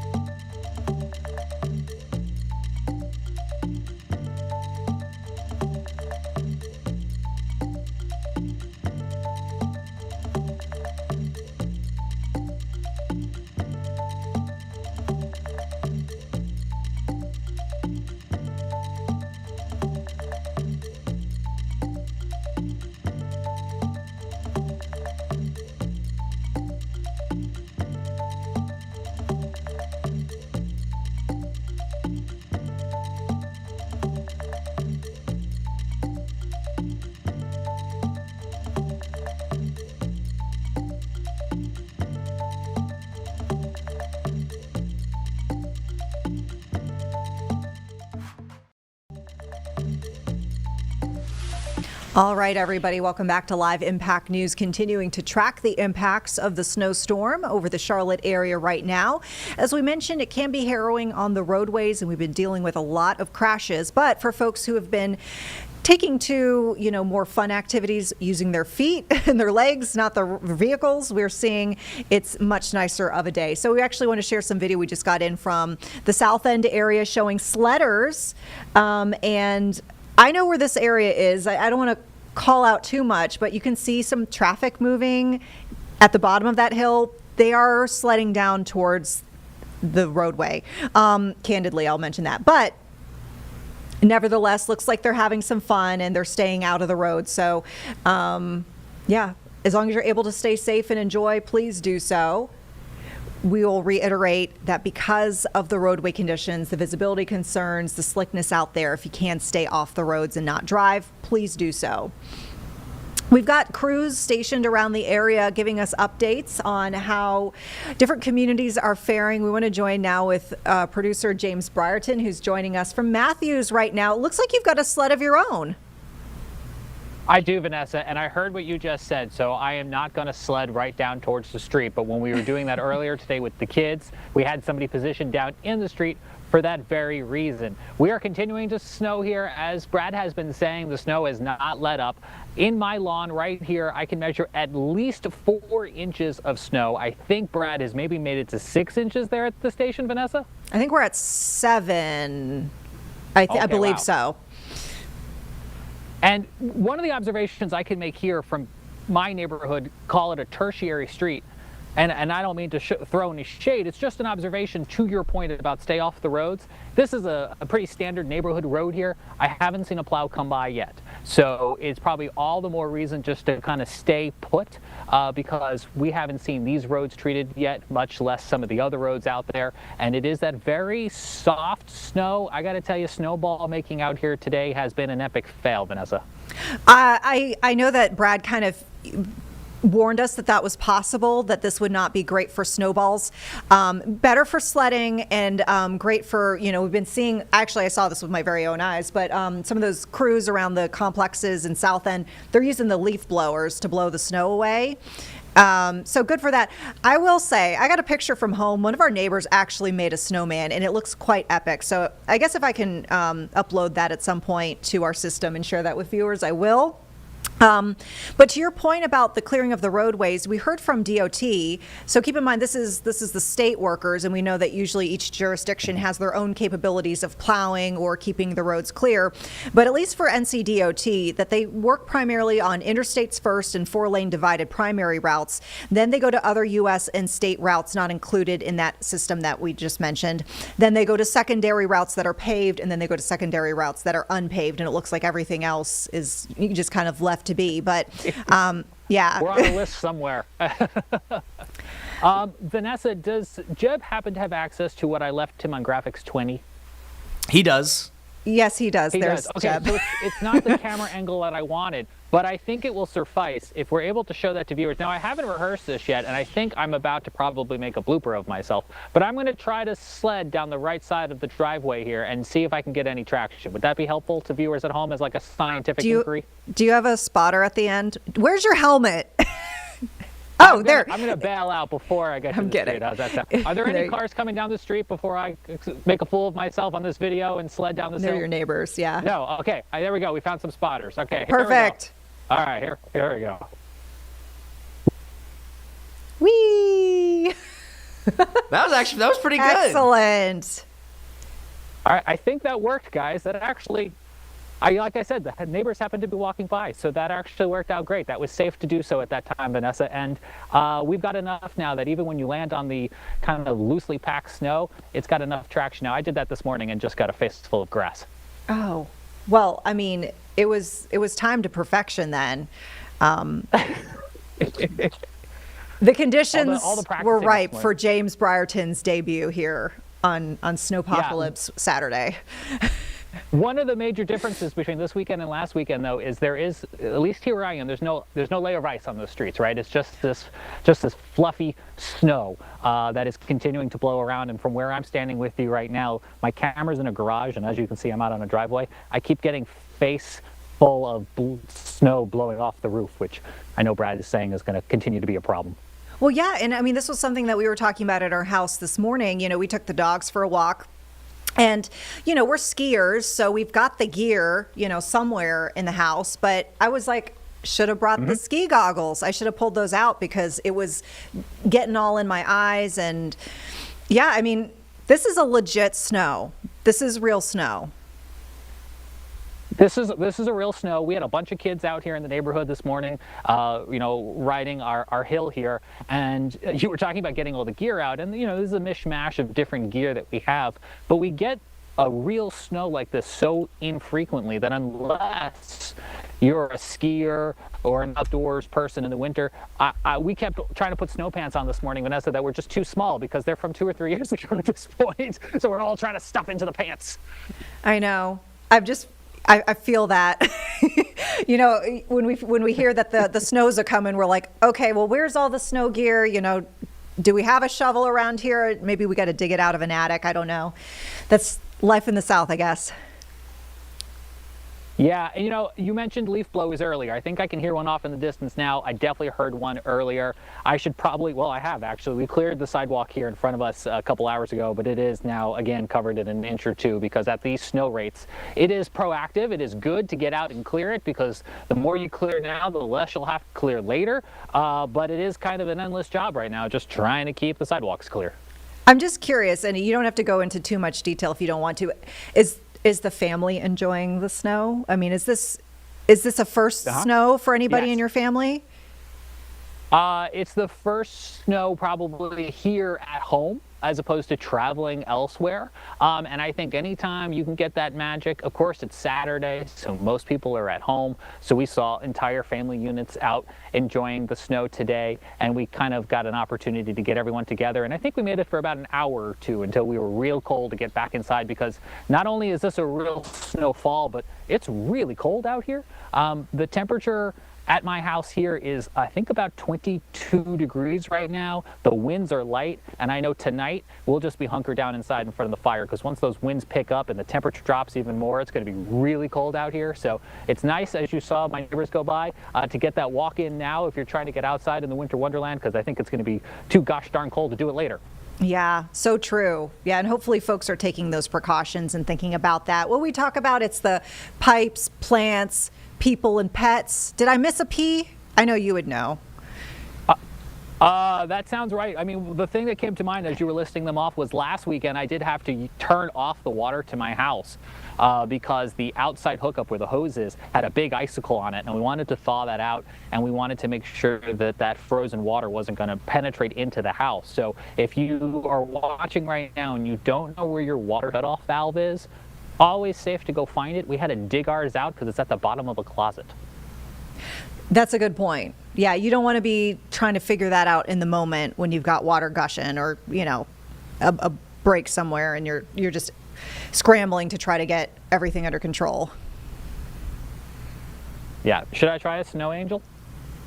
You give us all you can give us, baby. We're loving this. So what do you got for us? What's next? Let's see. If Jim's still got that camera angle, let's see if I can. This is going to be probably back with you guys, and I don't know the delay with that camera up there, but let's see if I can. Okay, that's cold. That went right into my glove. That was kind of a mistake, Vanessa. Well, and now, I mean, I hate to break it to you, James. Your overhead shot kind of froze in an, an unflattering angle. So it looks less of an angel, more like a gargoyle. No, I'm just kidding. I mean, that's fair too. It's pretty easy to make snow angels because, again, this snow is so fluffy that it clears out of the way real easily, which if you're going to go outside to shovel will make that easier. I'm getting a mouthful of snow off the roof again. The ultimate trooper. Look at you. Can I get some of those ski goggles you were talking about? Yeah. I'll mail them to you. You'll get them. You'll get them in like 5 days. Tuesday. Yeah. James, thank you. This was so fun. You're welcome, guys. Yeah. Talk to you again later. Yeah, come on back anytime. All right, folks. James Brierton, live impact producer extraordinaire, out in the field making snow angels, we guess. He didn't come with receipts. We didn't see it, so it didn't happen. But he did do a great sled down the hill. All right, we'll take a break, folks. Back in 2 minutes with more updates here on Live Impact.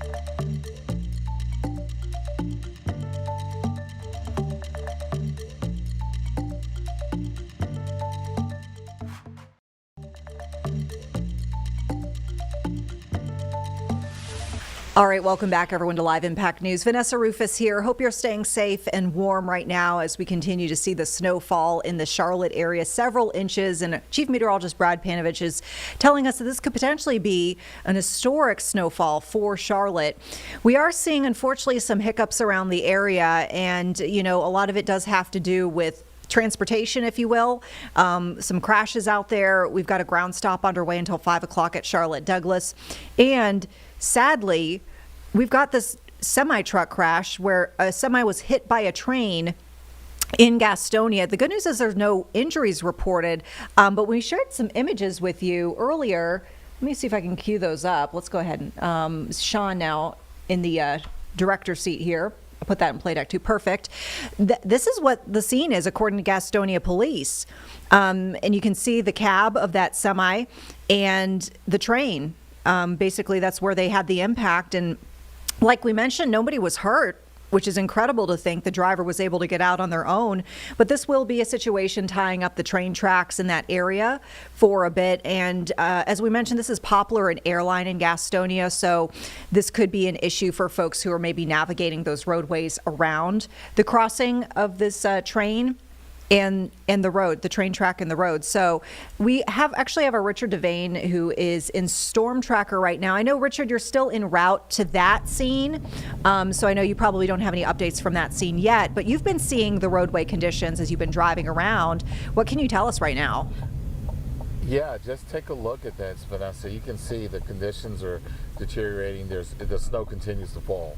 That's the biggest thing. We're seeing the snow continue to fall. Driving right now on 85 south bound, heading toward that incident, you can see that there's very bad visibility.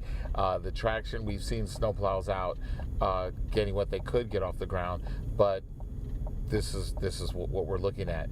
Very tough conditions. This is one of those situations, especially on the interstates, you know, people might be driving through the area just caught in this, and they're going to keep going. So hopefully you folks who are watching us on the Plus or at home don't have to go out, because the conditions are getting bad, and they're going to get even worse as the conditions continue to as the temperatures continue to fall. We're seeing a stream of lights in front of us, and basically I can't make out cars, you know, a couple hundred yards away. Thank God Mason is driving. You see that there is some kick up here. We're getting some sludge and stuff like that, but in these cold conditions, you know, you heard Brad excellently tell us about how something we learned from just being in the mountains last week, how the temperatures, when they drop below a certain degree, they can't put that salt brine or that salt down, because it doesn't really work at such temperatures. So it's more or less the trucks will come out and try to get off the accumulation as much as possible. Every place you look is white. When we first jumped on this part of 85, we couldn't really see more than 3 car lengths in front of us. It's a little bit better now, and you hear that ice from our wipers. They keep freezing up as we try to get the accumulation off of our windshield. Tough situations out here, guys. This is not good at all. We're taking it very slow. We're a very safe vehicle and everything, but if you don't have to come out this way, guys, it would be safe to stay home and watch us, and we'll keep you updated on everything that's going on. Yeah, Vanessa, and Richard, we'll send it back to you. Richard, I know that you've been out and about on different roadways, and you mentioned right now you're on the interstate. I'm just curious, have you seen any plows out there? And I only ask because a lot of our crews have noted they haven't seen one in a bit. And this is definitely not, you know, a knock on the crews, because I'm sure they have, you know, a process and maybe even a timeline for when they want to get out there. But I'm just curious if you've seen anybody out on, I presume that's 85 where you are. Yeah, no, I have not. We've seen them on Billy Graham just a little bit ago as we passed by the station. We saw them. We saw, Mason, have we seen any on the interstates? I don't think we've seen any on the interstates, actually. I know this morning I didn't see but one on the interstate. I've seen CDOT crews throughout the city on our major thoroughways and roads in the city. Okay, here's one sliding. Hopefully he stops before he comes into us. You saw that? Oh, I'm sorry, guys. You're looking at me. I'm sorry. You didn't see that car just spin out, and there's a car on the side of the road. that you can actually see some of these cars. I apologize. You were looking at me. We saw it in your good as the road. side window, like, after it had happened. We saw the car in question. Yeah. Yeah, it just was in front of us and it just spun out and was heading back in our direction. But snow actually stopped him from sliding into us. So yeah, that's just how bad it is. And he was not speeding or anything or taking, really bad moves. So no, I don't remember seeing snowplows out on the interstates. I've seen, and mostly I did see one drive by, but it was plow up, the one with the plow up. Yeah, we saw one earlier with the plow up, and they have reasons for doing what they do on their own timeline. So we did see one earlier, but it had the plow up. We have seen some CDOT crews. Like I said, the most recent one were 2 on Billy Graham in either direction with the plows down, getting rid of some of the accumulation. So that's what we're dealing with right now. Gotcha. All right. Well, I know that y'all are heading out to that scene in Gastonia, so we'll let you go. Thank you, Richard. Hope you and Mason stay safe out there, and we'll wait for your updates from Gastonia. Yep. Thanks. All right. And folks, just a quick check here of the roadways. I do want to make sure that we're keeping you up to date with everything that's happening. I'm just doing a quick update, refresh. We do have a new crash that's reported on 77 in Charlotte, and that is fortunately not causing a lot of backup, because I can imagine and I hope that there's not a lot of volume out there to trigger red on a map. But 77 northbound near Remount Road, looks like this is going to be on the right shoulder near exit 8, Remount Road exit. While there's no blockage reported, we'll just remind folks the move over law, very important anytime, any conditions, but particularly so today, as you likely will have either a tow truck driver or first responder trooper that would be out on the scene, as well as maybe even a stranded motorist, and they could be right there very close on the side of the road on that shoulder. You do not want any accidents with how slick and icy it is right now. So slowing down, hopefully you're doing that already if you're getting out there on the roadways, which once again we urge you not to do. But if you are getting out there, slower speeds, increased following distance, and headlights on for good visibility. And, we were seeing in some of those shots earlier from our crews around the area, particularly with Storm Tracker, we actually saw this in Richard's shot, but the flashers, the hazard lights. I know this is a pretty contentious topic because everyone has their own very strong opinion on using those as you are driving. And I'll just throw this out, while there might not be a law or any sort of regulation regarding the use of the flashers while your vehicle's in motion, here in the Carolinas, in Florida, where I spent several years before coming here, it's against the law because it generally is signaling to other drivers that you have stopped in the roadway. And if the visibility isn't great, somebody might not be able to tell if you're stopped or if you're moving. And if your flashers are on and you're basically indicating that you're stopped, but you're actually moving, that could be confusing for folks around you. So that said, primarily, and we've heard Chief Meteorologist Brad Panovich mention this before, rely on those headlights on as your way of communicating and showing your visibility to other people around you. But overall, the big message is to not be out on the roadways. All right, we've got 4 folks coming up here in just a moment or so. An update, I know Brad's going to join us, speaking of which. We'll have him in just a bit. We also have our crew standing by. Is Anna ready? Do you want to go to a break first? Okay, let's do a break. Back in 2 minutes. We've got Anna King joining us, though. I can see her getting her shot ready. So stick with us.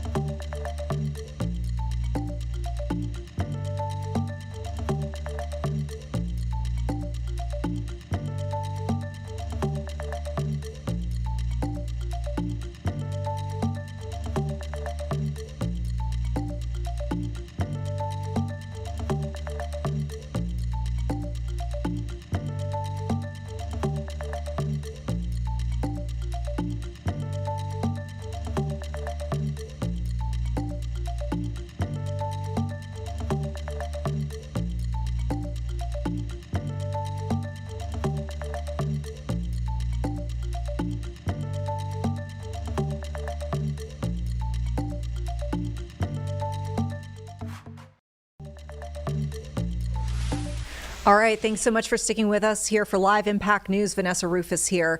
We hope that you are staying safe. Our crews continue to be staffed up in different areas around Charlotte. We just want you to know exactly what's going on around our communities, how things are faring, and give you the most up-to-date information so you and your family can be safe. So that said, I want to join now with our Anna King, who is over at First Ward Park in Uptown, where we can see the flakes are flying and they look very thick and heavy. I mean, this is some real snow, Anna. They are very thick and heavy, and it's absolutely beautiful out here. We're going to pan around so you can see what folks are doing out here. People have been out here playing in the snow, enjoying the snow, but you also see people walking. We spoke to a lot of people who told us they just decided to leave their cars home today just to stay safe out here. But you see the kids over there playing. You also see someone starting a snowman, which is amazing. And then we've seen so many dogs and just people out here enjoying this winter weather that we're getting. As you know, as our meteorologists have projected, we are expecting to see around 6 to 8 inches of snow, which is so much fun. I do want to say, I do not remember if I've ever built a snowman or did a snow angel. I have no idea. I'm sure my mom will watch this and call in and tell me that I definitely have. But I'm from this area and I do not remember getting this much snow. So I told my photographer we're going to try a snow angel here. Is this enough snow for that? Kevin, do you think this is enough? The only way you'll know is to do it. You got to just do it. Oh my gosh, okay. Wait. I don't even know how to do this. Wait, Kevin. I don't want to make you feel bad, Anna, but Brad just came in and said, first time? First time doing this, Anna? All meant with love. Perfect. Wait, I got my phone. This looks really good. A Mona Lisa.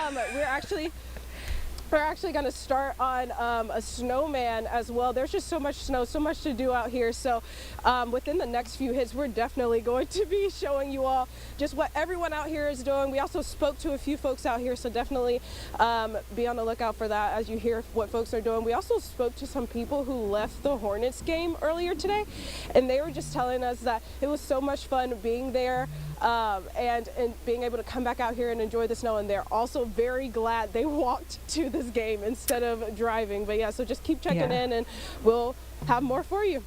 All right. Yeah. I mean, I live, not too far from Spectrum Center. We saw the folks walking with their Hornets gear on. I'm like, oh, how ambitious. But I bet that's a fun snow day for everyone. You get out in the snow, you see some basketball. They saw a win. That's the cherry on top. Yeah. I'll mention for you, Anna, I know you said you're going to build a snowman. Good luck with that.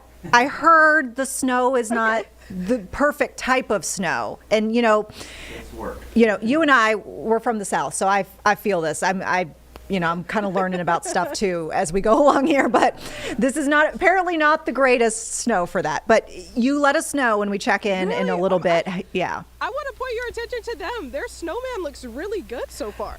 Like what they said, where is it? Waving. Their snowman Show looks the really receipts. good so far. Oh, okay. Oh, it looks so good so far. It does. She's proving us wrong, I think. Okay. All right. Well, there you have it, folks. Don't listen to me. It is possible. It is possible. I will say our producer, James Brierton, who just joined us for a live shot in Matthews, was having an issue forming a snowball. So they must be doing something special over there. Yeah. I don't know. Yeah. Look at that. Well, we'll have one hopefully a little bit determination later for you guys. Yeah. They're piling it. It's not like rolling it, rolling it into a ball. Yeah, I was going to say, the way you make snowmen officially is you start a snowball and roll it. This is like a sculpture. It's a sculpture is what Brad is saying. But hey, I love the effort. Enjoy it. Whatever. It's art. Okay. Anna, we'll be checking in a bit. We lost you guys, but okay. Yeah, we'll definitely be checking in a little bit later here. And I also I have more to show you, so we'll be checking in a little bit later. Thank you guys so much. Cool. All right, thank you. All right, yeah, let's bring in Brad. Yeah, we were talking with James earlier, and he's out in Matthews, and he did Epic Sled. It was perfect. Just as you nice. said, the sledding would be great. Yeah. The snowball making, he said, was lacking. Yeah, I've had some people say they've made some snowballs, they've made a snowman like what you saw, but it was a monumental effort. It was not. Normally, a snowman, like you said, you normally start the ball and you roll it on the ground. It makes it super easy. Actually, when the snow's wet, you can make giant snowmen. In this case, I think piling it might be the best way to do it. And if you're going to make a snowball, you really got to kind of warm it up a little bit. You need to add a little moisture to help it. But this is great sledding weather because it's also, as a skier, I know you know this is the best kind of snow for skiing and snowboarding. Powder snow is great because your skis just go right over it, which unfortunately is bad for your car too because your car doesn't drive great in this. But it's got that kind of sound when you're walking out there. It's got that like squishy, kind of like you can hear it like, I don't know the way to describe it. It's almost like if you ever had a cheese curd and you bit into one of those Squeaky sound. cheese, yeah. Yeah, but like when you step on it in your shoes, you're hearing that squeak because of how soft and dry it is. Our tower cam looks insane, Vanessa. I mean, I keep looking at this and I'm like, is it going to stop? Where is it? Like, can we pull it up? Does it live I have it anywhere on Weather in our 2 system? there, Sean, if you can bring it up. We'll work on that. So Weather 2 it will show that we've got this, there's some cars moving on Billy Graham Parkway right now. We'll see it here in a minute. But the flakes are what strike me about how big they are. They're gigantic flakes. I mean, look at that. And I joke, I just posted something because it's kind of serious. This is the most difficult thing about traveling right now is visibility and also knowing where the road is. I posted a meme basically like, it's America's favorite game show when it's snowing like this, where is the road? Because it's hard to tell. I mean, normally this is a divided highway with 2 lanes going each direction. We can normally see this even on a snowy day, but it's hard to tell other than the cars going by. So what a lot of people are doing, Vanessa, they're just following the car tracks in front of them. Yeah. And wherever that person drove, whether it's the middle of the lane, the right lane, the left lane, that's kind of been the way it's been today. And, when the snowplows get out there, typically they clear the right lane first on the interstate, and you'll see people kind of stay in that lane until they clear the other one. But you could see up in Kannapolis coming down heavy as well. There's definitely been a heavier band north. I went out and measured, and I looked at our ruler here at the station. We've got about 6 inches right now. Okay. But in many areas to the north are telling me they have 8, 9, almost 10 inches. We're getting close to double digits at a few spots. But here, and I looked at the liquid equivalent, which blows my mind, it's 20-1 liquid to snowfall ratio. So meaning at the airport. So imagine getting 0.3 of an inch, 0.30 inches of rain. That has fluffed up to 6 inches of snow. That is crazy liquid to snowfall ratios, meaning there's a lot of air in this. Normally it's like 8-1. 10-1 is like the standard, right? That should be about 3 inches of snow on any other time. But the temperatures are cold. You see how cold it is. The wind chills are brutal out there. I think that's something that'll catch people off guard if they're outside. Now, we're starting to see the backside of this. And we're not done with the snow, but you see this heavy band is kind of right over us now. If we look back to the northwest, we can see it breaking up a little bit. It's only 3:40. I think we've got maybe 6 more hours of snow. Now, it won't be at this intensity, mind you. It will let up, but you see that bright blue band over us right now. I mean, that is right over us. That's why we're seeing those giant snowflakes outside of our studios here off the Billy Graham Parkway. What's interesting too is now the coastal low, folks in eastern North Carolina, it's coming down like crazy. I just got some tweets from some friends out in Oak Island and then Emerald Isle, Topsail Island, Atlantic Beach. They're getting like 2 to 3 inches per hour. And that's a wetter snow out there because it's hooking up with the Gulf Stream. And I also mentioned how the snow was making it pretty far south. So there's that snow going through Tallahassee and North Florida. And later tonight, you can see the moisture going over Tampa. Eventually, it's going to get cold enough that's going to change to snow as well, which is just wild to think. So snow in Florida with this Arctic air. So hour by hour forecast, you could see after 8 o'clock, it doesn't stop, but it goes to 70%. We're definitely going to see the wind chills stay pretty cold. Our Futurecast, I think, has a really good handle on this. It actually did a pretty good job this morning, and Becca was really smart to up our totals to 5 to 8, which probably won't be enough, but there were signs that we were going to see this intensity in this band. And kind of we talked a lot about this yesterday and the days before that. We knew somebody was going to get clobbered and somebody was going to get less. We happened to be the ones getting clobbered. It was right over us. And you go to the east, Raleigh's getting almost nothing. down towards Fayetteville.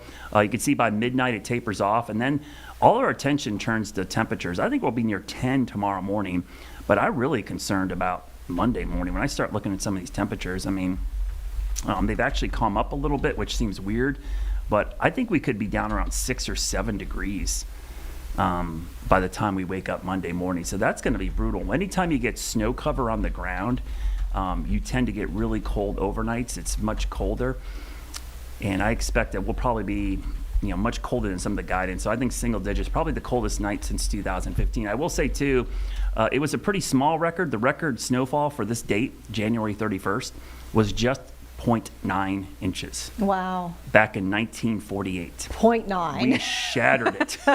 And we had 6 0.9. inches at 3 o'clock. Who knows where we'll end up? So it was a daily snowfall record. We'll see if it's a bigger record. I'm going to start pulling the records for the biggest snowfalls.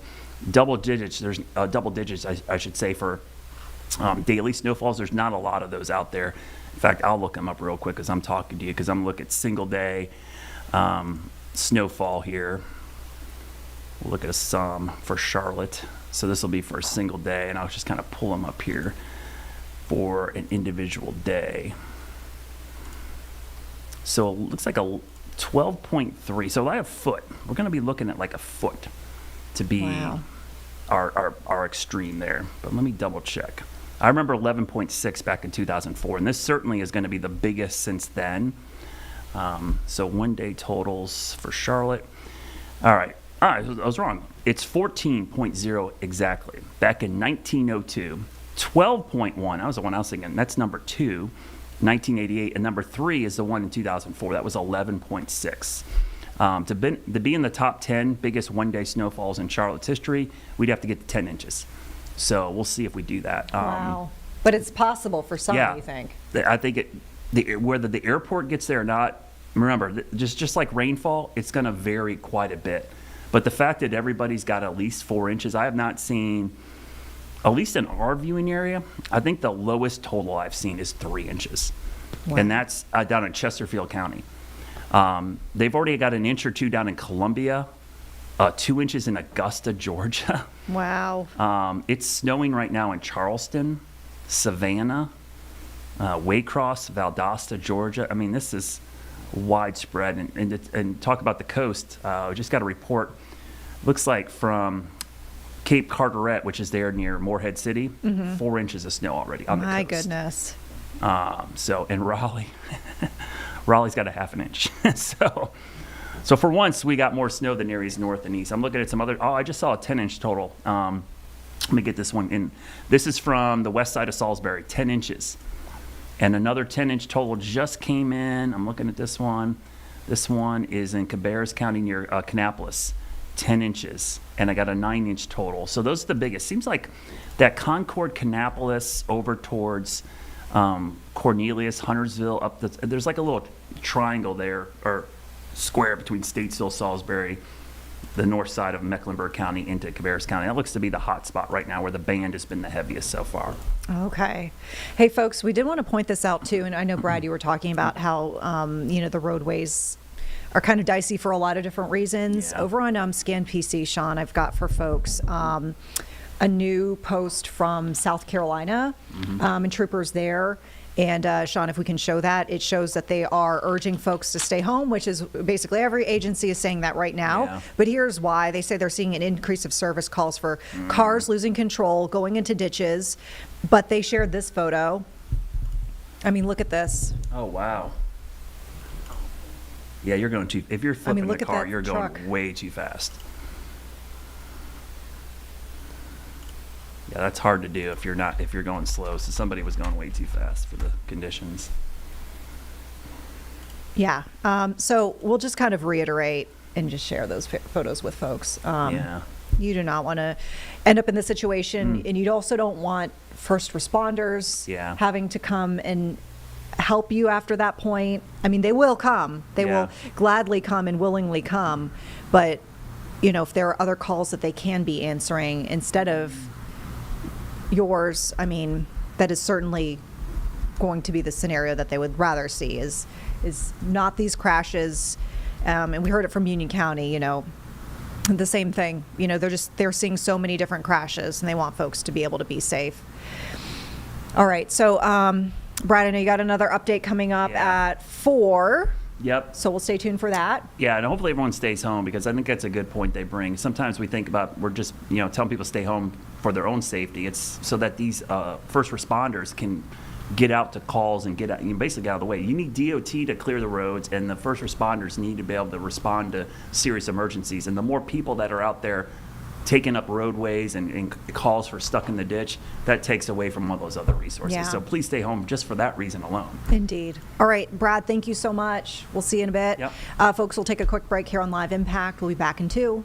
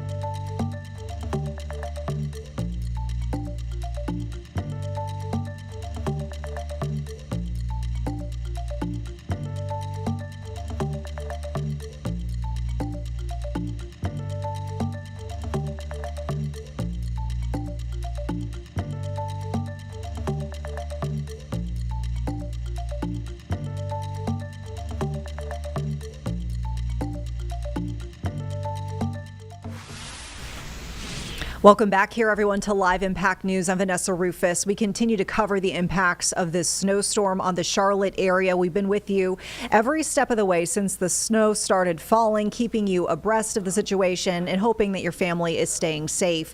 Want to get you an update, just some brand new video into our Live Impact newsroom about this train and semi-truck collision that happened in Gastonia. So this video coming to us from Jesus Gutierrez. And we mentioned that this was a train that hit a semi-truck at Poplar and Airline in Gastonia. Look at that. It looked like they were out there on the scene already and then just start running after. Look at that. That's the actual collision. So they kind of start running out there in the area when they see that this collision's going to happen. But this truck there was on the train tracks from what we could tell. Train comes by. And if you can believe it, there are no injuries reported, at least as of last check from Gastonia police. That driver was able to get out of the vehicle. But that's just hard to believe. I mean, look at that. My goodness. We're also about to get a new update as well from Gastonia Police. We've got a traffic sergeant, Dan Lane, who is going to join us right now in the Live Impact News studio. Sergeant Lane, thank you so much for your time. Hope you are staying safe. Can you tell us a bit about this crash that we just saw, this collision between the train and the semi? Yes. Basically, we had a Swift truck that was not loaded with a trailer attempting to cross at Poplar and East Airline. While attempting to do so, the truck got stuck on the tracks. The driver exited the truck, called 911, and before 911 getting Norfolk Southern's train stopped, about 4 minutes later, the train collided with the truck. However, no one was inside and no one was injured. I'm so thankful to hear there were no injuries reported. It does seem like a gnarly looking wreck, though. I mean, are y'all still out there trying to clear this? If so, do you have an estimate of how long it could take? I can imagine you probably have to get some heavy duty equipment out there, maybe even an investigation that could, delay the removal of the truck. Yes, we're still out here. It's still an active investigation. Norfolk Southern has operational control over their tracks. They've contacted the cleanup crew and the crane to get the truck off the front of the train. It's going to be an extended ETA for the tracks to be back open. A rough estimate's 4 to 5 hours, if not a little bit longer. So anyone who's trying to cross over the tracks at Poplar and Airline, that crossing is going to be closed for an extended amount of time. Now, I mean, I know as a traffic sergeant, you're probably familiar with what the day has looked like thus far, out on the roadways. Can you tell us, what your calls for service have been like? Just because we're hearing from other agencies that the volumes have been a lot higher than maybe they expected, given all the warnings ahead to stay off the roads. There's just so many people. Candidly, I feel like I'm seeing way more people, anecdotally, than I saw last weekend. Absolutely. We have at this point 19 collisions reported. At this time, which is excessive in my estimation, just coming to this collision scene at the train tracks, I counted over 35 vehicles on the roadway, and it was only a 2.5 mile drive. So there are a lot of people who are driving around. I guess they feel like it's fun to drive in the snow because this doesn't happen often. However, just on the drive here, there are many stranded vehicles on the side of the road who are getting stuck, and it's just not safe nor smart to be out here, even if it's fun. No, I mean, as a first responder, I know that whenever there's a call, wherever there's a call, you will be out there and you'll be trying to help whoever that person is who's in distress. But I mean, can you share what that feels like as a first responder to see folks out on the roadways and know that you have so many calls? I mean, do you feel like it's concerning, like in the sense that, y'all are trying to just keep up with the calls, and in some cases, some folks are adding to absolutely. So there's a frustration that comes with anything, of course. With the warnings we've put out and the amount of times we've had this forecast and information out to prevent people from being out, it is frustrating that people are willingly going out and getting stuck in situations when we do have people having medical emergencies, other emergencies where they actually need us. Well, that's diverting resources away from them because we can't respond as fast in the conditions now, so we have to take our time as well. So it really gums up the system and makes it more difficult for the people who are in actual emergency to get assistance. Yeah. Tell us a bit, if you can, about your staffing right now, or how have you staffed up your teams right now to try to respond? Oh, yes. So we have our normal staffing on. We had a couple additional resources come in to help with taking collision reports throughout the day. And of course we have, supervision. Everyone else is here helping and lending a hand. So we're well staffed. It's just the conditions are challenging just because we can't, respond as quick. And now we have excess calls that can be avoided if people stayed home. Yeah. Anything else you'd like to leave our viewers with, Sergeant, before we wrap things up with you? Well, as I've said, like I said, anecdotally, it's very pretty and nice outside, but it is a word of caution. It looks more inviting than it actually is. The best thing to do is stay at home. I know there's some gas stations open, and it's fun to get out and get around in the four-wheelers and dirt bikes, but it's not worth getting injured or getting significantly hurt or hurting someone else just for the fun when you can stay in your yard or somewhere nearby. Just be safe. Yeah. All right. Some great advice. Thank you so much. And thank you as well for just being out there to help people. We know that snow days can be a lot of fun for people who are able to stay home, but you got the emergency crews that are on all the time. And I know that you'll be out there in the elements as well. So thank you. Absolutely. All right, folks, let's go ahead and take a quick break here on Live Impact. We'll be back in 2 minutes with your very latest updates.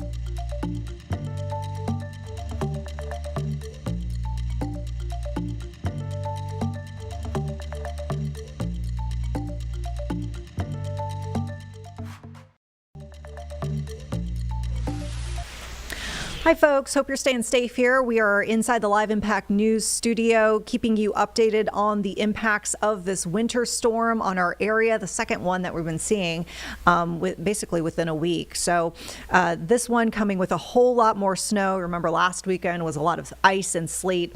Not as much fun. We're seeing a lot more playful side of folks this weekend with all of the fluffy stuff that we are getting. That said, a lot of concerns when it comes to travel and transportation. We've been talking at length about the crashes that we're seeing, folks losing control of their vehicles. We just had that interview with the Gastonia traffic sergeant, Dan Lane, who was telling us how, he's seeing so many people on the roadways and they have been responding to an abundance of calls. And he just really had the message for folks, reiterating that while it looks nice and maybe you feel like you want to maybe get out there and drive in it because we don't get to do that much, that it's not worth injuring yourself, injuring somebody else, getting into a wreck, hurting your vehicle, and then also tying up first responders who then have to respond to your scene when they might have to respond to something else that might be more serious. We're also seeing in the skies a real snarl happening, and we mentioned that Charlotte Douglas is in a ground stop. That has been extended until 5 p.m., so we have at least another hour left of that. And we're seeing some major delays. Live look at the FlightAware site showing Charlotte Douglas topping the list by flights by origin in Charlotte and by destination as Charlotte. As you can see, cancellations and delays. We're seeing, it looks like, overall total delays within the U.S. sitting at 3,000, total cancellations around 2,200, 2,300, but hundreds and hundreds of those cancellations and delays we can see are at Charlotte Douglas. That said, the airport just shared with us an update. We'll get to that in a bit, but right now we're seeing Chief Meteorologist Brad Panovich giving us our weather impact forecast. Let's listen in. Camera, but as you go to Monroe, you can see the snow. Everything is snow covered. Good luck finding the road out there. It is really hazardous travel. Every single law enforcement agency in the area is telling people, please stay home. They are overwhelmed with people sliding off the roads. You're seeing people like this that are making it by, but you can't even see the road. So this is at our station, right outside our studios here. You see the giant flakes continuing to fall across the area. Kannapolis, it's been like this all day. This has been a hot spot, 10 inches of snow in Kannapolis, Concord area, up towards China Grove, Salisbury, over towards Huntersville, Cornelius.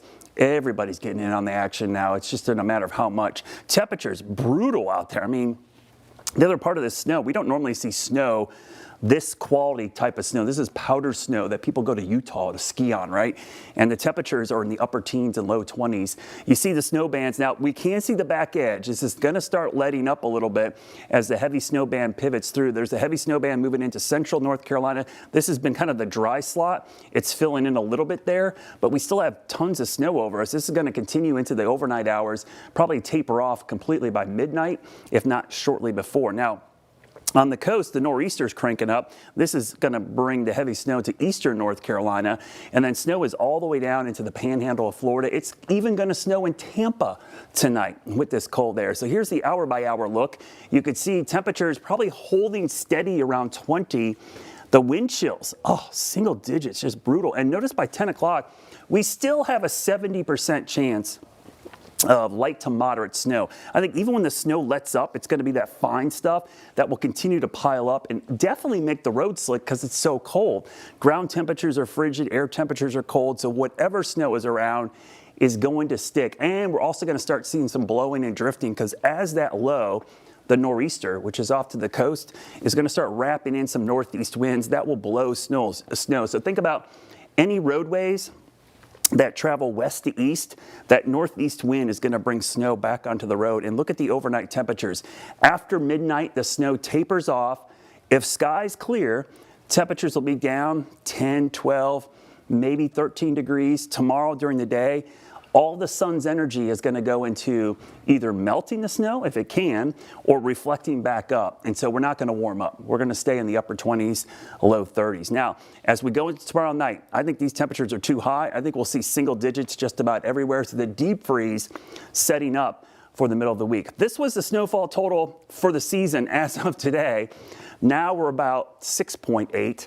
And you can see this is going to be a historic storm for us. We have not seen snow like this since at least 2004. So the biggest snow of the season so far. Let's take a look outside from our snow stick. This is our measuring device we have outside. We are at 7 almost. Yeah, we're about 6.5, 7 inches. You can see the 8-inch mark there. So yeah, we've got a ways to go. We'll see if we make it to double digits. I don't think we'll quite make it to double digits here. We'll see, because I see that back edge. But if these snowfall rates stay like they are right now, we're definitely going to see one of the biggest snows in a long time. The 2004 storm, by the way, for kind of a perspective, that was 11.6. This is a view outside our back weather patio, kind of shows you, probably looks a lot like your neighborhood. Stay safe out there. We'll continue to keep an eye on this and have another update in an hour, but you can get continuous coverage right now, anytime from your phone, your smart device, or your computer. Go over to WCNC Plus. You can stream us right now and get updates throughout the afternoon. And folks who are watching us here on the Plus, we do continue that weather coverage right now. Stay tuned, of course, for more updates from Brad throughout the next couple of hours. And we've been keeping an eye on our field crews stationed across the Charlotte area. Our Julie Kay's been spending the day over by Freedom Park. Julie's been giving us some excellent updates on the snow, but also what it just kind of looks like with the foot traffic and also regular traffic around that area. And Julie, you were telling us that you got some businesses that are still open around you, and seemingly people are still going. Yes, I will say Kid Cashew and Penguin are still open, but the foot traffic has slowed down significantly since I first talked to them a couple hours ago. I just want to show you kind of the visibility right now. I've gotten a little closer to the camera since last time, but it is messy out here. And I don't know if you can tell, but that's the road. You can't see it. That's because it's completely covered in snow. We've been out here since probably 10 in the morning. I have not seen a single plow at this point. And we're talking about over here, this is East Boulevard and that's Cumberland Avenue. I mean, this is a fairly major road. I'm seeing people drive past this. We're right near Freedom Park. As I mentioned, these are popular businesses that are staying open, and thankfully people were able to get here early in the morning. But if you don't live around here and you're not walking somewhere, you're really not getting to these businesses. I want to show you, like, this is the spot I've been standing in repeatedly for our live shots, and it is ice underneath the snow, just icy and slushy. And so when we don't clear that snow out immediately, this is what happens underneath it with this kind of fluffy snow. And so that is a problem, not even just for people driving, but for people like me that are standing out here. So just be cautious. That being said, there are some people out enjoying the snow still. So these are people that likely live in the area, just going to get coffee or going somewhere like Kid Cashew. I talked to the owner earlier and he told me that they are going to play it by ear, but so far so good. Think that'll change? Oh yeah, definitely. We're just gonna play it by ear a little bit, see what happens. But right now it's beautiful. It's not ice as of now, at least for most of the streets. So all of the staff do know that if they ever feel like they need to make it back home, they're free to go whenever they'd like. It's Charlotte. We don't get this very often, and a lot of people are kind of transplants. So I come from Florida and California, like awesome. And no, we're not used to it. So a lot of people do stay home, or they'll stay close to like walking distance, so that's what we're hoping for with all of the neighborhoods all around us. Yeah, if it's safe, we'd love to have you here. We do have a full crew, a full kitchen, so we got the wood fire grill going and half-off wine bottles.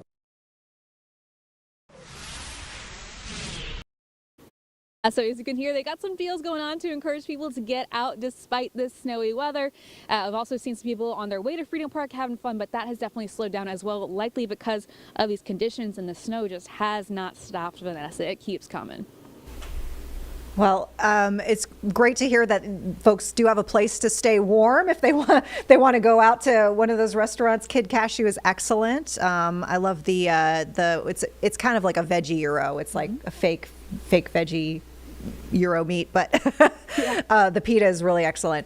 All right, well, we appreciate you giving us the status update from the Freedom Park area. We'll check in just a little bit.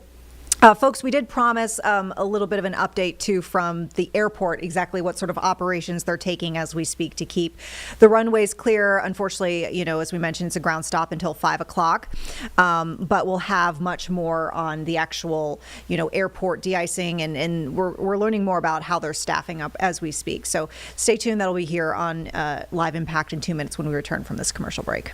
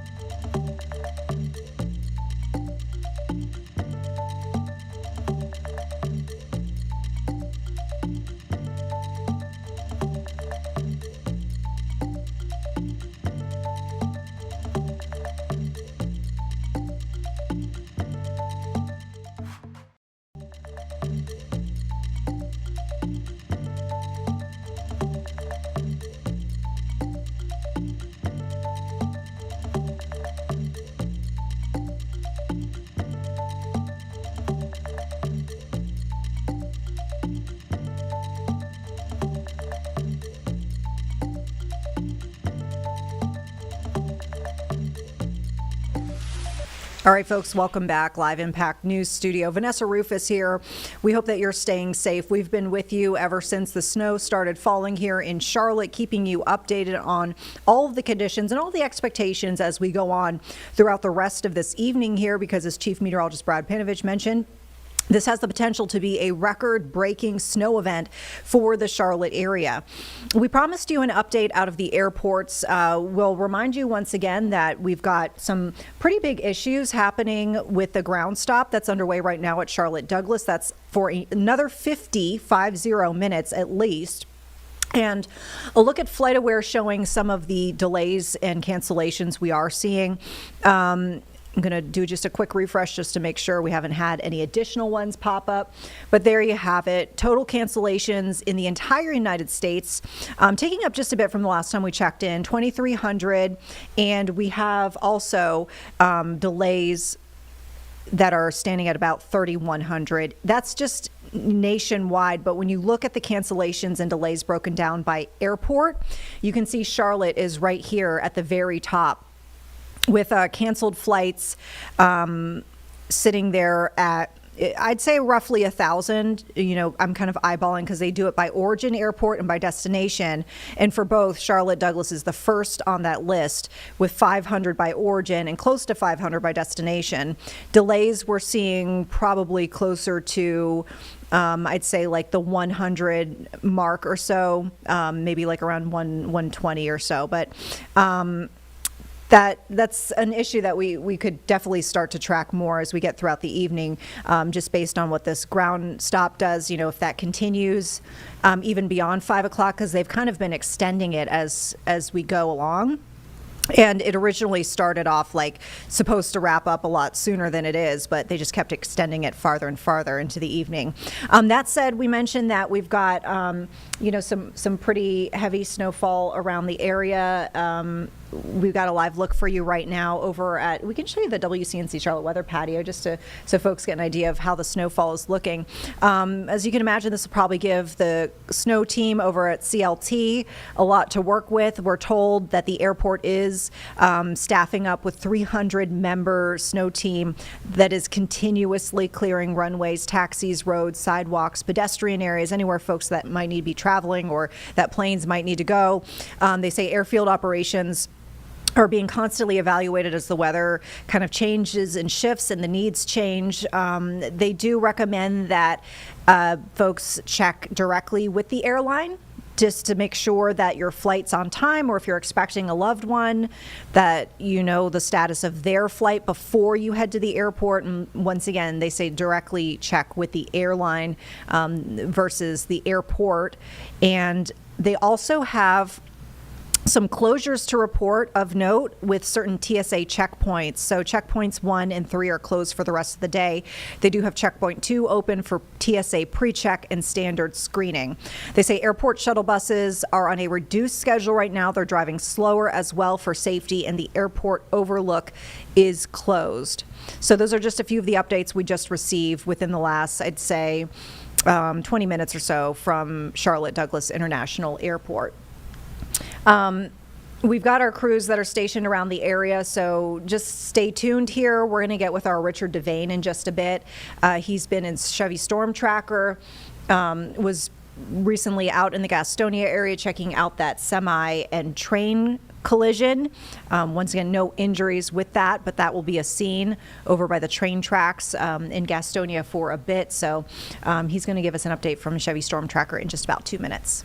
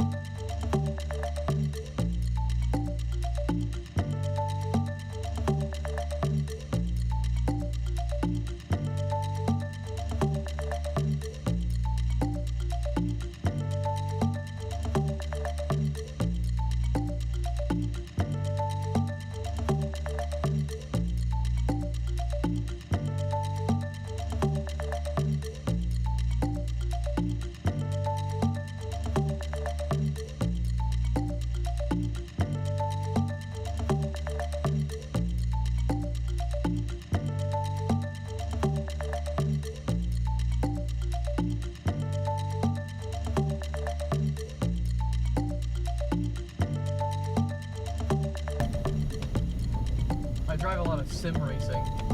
So you have like a wheel that you just race on the computer, but it's super accurate to real life.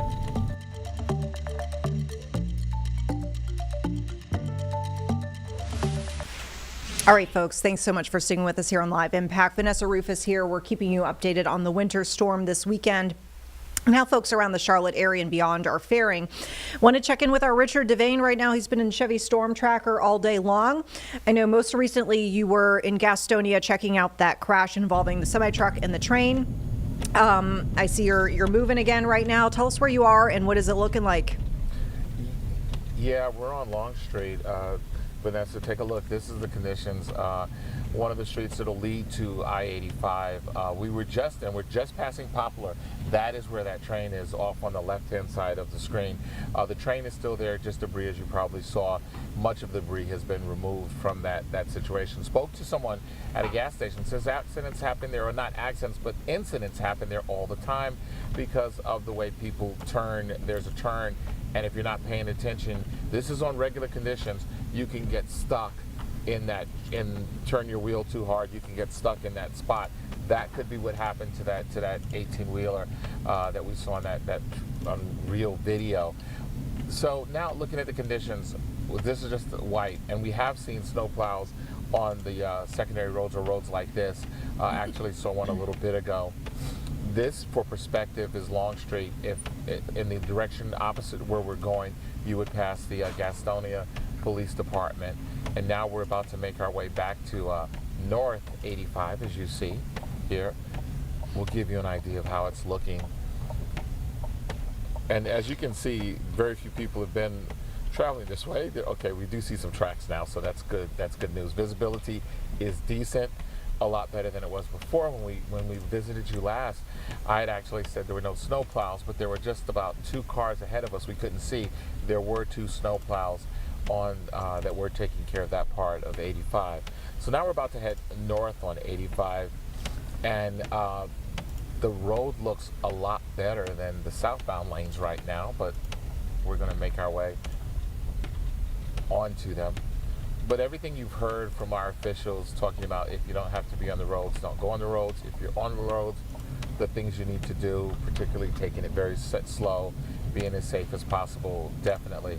And hearing Brad say that this snow could keep coming down, we're now thinking about when we leave and what we'll do as far as getting to our home destinations. But that's what we're here for. That's what we're here to give folks an idea in a safe way of how the conditions are. This part of 85 in Gaston County look pretty decent. I say the word decent. I don't want people to think they're good and you should get out and drive. No, you should not. But for those folks who have to, if you can take your time and you can get to your destination safely, there are some lanes to do so. But one of the things I want to remind people, you see this dark mud, if you will, or slush, that will freeze over throughout the rest of the day as the temperatures continue to plummet, and even now. So the few times we've gotten out of the car near a gas station or something on that concrete, you can feel ice underfoot. You feel the snow, but there's ice underneath. That's going to be the situation throughout. So be very careful when you get out on the roads. If you have to get on the roads, but if you don't, stay safe and continue watching us, because we'll keep giving you updates. That's the situation right here in Gaston County. This is Richard Devane. I'm going to send it back to you, Vanessa. All right, Richard, thank you so much. We'll see you in just a little bit, and stay safe out there. And folks, we are getting an idea from your vantage point what it is looking like throughout the area. Sean, I did pull up a few videos. We've got one that's queued up right now in Playdeck 2 if you want to share that with folks. But this is out of Stanley County, showing some of the snow that's falling there. So check that out. We can see, it at one point coming at a pretty fast clip, and you can see the wind blowing that around. Brad had mentioned how visibility is a concern in some respects, so make sure that you are taking that into account when you decide whether you need to get out of the roads or not. And we'll just reiterate this message. And I know we sound like a brokered record saying it over and over again, but if you don't have to drive, don't. I mean, we heard it directly from a first responder who's out there right now responding to these incidents in Gaston County, basically saying, there are so many people, kind of more than expected, given all the warnings that the storm was happening and the fact that it was encouraged that people not drive. And he was saying, he was counting, a few dozen cars within a 2-mile stretch of just him driving around Gastonia. Some cars spun out into a ditch. We've seen pictures from across the Carolinas showing, vehicles overturned, vehicles slid off the roadway. And it's just not worth it. This traffic sergeant said, while this looks fun, it looks nice, it's pretty, definitely get out and walk, if you are able to get out, onto a sidewalk and walk around your neighborhood, or, just very least sit out on your front porch and enjoy that way if you really want to enjoy the snow. But the driving, it just it puts yourself at risk, it puts other folks at risk, and it puts first responders at risk too when they respond to a scene. If you get into trouble, it kind of takes them away from other calls that they could be responding to. We've got some other video and images we're seeing from around the area. We got this picture a while ago, so very well could be more snow that has fallen in Concord, but you could see, as Brad has suggested folks do, get out the measuring tape, get out the ruler, and see how much snowfall you're getting in your neighborhood, because it can vary. But, within the last couple of hours, folks in Concord sharing this photo, and it looks like at that point there were 7 inches that had fallen there. We've got some video from South Boulevard that we can, share for folks too. And if you want to roll that, we can, you can get an idea of how not only the snow is falling, but how the conditions are faring on the actual roadways themselves.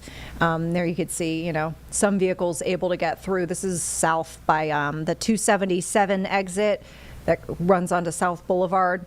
So the other thing that, Brad pointed out, the fact that this is really a regional event, in the sense that a lot of communities across the Southeast are feeling this. He was mentioning snow as far south as Florida, if you can believe it. We have another live look. The one that you've got queued up, Sean, is actually from Greenville, South Carolina. So you get an idea of how it's looking in the Palmetto State. Yeah, I mean, it's just wild to think. We were dealing with ice and sleet last weekend. A lot of folks were lamenting the fact that we weren't getting snow. And then this weekend, this potentially historic, snowfall for our area. I mean, and, Brad was joining us, in one of our previous hours here on Live Impact, talking about how this would be, a legitimate snow for anywhere. We were kind of joking about how the fact that, the South will get an inch or two of snow and be like, whoa, this is snow day. I mean, this is some serious snow. And folks who have seen some serious snow, can poke fun of that and be like, well, we know what real snow is. But like Brad was saying, like, this would be a real snowfall, like anywhere. Sean, just within the last few moments, we got this video. I queued it up there in Play Deck 1, but we're getting so many sledding videos. So I can't believe it. Someone put their kitty cats on the sled and just going to pull them around. Thank you, Alyssa Costner, by the way, for sending this in to us. We'll remind you that we've got our WCNC Charlotte mobile app, and we have, ways that you can upload videos to us. So also just keep in mind, social media. A lot of us monitor our social media platforms, so you can always tag us in videos or send them directly to us. We have email as well, but I'm on Facebook, Instagram, Twitter, Blue Sky, Threads. So yeah, send us what you're seeing around your neighborhood. But I mentioned the near me feature, WCNC Charlotte mobile app. If you don't have that, make sure you do download that. We want to make sure that not only are you able to get updates on big headlines and weather impacts in your neighborhood. We want to make sure that you have an easy way to contact us. There's a tab under the WCNC Charlotte app where you can basically at the bottom tap Near Me and see not only the stories and images that are being shared around your specific neighborhoods, but there's a platform to basically share your videos and pictures with us. And you literally tap share with us. Once you get to the Near Me feature, shows the map, and then at the top left it says share with us. And essentially you can upload your, title if you want to do a headline and describe the photo or video that you're sharing. You can give us your name if you wish. You don't have to, but you can. That way we can credit you if you would like that, and you can let us know where the photo was taken. And it's a really easy way to submit some information about the conditions in your neighborhood so we can share it with folks around so they know. By the way, you're looking at live images right now. Storm tracker continues out there. Looks like they are on the interstate at this point, if I had to guess. And I mean, as Richard pointed out, passable conditions, like fine, if you absolutely have to drive. He had mentioned, because I had asked him in a prior report whether he had seen snow plows out there, because some of our crews were reporting not seeing any. And we're not saying that in the sense like, where are all the snow plows, like where are these crews, they're supposed to be taking care of the roads. We realize that there's probably a method to how they plow, maybe a timeline for how they plow based on the forecast, based on what's falling, maybe even expectations. And there's a process for how they do not just the plowing, but also any sort of brining. So that all that said, Richard did say that he saw at one point they did have snow plows that got off the interstate that he saw as they were working on southbound 85 and then basically exited the interstate. So there you have it. We're going to keep you updated as we continue on throughout the evening. Just a couple of minutes, actually, we should be coming up on an update from Chief Meteorologist Brad Panovich here in the live Impact studio. And we've also got another report coming up with our Anna King, who's been spending the day in Uptown around First Ward Park. And I believe Anna promised us a snowman, or at least the makings of a snowman by the time we check in, because I think it's an hour since we last heard from her. But we'll see how things are faring in just about 2 minutes.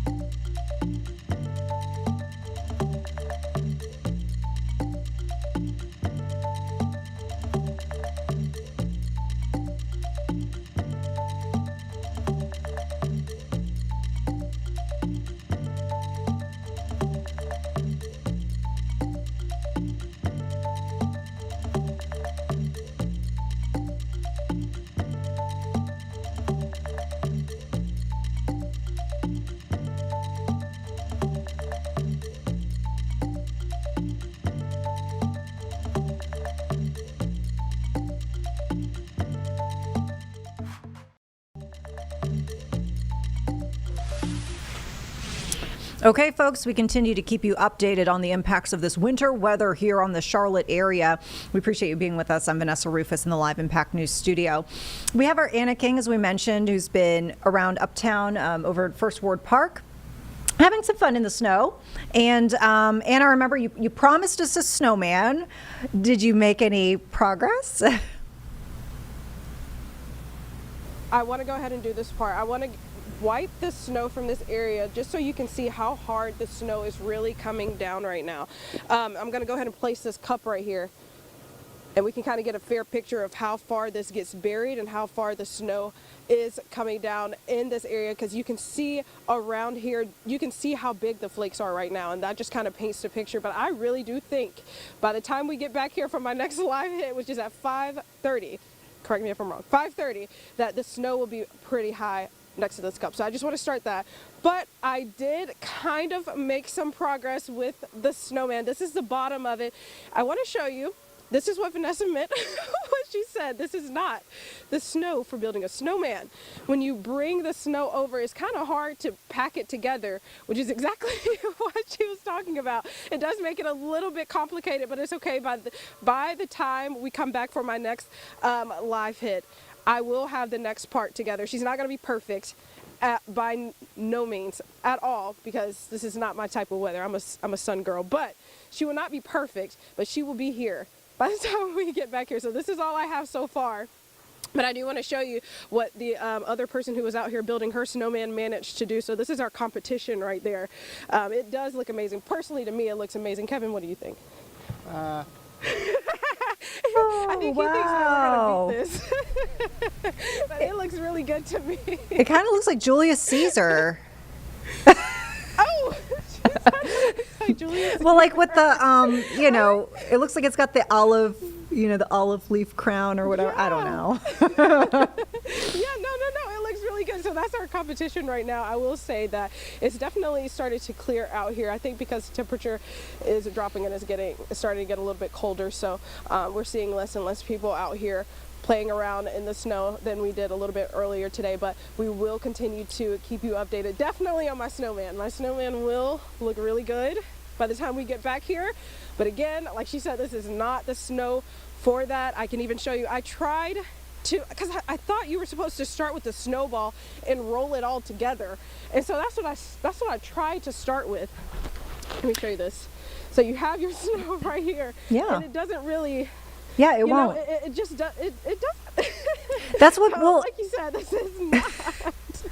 That's what Brad was saying too. And, of course, Brad, he came with like all of the scientific reasoning. I guess if I had to paraphrase it, there's just too much air in the snow. It's just too fluffy. Mm-hmm. But it's great for sledding. Yes, exactly. And it's probably great for, the snow angel, that you attempted earlier. So you can maybe try again. It'll move around easy. It'll still look good. Yeah. It'll still look good. It just won't be perfect, which is fine. It's okay. It's art. It's perfect no matter what. All right. Exactly. Well, excellent. And look forward to seeing the snowman update. And also, I guess we'll check on your cup too. We can check on your cup next hour, 5:30. All right, Anna, thank you. Okay, let's get a quick peek now over Storm Tracker. Let me get this going here. There we go. I got the preview for you, Sean.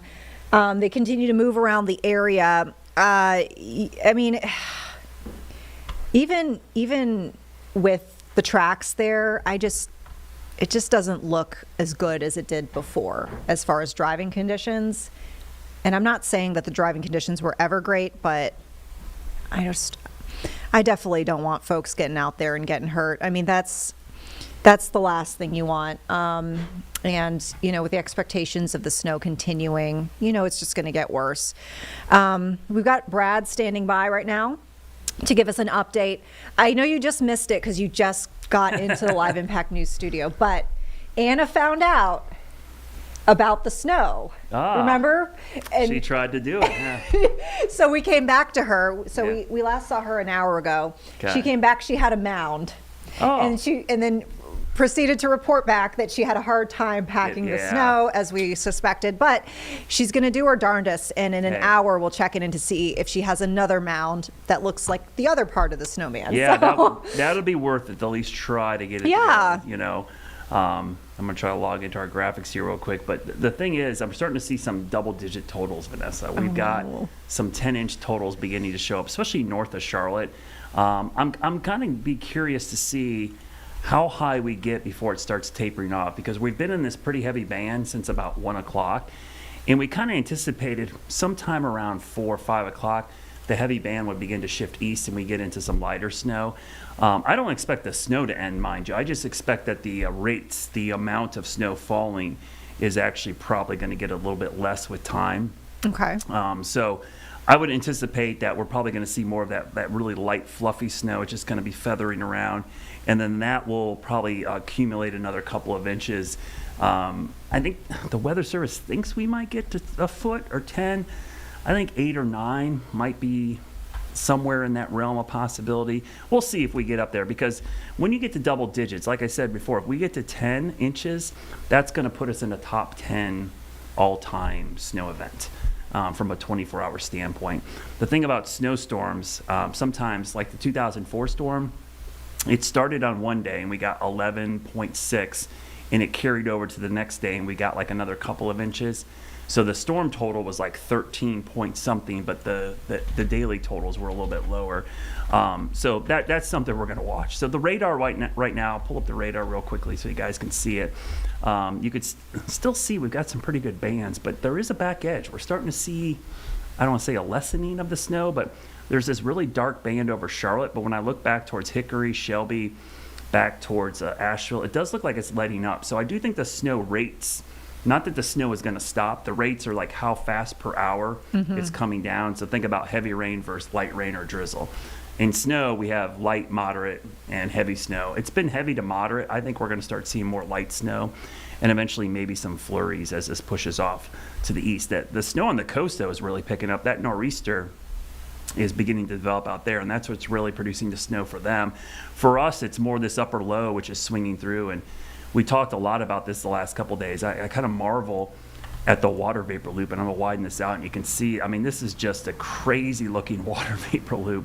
And so what you're looking at is moisture in the atmosphere, but it really kind of shows you the features in the atmosphere, and you could see the southern branch of the jet stream. I'm trying to grab my cursor here. So this is the southern branch of the jet stream right here. It's doing this, but the northern branch is up here. It's diving down as well, and it's kind of working with the southern branch, and that's what's creating this big storm over the Carolinas. So this is kind of like textbook as far as winter storms for our part of the world.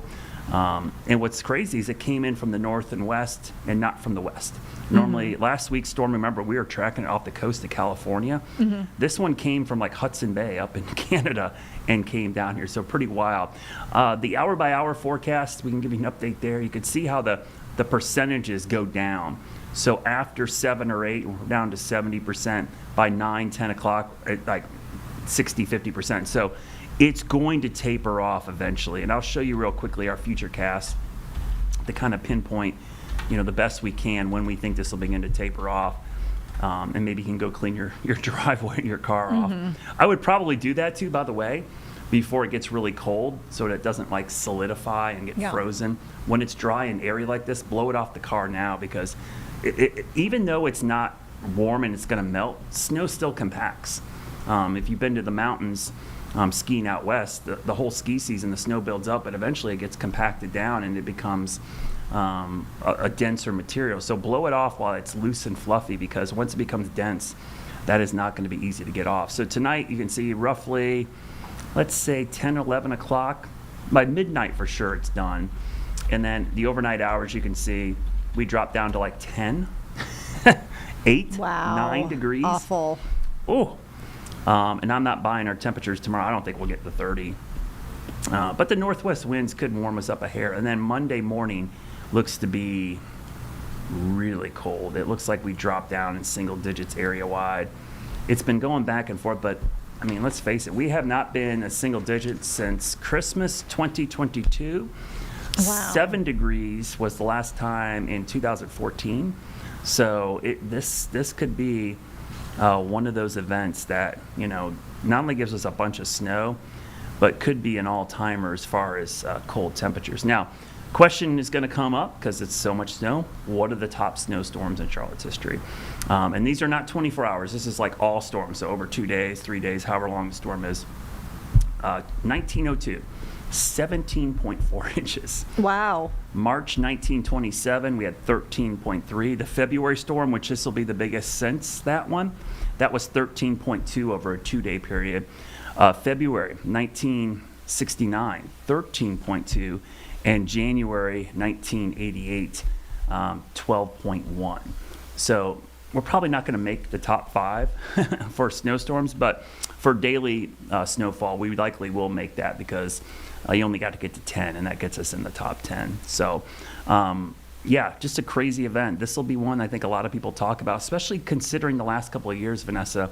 We have not seen a lot of snow, and I was showing this graphic early, and I'll have to update the total from today once we get it. These are the snow totals for the entire season the last 10 years.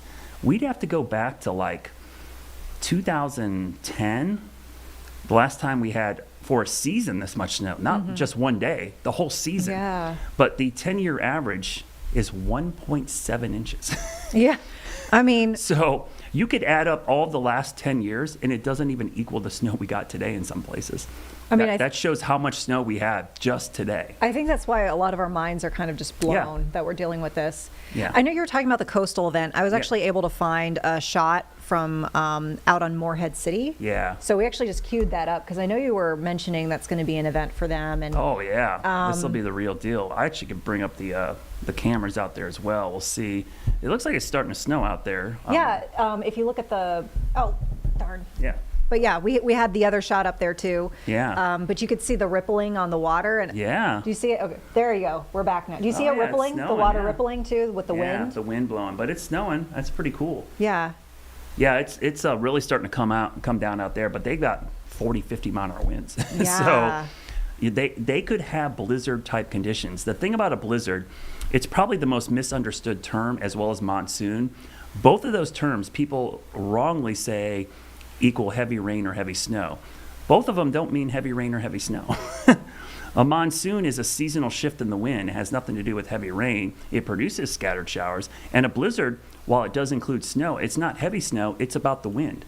You need 35 mile-an-hour winds for 3 consecutive hours and quarter-mile visibility for blowing, drifting, or falling snow to be a blizzard. You can have a blizzard warning with sunny skies, believe it or not, if there's snow on the ground blowing around and it's 35 miles an hour. So that's the criteria. It's kind of a weird setup. You could have a blizzard warning out there, but I think because of all the coastal storm surge, the flooding, the beach erosion, I think they're going to stick to like gale warnings and storm warnings because that'll probably be better for the marine interest because blizzard would probably confuse people and think it's just snow. There's all these other hazards they have to deal with. I think the ferry is actually shut down out there as well. You can't take the Ocracoke ferry right now because those seas are so rough. Yeah. I mean, obviously I noticed the snow, but the big thing I noticed was the rippling wind on the water, which made me feel like, ooh, it's really gusting Well, out and the there. other thing, it's astronomical high tide. Tonight and tomorrow it's a full moon. Mhm. So the tides are already higher than normal. So on top of that, with the wind, there's going to be a lot of coastal flooding out there. Wow. Okay. Well, I know, Brad, that you've got another report for us coming up at 5, and that will be for folks on television as well. So we'll stay tuned. I mean, this is something. I don't know if I've ever lived in a place where it was like this. Like I said, I've visited places and accidentally gotten stuck in nor'easters. That was not intentional, but it's just wild to see this here in Charlotte. Yeah, it reminds me of the 2004 storm because I remember that distinctly. And I did the morning show the second day, and I did the evening show. I did a crazy shift. But I remember at the time, I would just come from New Orleans, which just felt like a crazy amount of snow anyways. But I was telling people, I'm like, this reminds me of Ohio. This is like a legit snowstorm even for Ohio. And I feel the same way about this one. This is like, I don't care where you're from. This is like a bona fide snowstorm. And I'll be honest, I just went outside and looked at the snow. I ski a lot. I just came from Utah and Tahoe, and I go to Colorado. This is the most pristine, fluffy snow I think I've ever seen. It's just like gorgeous. It's like from a snowfall quality, this is about as nice as a snow as you could ever see. When you look at it, it's gorgeous. I mean, it is like a skier's dream to ski on stuff like this. So it does remind me of an alpine event, not really something you would see in the Piedmont at the Carolinas. Yeah. It makes me wish that I, could ski around. We've been getting videos though of like, you got that video of like the snowboarder? That was last, the sledders. I mean, people are really, I think, enjoying this in a lot of ways. Well, it's been such a long time, and that's one of the reasons I love snow. Trust me, it's dangerous if you're on the roads. There's dangers to winter storms. Not like last weekend. Last weekend was the kind of storm I hate. Yeah. Because there's nothing fun about ice. Like, what are you going to do? Go play in it? No. No. But snowstorms like this, they elicit memories of a kid, a childlike behavior. A lot of people will remember this and the memories they had with their family and friends playing in it in a snow day. It'll stick in their mind for the rest of their lives. That's why I love events like this, because it really is one of those, core memories that people will have for the rest of their lives. And that's why I like snow events like this. Yeah, we've got some video actually from South End showing those look kids at that. going down the, and I assumed, and maybe I shouldn't have, I said kids, but those could very well be adults sledding down that hill in South End. Well, that's what I said. This morning I got up, I felt like a kid again. I was like ear to ear grinning, just like, I don't know. I love it. It just reminds me of a kid. My first love of weather was a blizzard when I was a kid in Ohio, and staring out the window to see how much snow had fallen. This just reminds me of that. Yeah. Because unlike a lot of weather, Snow is something that you don't need a special instrument. Understanding of the atmosphere. You can go out and measure it in your yard with simple tools. You don't need a rain gauge or a weather station. Everybody knows how much snow they had in their house. It makes it super personal because of that. Look at the kitties. Did you see this one? Oh, they went for a ride. That is awesome. I know. We love that. Keep those videos coming, folks. Yeah. Like I mentioned, we've got the Near Me feature on the WCNC Charlotte mobile app. It makes it Have super fun easy. with this. I mean, like I said, you're stuck at home, you might as well enjoy it. Make those memories. It's great. Hope you have hot cocoa. You should have some supplies from last weekend still left over. You should. I always think about, like, because in Florida, you make the hurricane kit. Yeah. And then you're like, don't eat the hurricane kit. Yep, you all know. your hurricane snacks too soon. Yeah. No, and Inevitably. hopefully people kept some extra supplies at home because it's not going to be easy. And please be cautious and careful. The DoorDash and delivery people, it's great to have that convenience, but don't put them at risk just because you don't want to go out either, because that's not a good trade-off. Somebody's got to come go pick that up and bring it to you. So, and the local businesses, that's the other thing, Vanessa, I will mention this. 2 weekends in a row, a lot of businesses have either been shut down or not had customers. January is a slow month for restaurants and bars in general. Please be conscious of that. Maybe buy gift cards or down the road, go out in the middle of the week when you can. And frequent those places because they're going to get hit hard by these 2 weekends of winter weather. Yeah, I mean, we were seeing, small businesses in our area posting about how, just closing for one day. Yeah. But your point, a weekend when usually people are out and about. And I believe it was even Queen's Feast, maybe even last weekend, which to your point is like an event that they do this time of year because it's already slow. Yeah, to try to interest, get folks out. I went out last night and the restaurants were packed, because everybody, I think, was getting out from last weekend and knowing this was coming. Yeah. But just remember, today, a lot of these places aren't going to have any customers. Yeah. We went out yesterday, knowing that we're like, this is probably the last time we can eat out in a little bit. But yeah, get out there if you can on your feet and legs and enjoy. Hey, if you can walk to a place, go right. frequent it. That's the way to do it. Yeah, that's my thing. Julie was in the Freedom Park area. Yeah. She said, Kid Cashew's open. People are walking there. Those are fun events. If you got a neighborhood watering hole that you can walk to and the employees could get there, great. Go frequent them. You all can hang out and enjoy a couple of beverages. Yeah. Ooh, hot toddy? Yeah. Okay. Well, I know what I'm doing after this stream. All right, Brad, thank you. All right, see you later. We'll see you at 5. All right, folks, we'll take a quick break. We'll be back with more Live Impact in 2 minutes.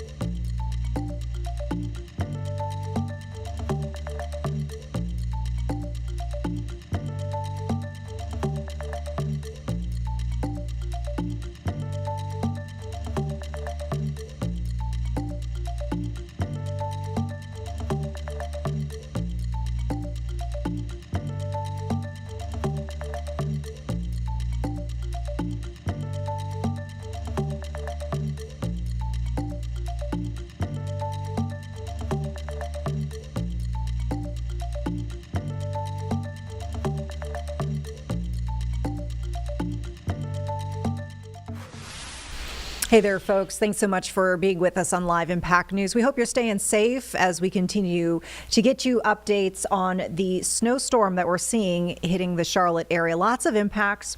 Let's go ahead and take you out to a live look from our Chevy Storm Tracker, where we know our Richard Devane and our photographer Mason are out and about. They've been out on interstates. They've been on some of the larger roads. And the live look we're seeing right now, you can get an idea of the conditions on the roadways, in the sense that, some have been, plowed through just by the vehicles and the traffic itself just wearing down the snow. He's been seeing plows themselves out there, but in some cases, kind of like what we're seeing here at this roadway, not a lot of tire tracks. So, it's kind of a mixed bag of what you're going to get if you go out and about, and hopefully you're not going out and about. We can tell you that North Carolina troopers, and this number has likely gone up since the last time we checked in, since midnight tonight, have responded to more than 300 wrecks. And we heard from a Gastonia traffic sergeant in recent hours here on Live Impact, and he was just telling us that the number of vehicles out on the roadway is kind of astonishing to him, given the fact that there were so many warnings that the storm was coming and so many messages of stay off the roads. And he was saying it was a little frustrating, to be quite candid. He was saying it was frustrating to him in that there are so many vehicles out there. Some folks were not equipped and skilled enough to handle the conditions. They'd get into a mess. They'd drive off the road. They'd lose control. In some cases, we've seen out of Gastonia specifically 2 instances of vehicles that have gone off the road and hit a sign. One looked like a residential sign. The other one was like a food lion. So, all that's to say, if you don't have to be out there, don't. You could potentially be, risking your life or well-being, the well-being of other people. If, goodness forbid, you hit somebody else with your car. And then, of course, you've got the first responders who then would have to respond to that scene instead of responding to another call for service that they might need to attend to. So if you're able to get out and walk around, by all means, do that. Be safe. Enjoy. I mean, this is, as Brad mentioned, this is the good snow. This is the fluffy stuff, the stuff you want to sled in, the stuff that you want to take your kids outside and take pictures and remember these memories. Take the pets out, the dogs. Even, in some cases, we've seen cats on sleds. So by all means, do that, but do it safely. And we'll be here to let you know what we're seeing out on the roadways. We have seen a couple crashes. The good news is, and we hope this is because there are fewer people getting out and about as we're getting into the evening hours. We do have just one crash that we're seeing. That said, DOT is saying that this is expected to be a high impact crash. It's 85 near Edgewood Road near Bessemer City. It's in the southbound direction, so for folks who might be heading towards Charlotte, this could be a concern. The ramp is closed, so just keep in mind that's the exit 13 ramp. You don't want to come up on that last minute and see this crash and try to stop, quickly with not a lot of slowdown time, just because the roadways are so slick. Want to show you kind of the regional aspect of this as we go over towards our Greenville camera. Perfect, Sean. That's the one that we've got queued up for you right now. This is Greenville. And, we were seeing the snow, whether you're in North Carolina, South Carolina. Brad was even telling us they're seeing snow down in Florida, which is absolutely wild to me. But this is Greenville, South Carolina. And I do remember, when I was a kid, I'm originally from Florida. I lived in the Tallahassee area for a while, and I do remember at some point flurries. But that was a long time ago. And it's really wild to think, even as far south as Tampa, that they could be seeing something, some sort of snow. I lived there for a while. It never snowed while I lived in Tampa, but it did get quite cold. But this is just just an interesting system. And Brad was mentioning, how historic it could be for Charlotte. He said that he was already getting reports of double-digit inches falling in some parts of our viewing area. Coastal event as well. We've got Morehead City, that camera shot showing, not only the snow, but really you're getting an idea of the wind. You could see as that snow is blowing across the lens there, you can see the waves out on the water. Brad was mentioning the fact that, this is an issue. I mean, obviously the snow is a big deal, but the winds more so. He's talked about the ferry that might not be running out to Ocracoke. This is a full-on, regional southeast getting impacts sort of event. Speaking of Brad, he's set to give us an update here, top of the hour, so we're just a few minutes away from that.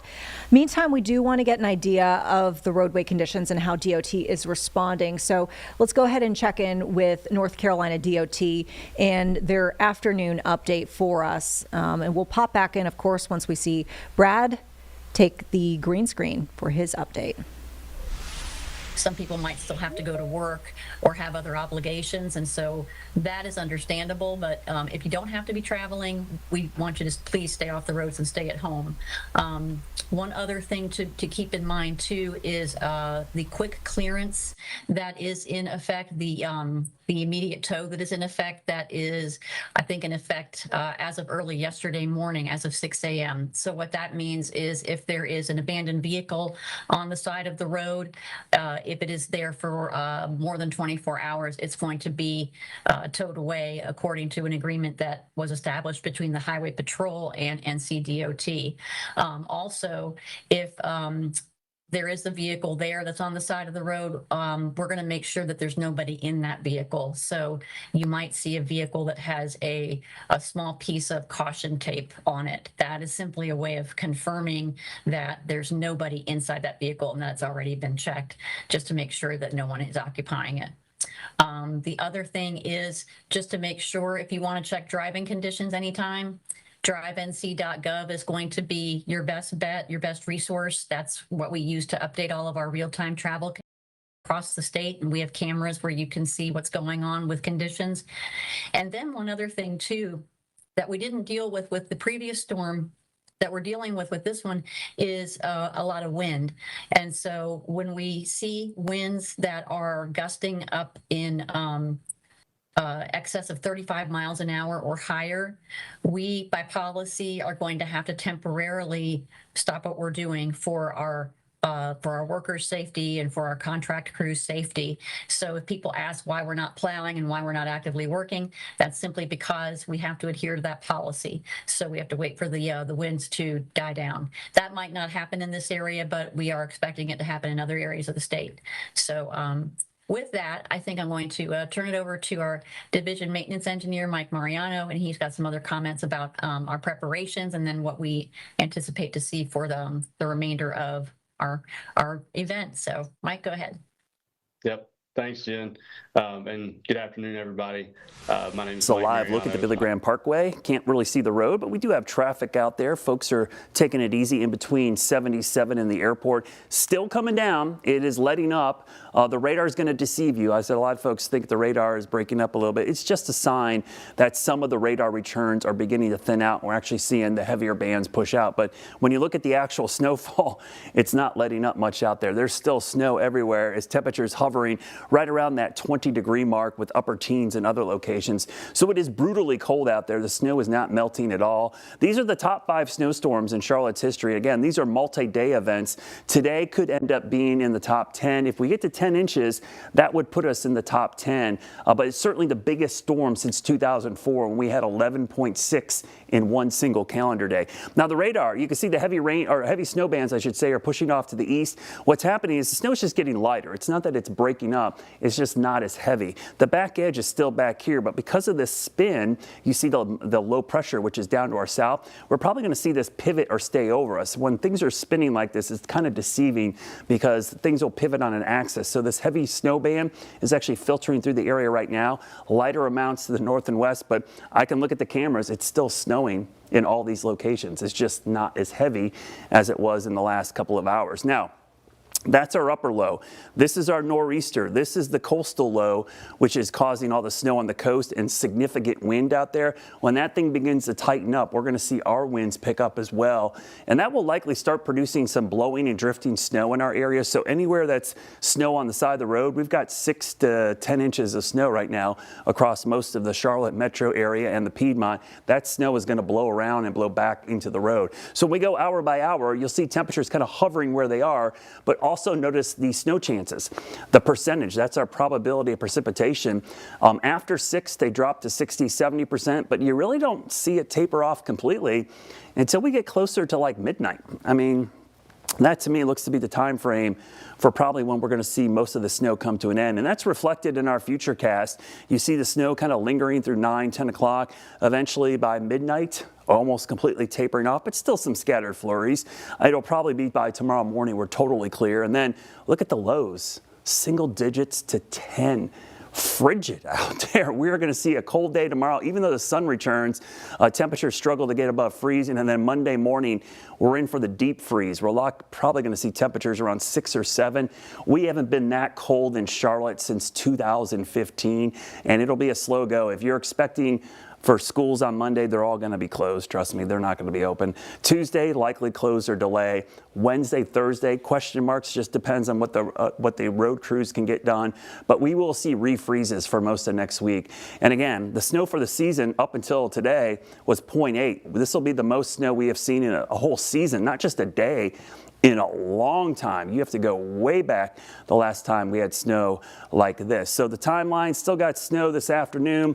Tonight, the snow will begin to taper off probably after 10 o'clock to midnight. And then overnight, the big story will be the cold air, temperatures dipping down to single digits and brutally cold wind chills tomorrow. We'll continue to watch this. Let's take one last look at our snow stick here at the station. This is here at the studios. We are now at 8 inches of snow here at the WCNC studios off the Billy Graham Parkway. The airport is probably pretty close because we're just down the road. We'll have another update coming up at 6 o'clock with our 6 o'clock news. Brittany Van Voorhees is with us. And of course, continuing coverage right now over on WCNC Plus. Stream there currently and throughout the evening. And wow, the snow stick is really getting taken up by all that snow. We're back here on the Plus here, Vanessa Rufus in the Live Impact News studio. Want to check in with our field crews. Our Julie Kay's been in the Freedom Park area hearing from folks who are passing by, businesses that remain open, hoping for maybe some foot traffic, maybe not some vehicle traffic. But Julie, how's it looking right now? Well, you know, Vanessa, I think what's really interesting is that kind of initial excitement from the snow is really dying down. I haven't seen that many people out at this point anymore. Now that the sun's kind of going down, that visibility is a lot lower. It's really quiet here. I mean, you can take a look and see how empty this street is. This is East Boulevard. It's a main road. And not only are there no people, but there's very few cars at this point. And the biggest issue, again, we still haven't seen any plows. That is really the problem here, even on a main road like this. You expect that on a smaller road like Cumberland Avenue. We've seen a couple people slide on this, but you can see just how much snow is here. Underneath it is a little bit of ice. And so at this point, people just really are trying to be safe, I think. So we've seen some people go into Kid Cashew right behind us. The owners there tell us they're going to stay open because their crews were able to make it in here safely. But all the other businesses around here at this point have shut down for the day, and I'm expecting that's a pretty similar story across the city after that initial excitement, like I said, died down. Now I think people are staying pretty much close to home. Well, that is good to hear. I mean, we are asking folks to stay off the roadways. I mean, some of the first responders we're hearing from are just, candidly, they seemed a little frustrated with some of the road traffic, but nevertheless, the foot traffic was good. And Julia, we appreciate all your updates there from Freedom Park. Hope you can get and stay warm inside the vehicle or wherever you're taking shelter right now. All right, and with that, we'll go ahead and take a quick break, folks. We'll be back in 2 minutes.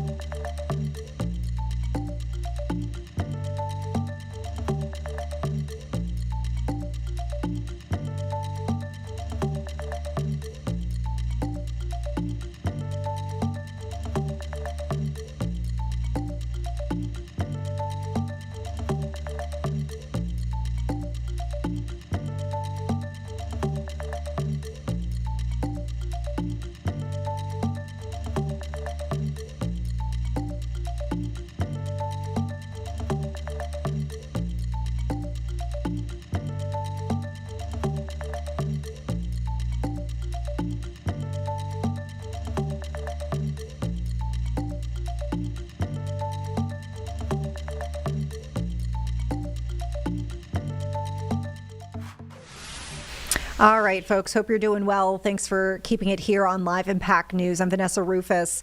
We want to get back now to our Flight Aware tracker showing Charlotte Douglas right up at the top, unfortunately, when it comes to the misery, if you will. We've got more cancellations reported since the last time we checked in, now up to 2,400. That's about 100 more than what we were seeing our last check-in. We've got about 3,400 delays reported. Keep in mind, this is the numbers I'm mentioning. Those are nationwide. And if you look down by the column that says by origin airport and by destination airport, you see Charlotte Douglas right there at the very top for both of those categories.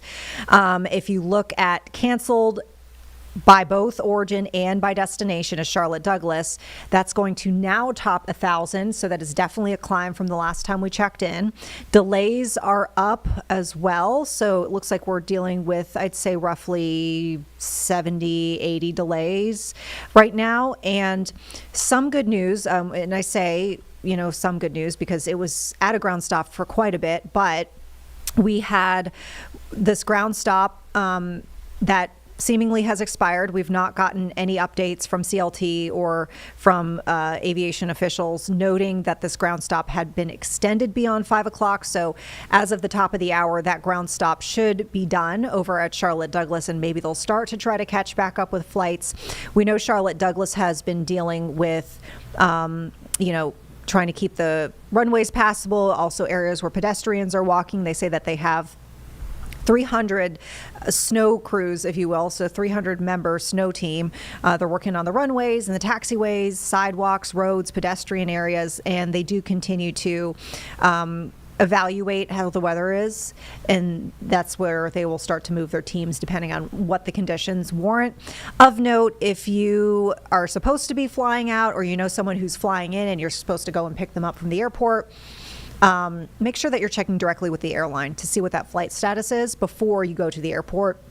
And then note that TSA checkpoints 1 and 3 have been closed. They kept checkpoint 2 open for both pre-check and standard screening. And the airport shuttle buses are going right now, but they're on a reduced schedule and they're moving slower, as you might expect based on the roadway conditions. I'm just checking something right now. Our team has verified for us. Give me a moment. Okay. Shelby Police. Okay, so this is just into our newsroom. I want to mention this. Shelby Police noting a traffic alert right now. This is over at US 74 in East Dixon Boulevard. Right now reports that 74 East Dixon Boulevard closed eastbound from Marion Street to Long Branch Road due to an accident. They say that the closure is expected to last several hours. They've got to clean the roadway up, and they just reiterate to folks to stay off the roads unless it's absolutely necessary. We were getting reports from viewers and folks around the area that this could be a pretty serious crash. We don't have, obviously, the details of the crash based on what Shelby Police reported, but it was obviously serious enough that they felt to post about it and then also tell folks that this is going to be a several-hour closure. So I'll read that for you again. US 74 East Dixon Boulevard closed eastbound from Marion Street to Long Branch Road. And this is due to a crash. And we'll just tell folks, too, as we pop up here, let me get it. We got Storm Tracker queued up, ready to go to show folks. But, the roadways, they're not looking great, in the sense of, depending on where our team has been driving, they've either seen, tracks in the roads as cars have gone on more and more and worn down that snow. But in this case, not seeing a lot of tire tracks. It's not been plowed in this particular roadway that we're seeing. And, it's just not worth getting out and getting on the roadways and putting yourself at risk and putting others at risk, and also jeopardizing first responders and also taking first responders away from other scenes that they might have to respond to more urgently. So we know that they'll come and help you if you get into a pinch, but it's better safe than sorry. And just do try to stay off the roads. We'll let you know as we see the conditions change, hopefully, and when we do get into a better place where it is a lot safer to get out there. Speaking of the roadways, we want to rejoin here this North Carolina DOT update that we got this afternoon. We kind of had to dip out of it abruptly to get to Brad's weather update at the top of the hour. But we'll pick back up, and we'll also let you continue to look at Storm Tracker as it travels around the Charlotte area. Counties, including Mecklenburg, Cabarrus, Union, Stanley, and Anson. And across those 5 counties, we maintain a little over 11,500 lane miles of roadway. As everybody's aware, we've been working around the clock for the past week and a half or so, preparing and clearing our roads from last week's ice event. And just after we finished clearing the roads on our secondary system, we put our brine tanks back on and started brining for this event. So as of yesterday, around noon, all bare pavement routes have been pre-treated for this event. So late last night, our crews began staging across the division in preparation for winter weather. Currently, we have 66 NCDOT crews and 129 contract trucks so that have been treating our bare pavement routes this morning, and will continue to plow and treat on rotating 12-hour shifts until the event is completely done and the roads are back open and clear. We also have multiple cut and shove crews across the division, and they'll be staged in different counties throughout, and these crews will also be working around the clock, taking care of any trees that come down during the event. Currently, road conditions vary across the division. We have seen some very heavy bands of snow hit Mecklenburg and Cabarrus County early this morning, and I think most of our other counties have been hit at this point. So most of our roads in those counties are covered at this point in snow, but we have been treating this morning on our bare pavement system, and we are seeing the material work, so our salt is working. With the snowfall amounts that we've seen already and the anticipated amounts in the forecast, we have started plowing on most of our bare pavement routes, and we will continue to do so throughout the event until we completely clear the roads. As Jen mentioned, and I just want to reemphasize, just please be patient with our folks as we clear the roads, and stay home if at all possible.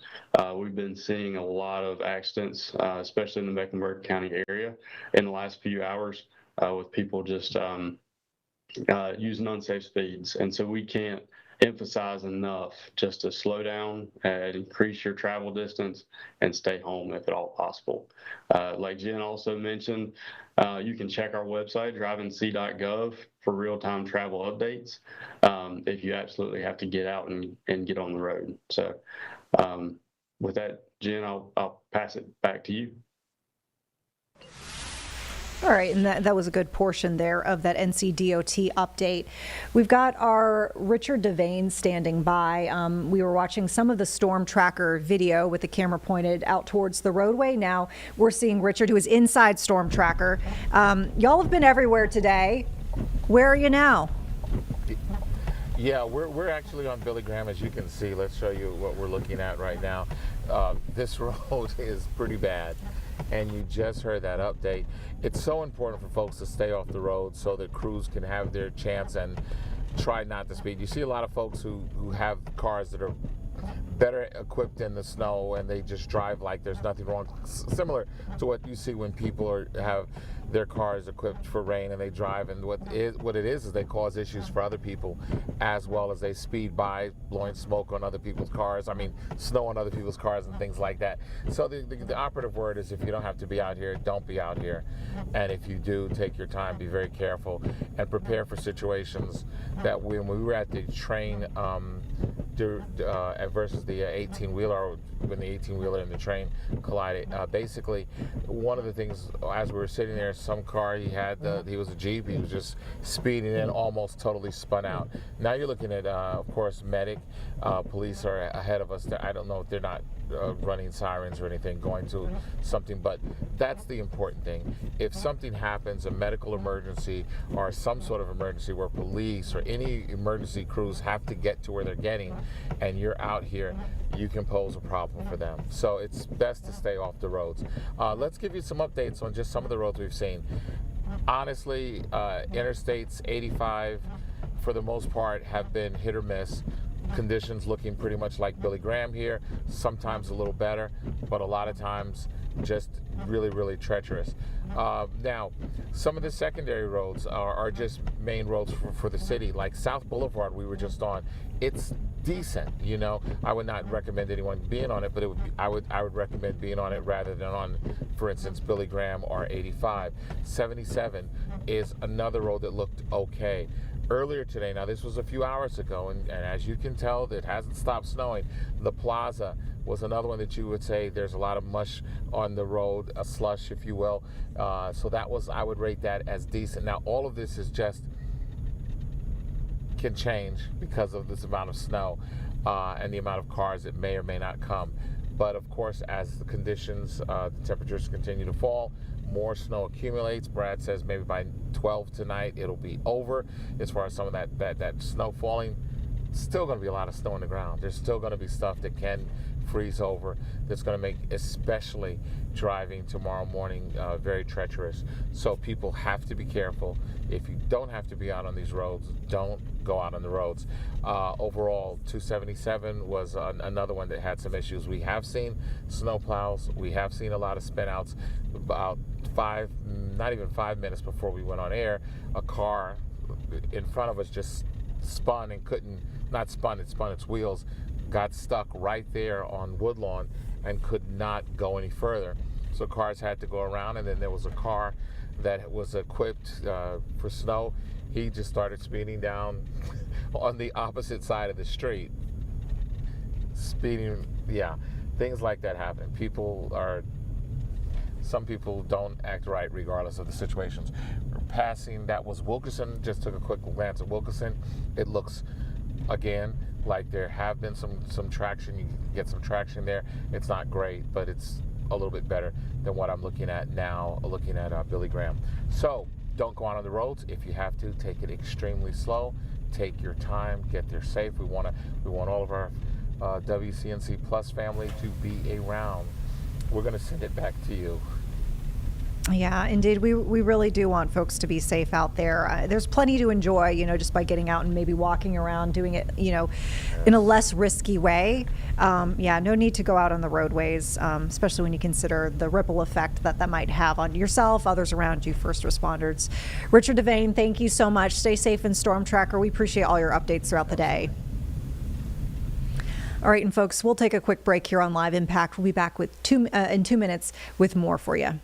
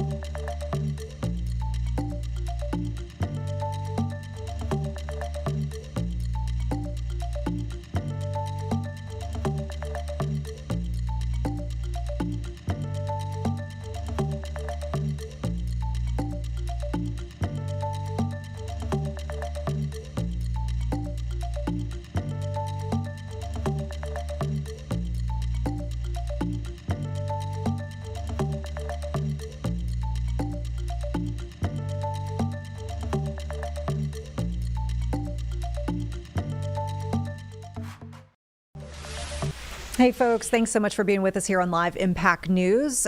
We are continuing to keep you posted on the winter impacts all across our Charlotte area, but really regionally, we're seeing some really big impacts, not just snow, but some really gusty winds. We've got this live image we've been kind of spellbound by out on Morehead City. So this is the North Carolina coastline.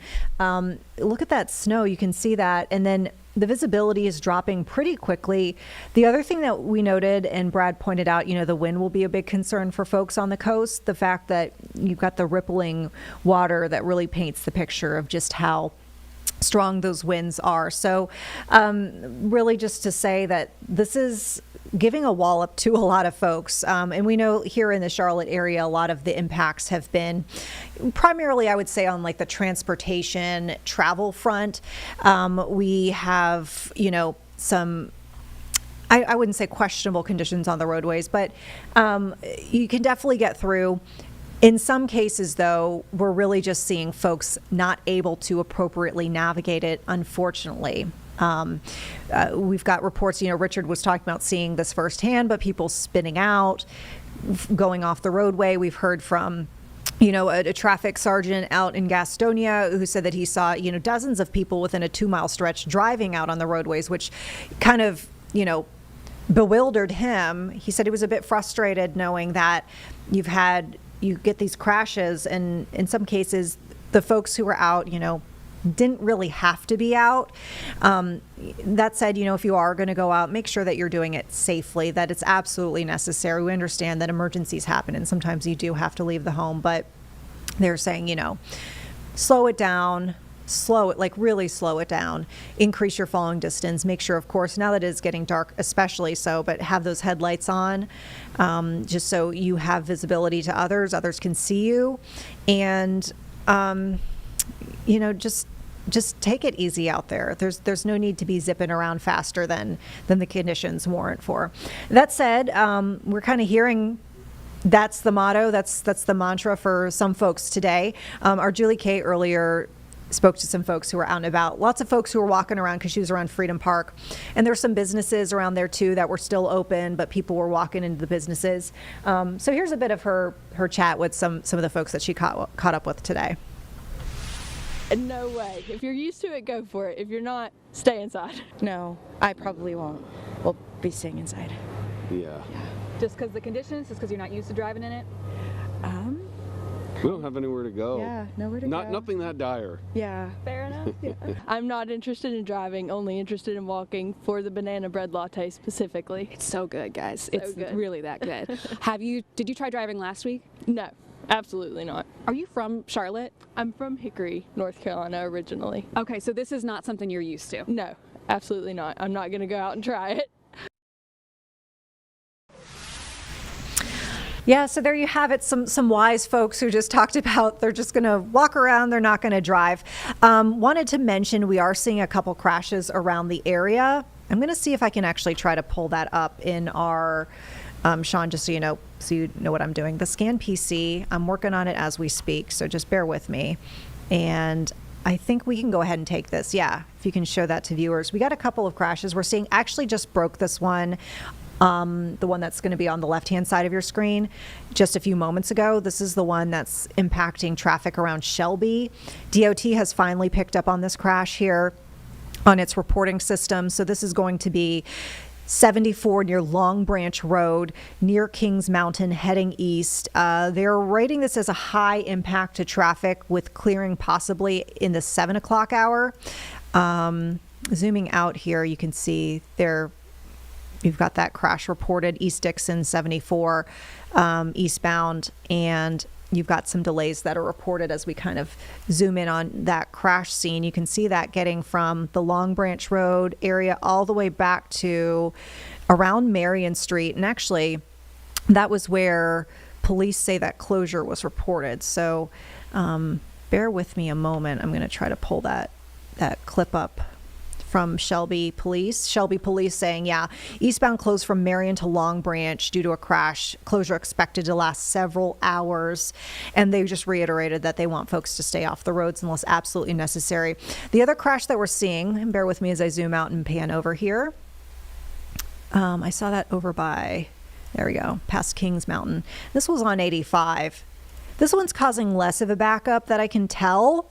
This was the one that was on the exit. And we mentioned this actually for viewers here on Live Impact several moments ago, but this is 85 near Edgewood Road, Bessemer City. This is heading south, and the ramp is closed at exit 13. DOT also has this listed as a high impact crash with probably a closure lasting about an hour more. This was dispatched around 3:30, as you can tell from the crash log, but there you can see it. Looks like most of the concern appears to be coming off of Edgewood Road onto the ramp there, getting onto 85. So it seems more like this is an entrance ramp rather than an exit ramp issue. That's just based on some of the delays that we're seeing and the closure indications that DOT has marked for us. So just be mindful. Other than that, I think kind of to Julie K's point, we spoke with Julie closer to the top of the hour here, and she mentioned she was out by Freedom Park and just didn't see a lot of folks out and about like she saw earlier in the day when it was more daylight hours. And now that we're kind of getting into the evening and things are quieting down, and I imagine lots of folks probably want to hunker down in the area of, their homes, or maybe they're going to hang out with a friend or whatnot. But yeah, it's definitely the time to get off the roads and just chill at home. So that's the look at the roadways. I think we're going to get an update, I believe, in just a couple of moments with Brad. Brad's been giving us half-hour updates, which we appreciate on the forecast, just to kind of see how things are panning out. We also have our Anna King, who is going to join us momentarily to talk about what she is seeing around Uptown. And if y'all have been following for any period of time here in the last few hours, Anna has been trying to work on a snowman, and we're going to see how that's working.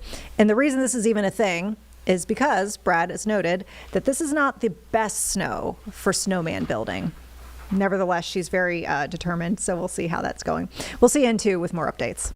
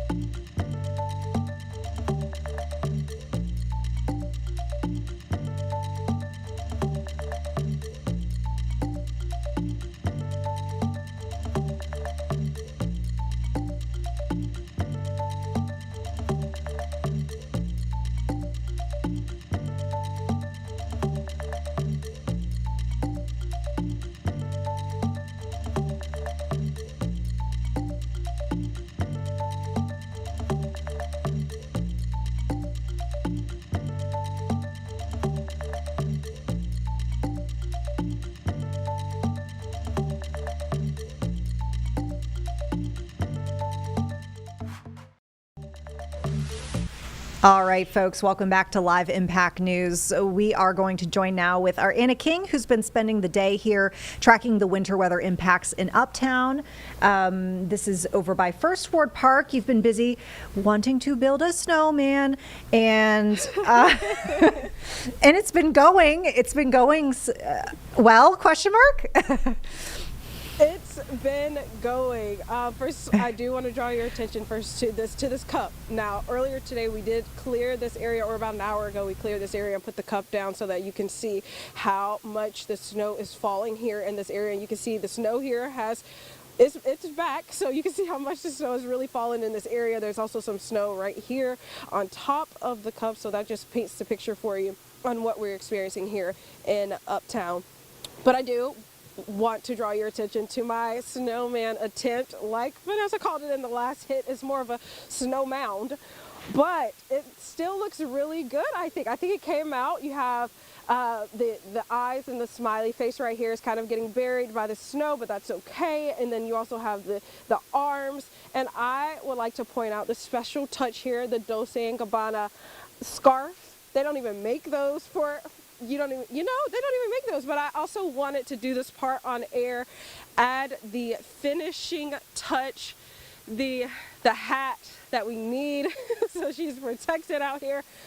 Obviously, I will not be leaving that there, but for these purposes, that is my completed snowman. And I do want to show you what we said was the competition. That beautiful snowman over there. Personally, I think I won. My photographer said I absolutely did not, but I think I won.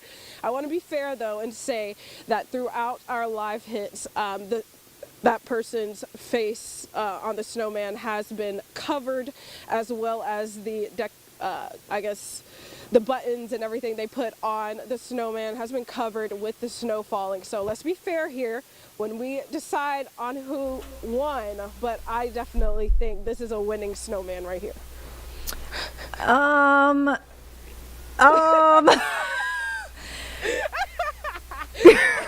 Or a snow mound, it looks good.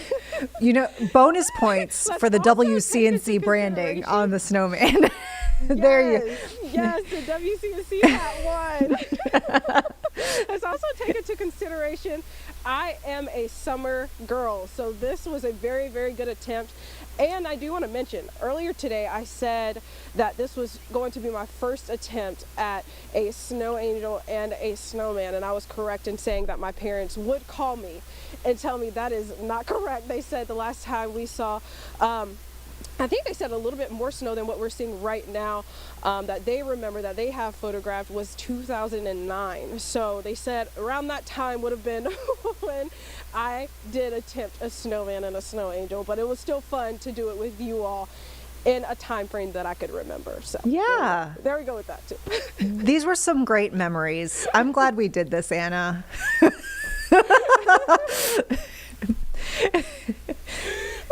And great snow blob with WCNC Charlotte branding, most importantly. I know, I love it. Well, perfect. Thank Anna, you so much, though. Thank you. And stay safe getting home. We appreciate you. All right. Okay, folks. So we want to talk about a couple things. Before I get to you, Brad, although you might want to weigh in, I saw this blob of red while we were just checking the maps. Yeah. Sean, are you able to pull up the DOT map on ScanPC? I was like, where's the crash? Because I know something's happening here. But let me see if I can zoom in. I saw this when we were checking this earlier, and you said you actually are getting reports of a crash because there's no crash icon, but there's a lot of red here on 85 in Kannapolis. So what I got this reported to me from a friend on Twitter. He works in 911 in Cabarrus County, and I'm gonna just repeat what he told me word for word. I got to scroll back because I'm getting so many messages. He basically said there was a minor crash on northbound 85 near Dale Earnhardt Boulevard, exit 60. And because of that slowdown, a bunch of tractor trailers had to slow down for that accident, ended up getting stuck. Like they couldn't get traction. So it's not technically closed, but it's kind of blocked because of all these tractor trailers not allowing cars to get around. So that is causing a bunch of issues up in there. And that's something we talked about at Independence. Remember, when one car stops and slows down on the hill, then all the cars behind them can't get their momentum going, and then they have trouble getting and going again up a hill. So tractor trailers in particular, they can have issues if they get stuck like that. So it sounds like that's what's happening on 85 just north of exit 60, it looks like. Yeah, I mean, this is by far the biggest patch of red that we're seeing on our, metro area roadways. And when I saw it, I was like, there's got to be something. Yeah. But there's no icon indicating a crash. But obviously, your friend had the inside scoop. So yeah, it looks like it's just. I mean, I'm looking at that exit 60 is Dale Earnhardt Boulevard. There's a super Walmart there off that exit. Lowe's Home Improvements just past there as you're going north, and it's causing a lot of slowdowns. It's kind of interesting. All of our roads, I'm looking at the traffic flows, are all yellow or orange, meaning slow. As you mentioned, there's not a lot of red. I think it's because there's just not a lot of people out. Yeah. You need data, like people to create the data on the roadways to have red on there. If cars aren't moving with this app running in their vehicle, and then the Google Maps and all these apps that give us data real time, there's no data. So that kind of tells me, it's slow, but there's also not a lot of people out, which is good. That's what you want. Yeah. And pretty much everywhere you see red, it usually is somewhere near a hill, an exit, or somewhere where probably it's really tough to get around. But you can see the snow is affecting most of our state, from the upstate through Charlotte, Greensboro. Raleigh's in the green, and then you go in eastern North Carolina because Raleigh hasn't seen much snow at all. Brittany and I were just looking at the mountains up at Blowing Rock, and they got a ton of snow up there, but there's nobody in downtown Blowing Rock, and it's Winterfest weekend. So I'm kind of sad for them that maybe a lot of people didn't get up there, because that is a huge event for Blowing Rock. Usually, even in the snow and cold, I've been up there, that downtown is packed full of people. I just think a lot of people either couldn't get up there or they didn't want to risk it going up in the snow. We talked a lot about the totals. We got every day about 4:30ish, we get the climate data from the airport. It's a preliminary. At midnight, it becomes official. And up through 4:30, we had 6.2 inches of snow at the airport. So that's official. Now, a lot of you have sent me reports of 6, 8, 9, 10. We've been getting a couple, I don't want to say they're bogus, but they're outliers. A couple 13-inch numbers from areas north of Charlotte. And I kind of believe the area in northern Cabarrus County, southern Rowan, and I'm just giving an example. I got a 12-inch report here from Huntersville, the east side, near the Cabarrus County line. Kannapolis, 12.5. So there's definitely a little hot spot for snow up there where this accident or whatever this backup on 85 is. That's right where that same spot is. So not surprising. Around Charlotte, the airport, 6.1. Noda, 9 inches. Here at the station, I went out, we're about 7.5-ish.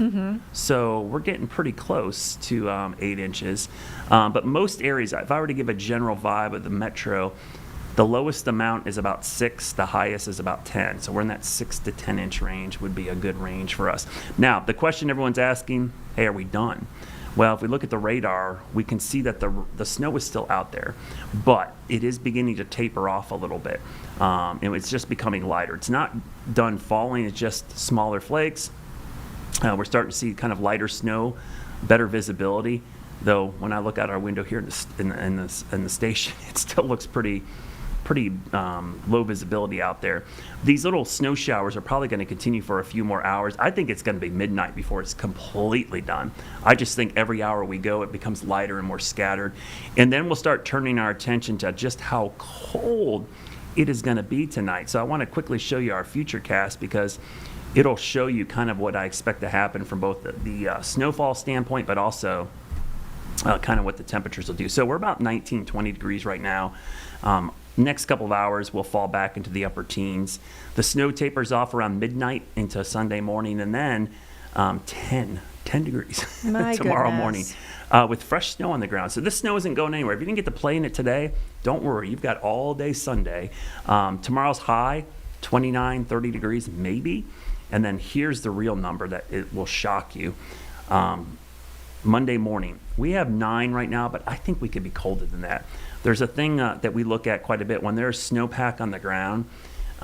This thing happens where we have rapid radiational cooling. So at night, we lose heat much quicker with snow on the ground. What heats the air is the ground, and when the sun is up during the day, if it can't heat the ground because there's snow cover on it, it ends up being a much colder night. So you can take about 2 to 7 degrees off the temperature forecast based on just snow cover. So you do the math there. That's anywhere from like 2 to 7 degrees in the morning, like above zero. So we haven't been that cold since 2015, Vanessa. So it's just not the snow. The cold and the wind is a big part of this storm as well. We have an extreme cold warning for the Charlotte area through Monday morning. So please be safe out there. People, pets, plants, and pipes. Now the plants I know are dead. You're probably saying, Brad, plants. If you have tropicals like, fruit trees that, citrus, you probably got to tarp those because they will not be able to make it through any kind of tropical. If you have a palm tree, they'll probably be okay, but some tropical bushes and stuff.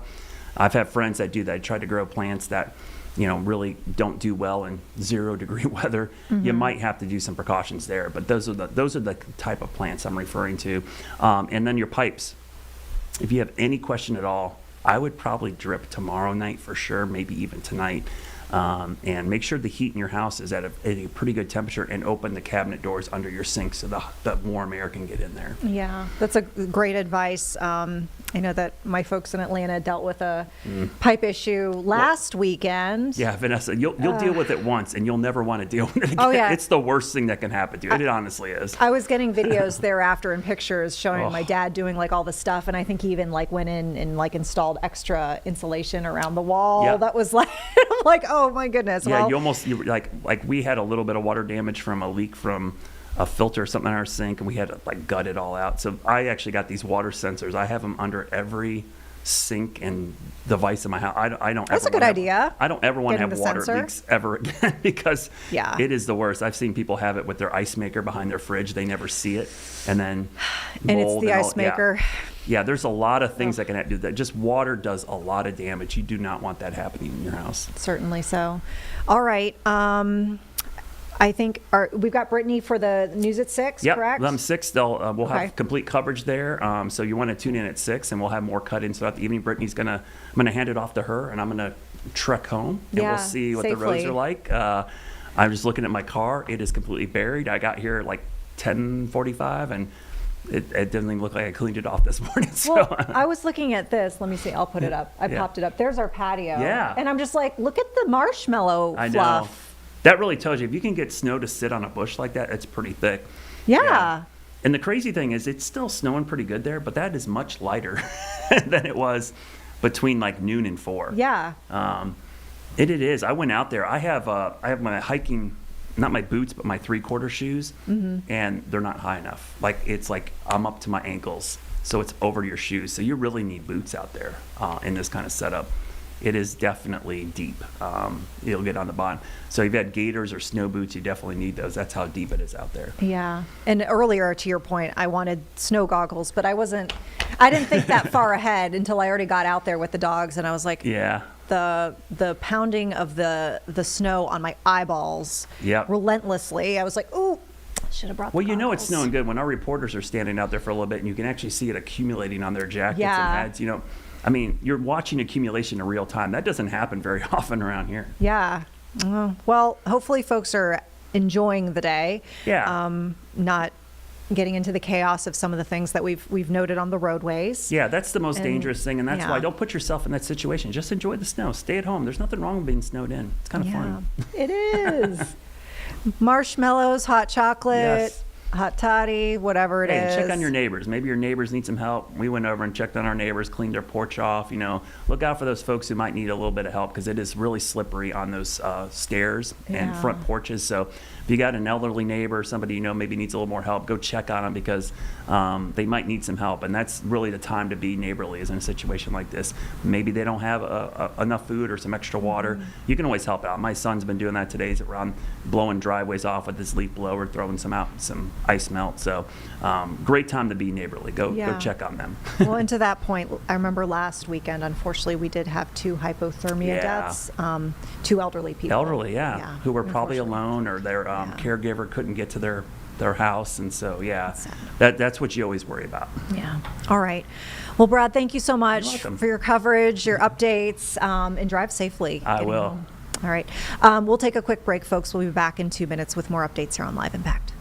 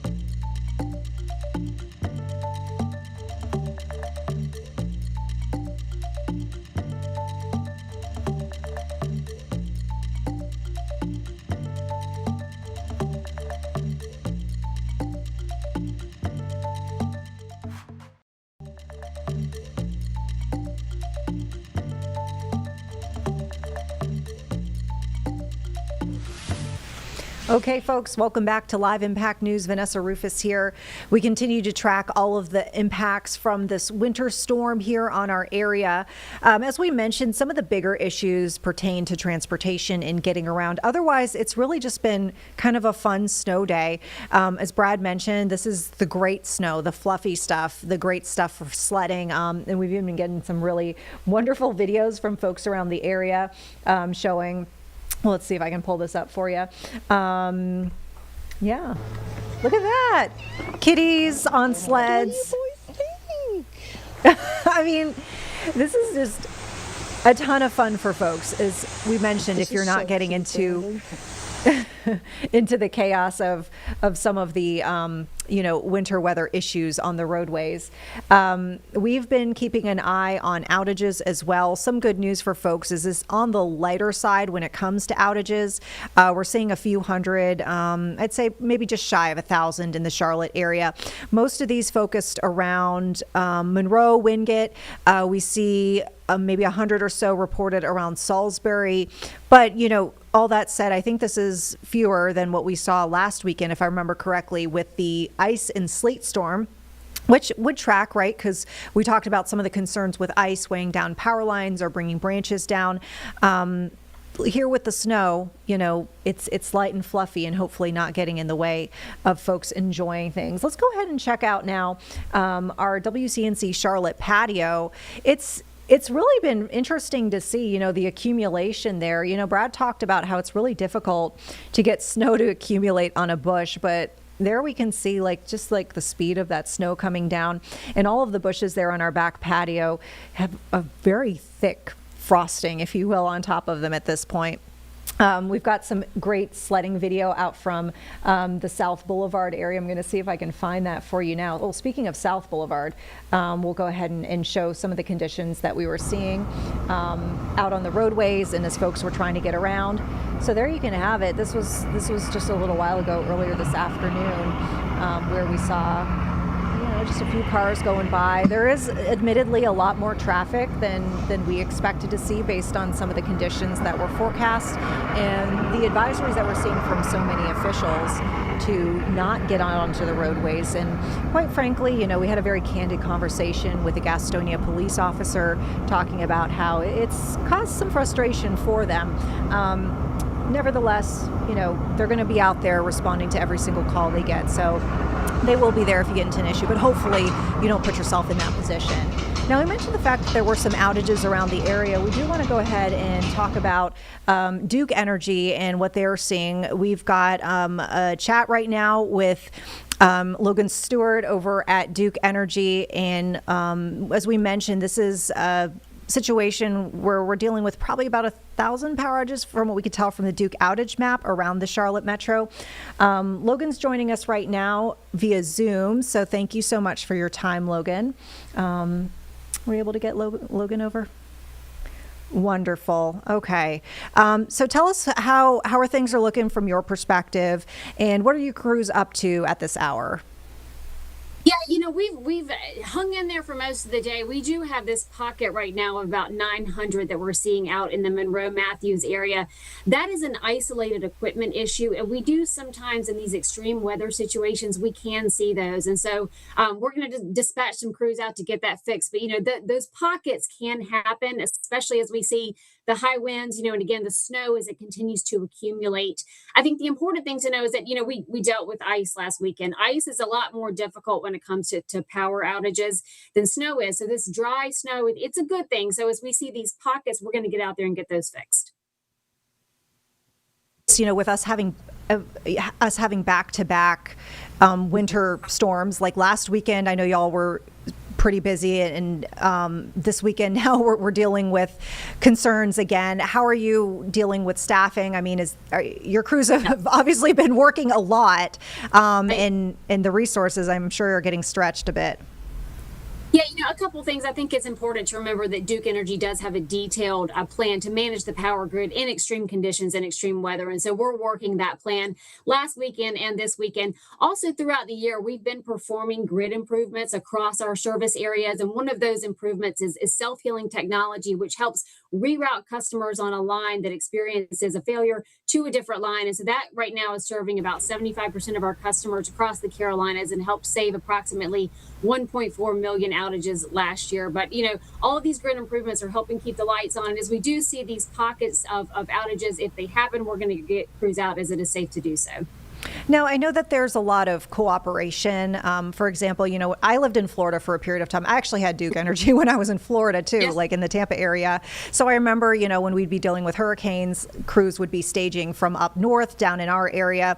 And I remember, I believe it was this last time, there might have been crews from points south that came up here to help us.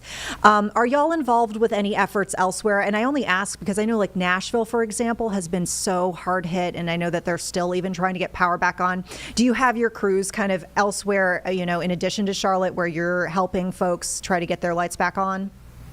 So that's called mutual aid. And so right now, just because we have had these back-to-back storms, we are not participating in any mutual aid right now just because we need our teams here. So we have kept our crews in their native areas where they, where they live and work every day. And so they are able to respond. And within the Duke Energy footprint, we can shift our resources as we need to. So that's kind of our primary focus right now. Beyond that, certainly when there are other areas that have these extreme situations, Helene is a great example. We can, share resources, and likewise, they will come here to help us. Even just last week, we had crews here from 40 different states in the province of Canada. And while that ice storm was not as impactful, as we thought it was going to be, it's still great just to have those resources available when we need them. Now, the other element that I think about, the cold temperatures essentially that we're dealing with obviously right now, but even colder potentially, it sounds like, with some folks that might be seeing single digits, as we go into the coming days. How do you expect that to impact, if anything, the power grid, energy usage? I'm sure folks will probably be cranking up their heaters more if they're able to do that. Any concerns with the actual grid itself or just energy usage amongst customers?